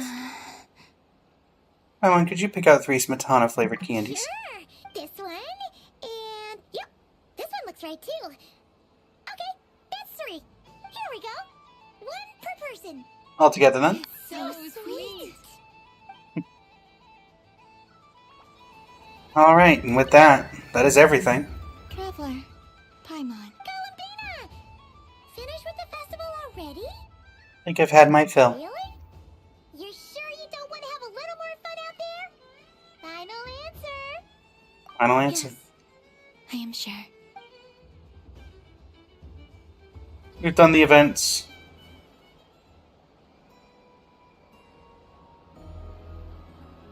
This was the most fun I've ever had on a moon prayer night.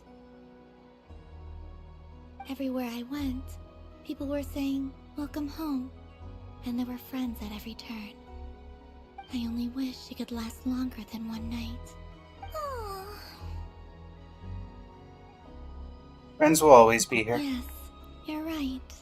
The moon prayer blossoms. Ooh, look! Look! Moon Turning red. night has come.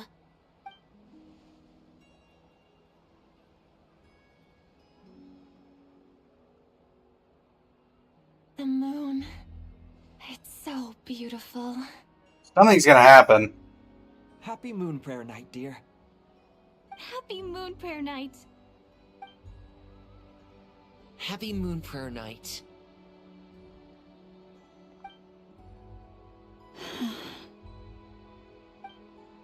Aww. Huh. Wow, even Scaramouche is sad?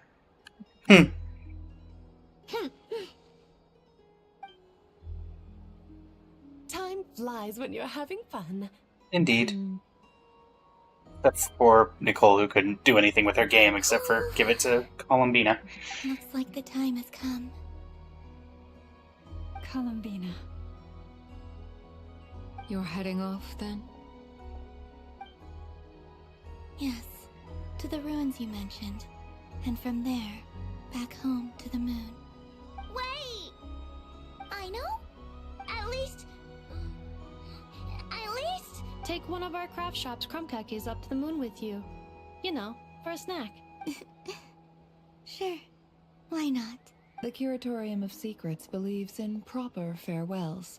No story should be left without a satisfactory endnote. Never. Farewells are an important affair Hey, for friends. Ratniki, too. We never know when we might meet again. Haha! And here I thought grand farewells wouldn't suit tonight's mood. But I suppose...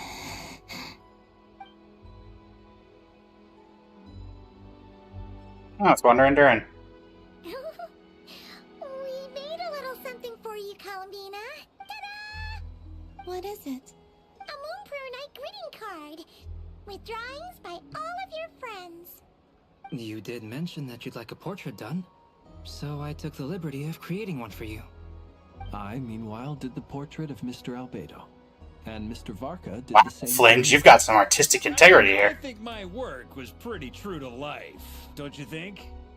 The picture of Ashru was my doing. The two of you seem to get along rather well. Wait, was I the only one who did a full body picture? And technically... So embarrassing. I did pictures of me and Anefa. I did my own portrait and one for Hat Guy. Oh. Plus, there's the two mages, Arlecchino and Cendrone. So, if you ever miss us, just flip the card open and we'll all be right there with you. I don't know what to say. Thank you so much, everyone. This whole Moon Prayer Night was more than I could have ever asked for. It is the greatest gift I have ever received. Loma, I figured it out. Figured what out? Remember how the Frost Moon Scions used to use milk as invisible ink to write hidden messages? That was a very long time ago. Oh, are you saying? Yes.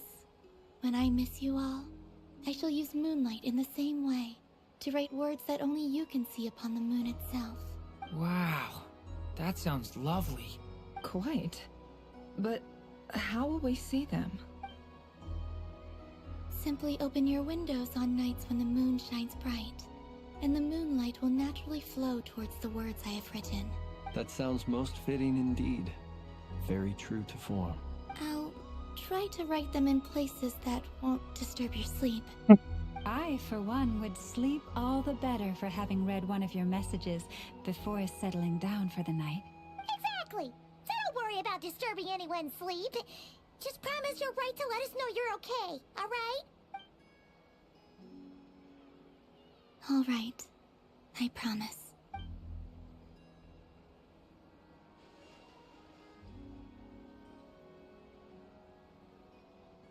The Tori's gonna come in and mess this all up. Columbina? I'm ready. I'll stay with you to the end. Let's go. Tori, I feel like you're gonna show up and ruin this. I've been saying it the entire time. In just a few moments, I will be gone. Or she's gonna choose to stay. I still don't know what to expect on the moon. Will I really be able to send messages to my friends? The Kuhenki, the animals of Not Cry. I'll never get to see them again. I wonder where I'll be when the next moon prayer night. No. I hate when they do that. This is where the people of Hyperborea used to communicate with the moons. Eternal moon, frost moon, iridescent moon. When the powers Tori, of all three converge. This has gone way too swimmingly. To the moons shall open. Mm-hmm. Moon marrow preparations are complete. Only the final step remains. Oh, why did we leave them unattended? The town is livelier than ever at this moment. Yeah. It's a shame you couldn't be there for it, but it's now or never, right? It's fine. I'm more than happy with this. My last piece of luggage. My only piece of luggage.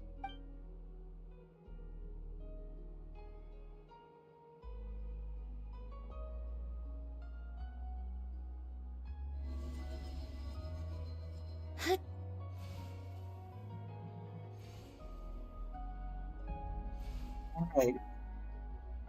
I can already feel the moon calling to me. Why do I feel like something's not gonna go right? I mean, even with all three of us here, I feel like we could stop the Tori if we wanted to. Your home lies on the far side of this light, Columbina. From now on, we will at last have a reason to pray to the true moon. Columbina. Yes? I'm listening. Be sure to come back and see us when you get the chance. Of course. But if that chance doesn't come, then remember that you have friends on this planet. People who will miss Columbina. Yes, I will. Thank you for everything you've done for me.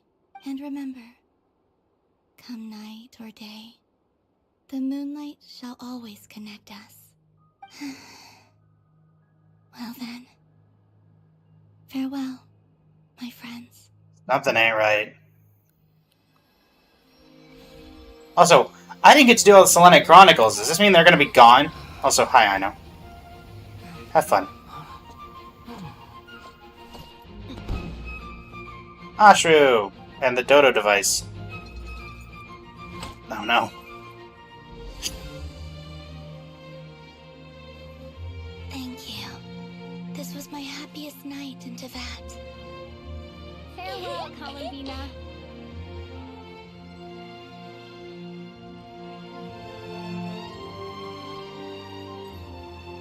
Why do I feel like she's still gonna turn around?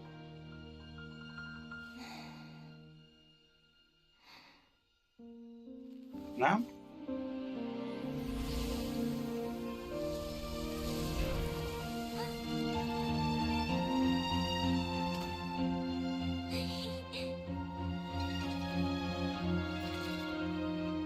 The phone's ringing. Anybody want to pick up the phone? Oh no. The moon really is closer than ever. Oh, dagnabbit, Dottore! Dagnabbit, Dottore! I just knew you were gonna ruin this! You hurt a hair on her head, I will kill you! One place. Time for one final experiment. I am gonna kill you. Life, death, time, and space. They all believed I would fail. Damn it. Get him, Varka!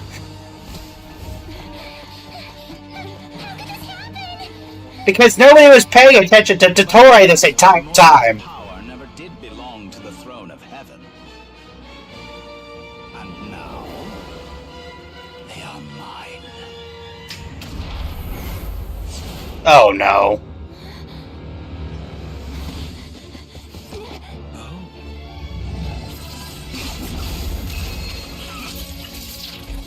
Oh, please. You are dead.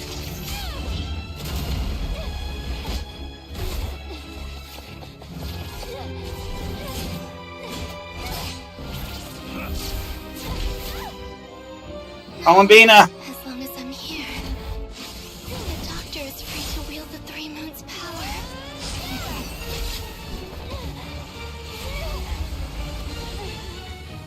It's the only way.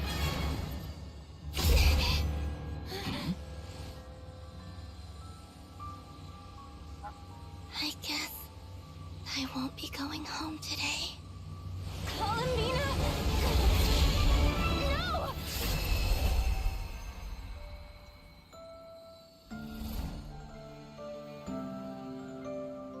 Dottore, if you killed her, I am gonna...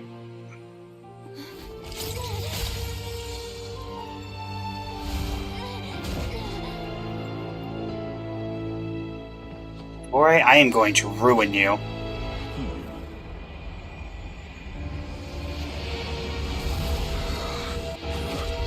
Stubborn world, do not try to control me.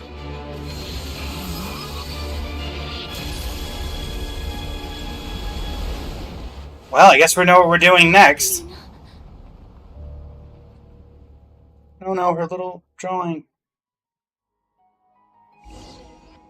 And now this is how Rere is going to throw back in, because she went to the same place he did. I'm going to kill him. If he's not already dead. Which I hope he's not, so I can kill him myself.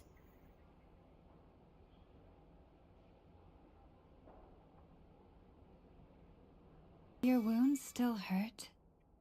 The physical ones, Have no. someone prepare a little medicine that could prove effective. Take it if you need to. Thanks, but I'd rather talk about what just In that happened. case, let me relate the contents of the call we made to Alice after the incident occurred. That Dottore is a crafty one. He distracted the Hexenzirkel by creating a huge fuss at Tevat's borders. I'd assumed that the cause was an abyssal intrusion from the outside world, which in fairness is a rather common occurrence. But after learning that you managed to influence the phantoms in Nodcry, I realized that perhaps this interference could have come from within Tevat instead. But we weren't able to change their fates. True, you couldn't change how their stories ended, but you did build some variables around yourself. Variables? Yes, things you heard that you could not otherwise have learned, ideas that would otherwise have never crossed your mind. All these things are variables. Of course, most variables usually pale into insignificance with the myriad of possibilities floating around. But the moment you start treating them as building blocks and intentionally stacking them, that changes things. That's what Dottore did, and it's how he created the necessary conditions so that when you activated the portal tonight, it played right into his plan. However, we have no way of knowing exactly what he did. Yeah, we also need to ascertain Columbina's status. And that about sums it up. As I suspected, Dottore has disappeared completely.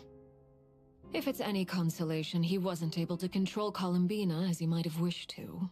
Great, that's small consolation, given the reason why. To disrupt the Doctor's plan, she escaped into the moon's reflection. She did what? Wait, didn't any of you see her do that? All we saw was Dottore appeared and used some kind of power. The next thing we knew, he and Columbina were gone, and you were falling into the sea. See, the Doctor froze time, which is why only I could move freely. From their perspective, the battle and Columbina's decisions all happened in a single instant.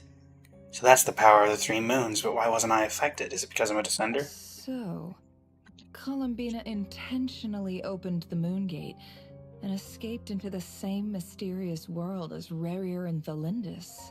Sounds like bad news. This must be why Dottore been lying low this whole time. He's biding his time until he could execute his Seen plan. it that way. The Trilunar Syzygy and Revere's emergence. Dottore might have been pulling the strings in both cases. According to Miss Alice, he is attempting to transcend his destiny and finish an experiment that only a god might complete. An utter lunatic. Very. Where's Hat Guy? Seems like he'd want to be here for this. He took off with the Dodo communication device after we spoke to Alice. He said he had a hunch that he wanted to investigate by himself. The look on his face was terrifying. I've never seen him like that before. All the anger and frustration at the fact Dottore was one step ahead despite his best efforts. Honestly, I feel the same way. I'm back. Hat Guy! I went to look for the Hyperborean phantoms again. I think I've gotten to the bottom of it. I got them to talk to Nicole on the other end of the communications line. Turns out, the history they describe is different from how Nicole remembers it. Really? But how? Surely Nicole can't. Not if they were all fabrications. Because the phantoms are the ones who are deceived. They speak of a savior who appeared in their history. Nabbit, Dottore. He never should have existed. This savior promised to create a new moon within the false sky, and even bring back their moon goddesses. Foolishly, they believed in him, and told him everything he wanted to know about the moons. It's obvious that this was Dottore's doing. Now you mention it, the first time we entered the Hyperborean ruins, we heard the phantoms discussing their history, and I remember Who is this Nicole him? commenting that something sounded a little strange. But Dottore shouldn't have been able to get in there in the first place. He didn't. Nicole said that this was an anomalous state triggered by disruptions in the causal connections between phantoms from the same era. The variables that Dottore put in place were substantial enough that they even affected phantoms that he never met. So it's not that their memories were unclear. They'd been tampered with. That's exactly the possibility Dottore was trying to manufacture. He turned these variables into knowledge and engineered the situation so all that knowledge would fall into his hands. Then, he harnessed that knowledge on Moon Prayer Night to truly create a false moon. How is that even possible? To be precise, he exploited a weakness in the way the spell works. The spell senses Kuvaki to detect the moon's location. So, as long as the false moon more strongly resembled a moon than the frost moon beyond the skies, the gate would teleport Columbina to the false moon's location. In other words, to Dottore's side. Once he had her under control, the teleportation spell remained active, and he manipulated her power to seize both moon marrows. At that moment, the moon marrows disappeared right before our eyes. It was already too late, even as we were leaving the ruins. By then, Dottore had already amassed the power of all 3 moons. So, where does that leave us? What do we do now? I'd certainly like to know what Her Majesty thinks, now that the concerns I expressed to her have come to pass. But we cannot simply sit and wait for her to decide the matter. And in any case, it is not the Fatui Harbinger Damselette who sees us as her friends, but rather Columbina Hyposelenia. If, even in such extreme circumstances, Her Majesty will not lift the prohibition on Harbingers drawing steel against one another, then I will do as my heart demands. I will fight as Peruware instead. Oh, Arlecchino! Time is short, so I'll make the first move.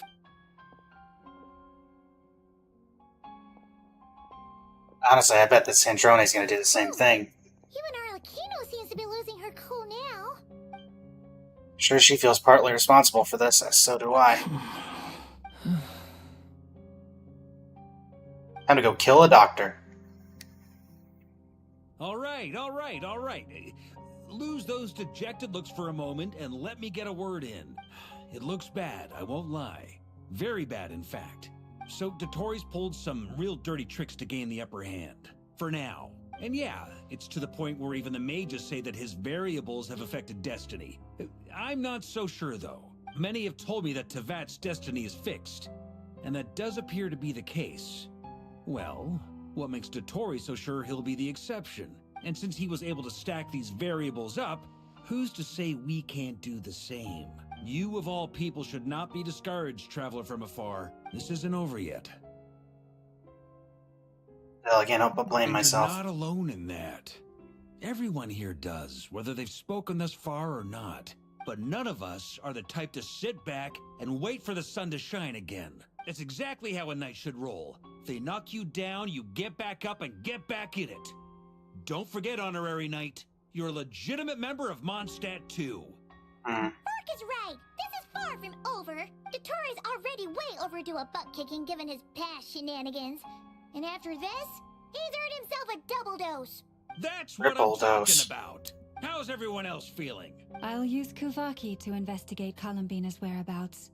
I'm not ready to give up either. Leave the intel gathering to me. Whatever happens within Nodcry's borders, when the Curatorium of Secrets wants to be in the know, we always find a way. Aino and I will do all we can to support you. We will attempt to reverse engineer Dottori's actions and seek a breakthrough that way. Alice and Nicole are busy dealing with an emergency at Tevat's borders, so they can't return just yet. But they're both very angry about this. They've asked Albedo and me to act on the Hexenzirkel's behalf and do everything in our power to fight back against Dottori. Are you ready then? We're going to have to conduct a lot of research, even in the early stages. I'll do my best. As for me, I'm pretty familiar with Dottori's way of doing things, so I can try to predict his next move.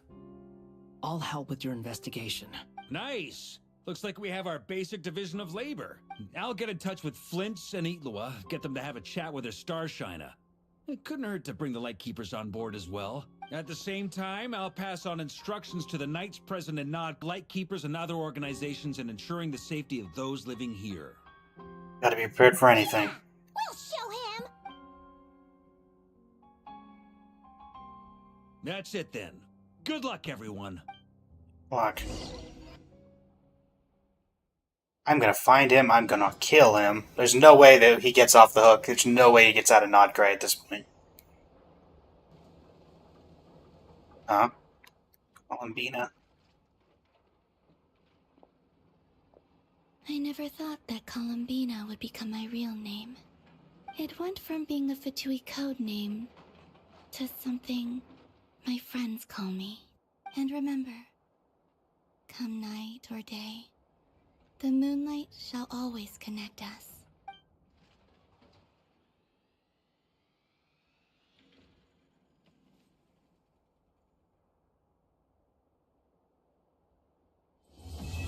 Song of the Welcome Moon, Act 6 complete. Oh no. Rear, you better not be here.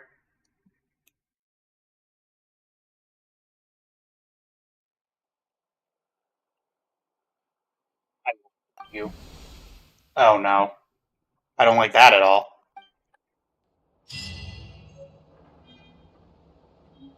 Melting morn in the moonlight.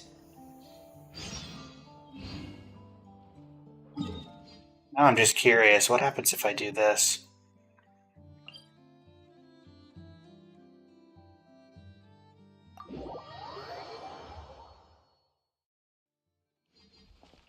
Will it be deathly silent without Columbina here?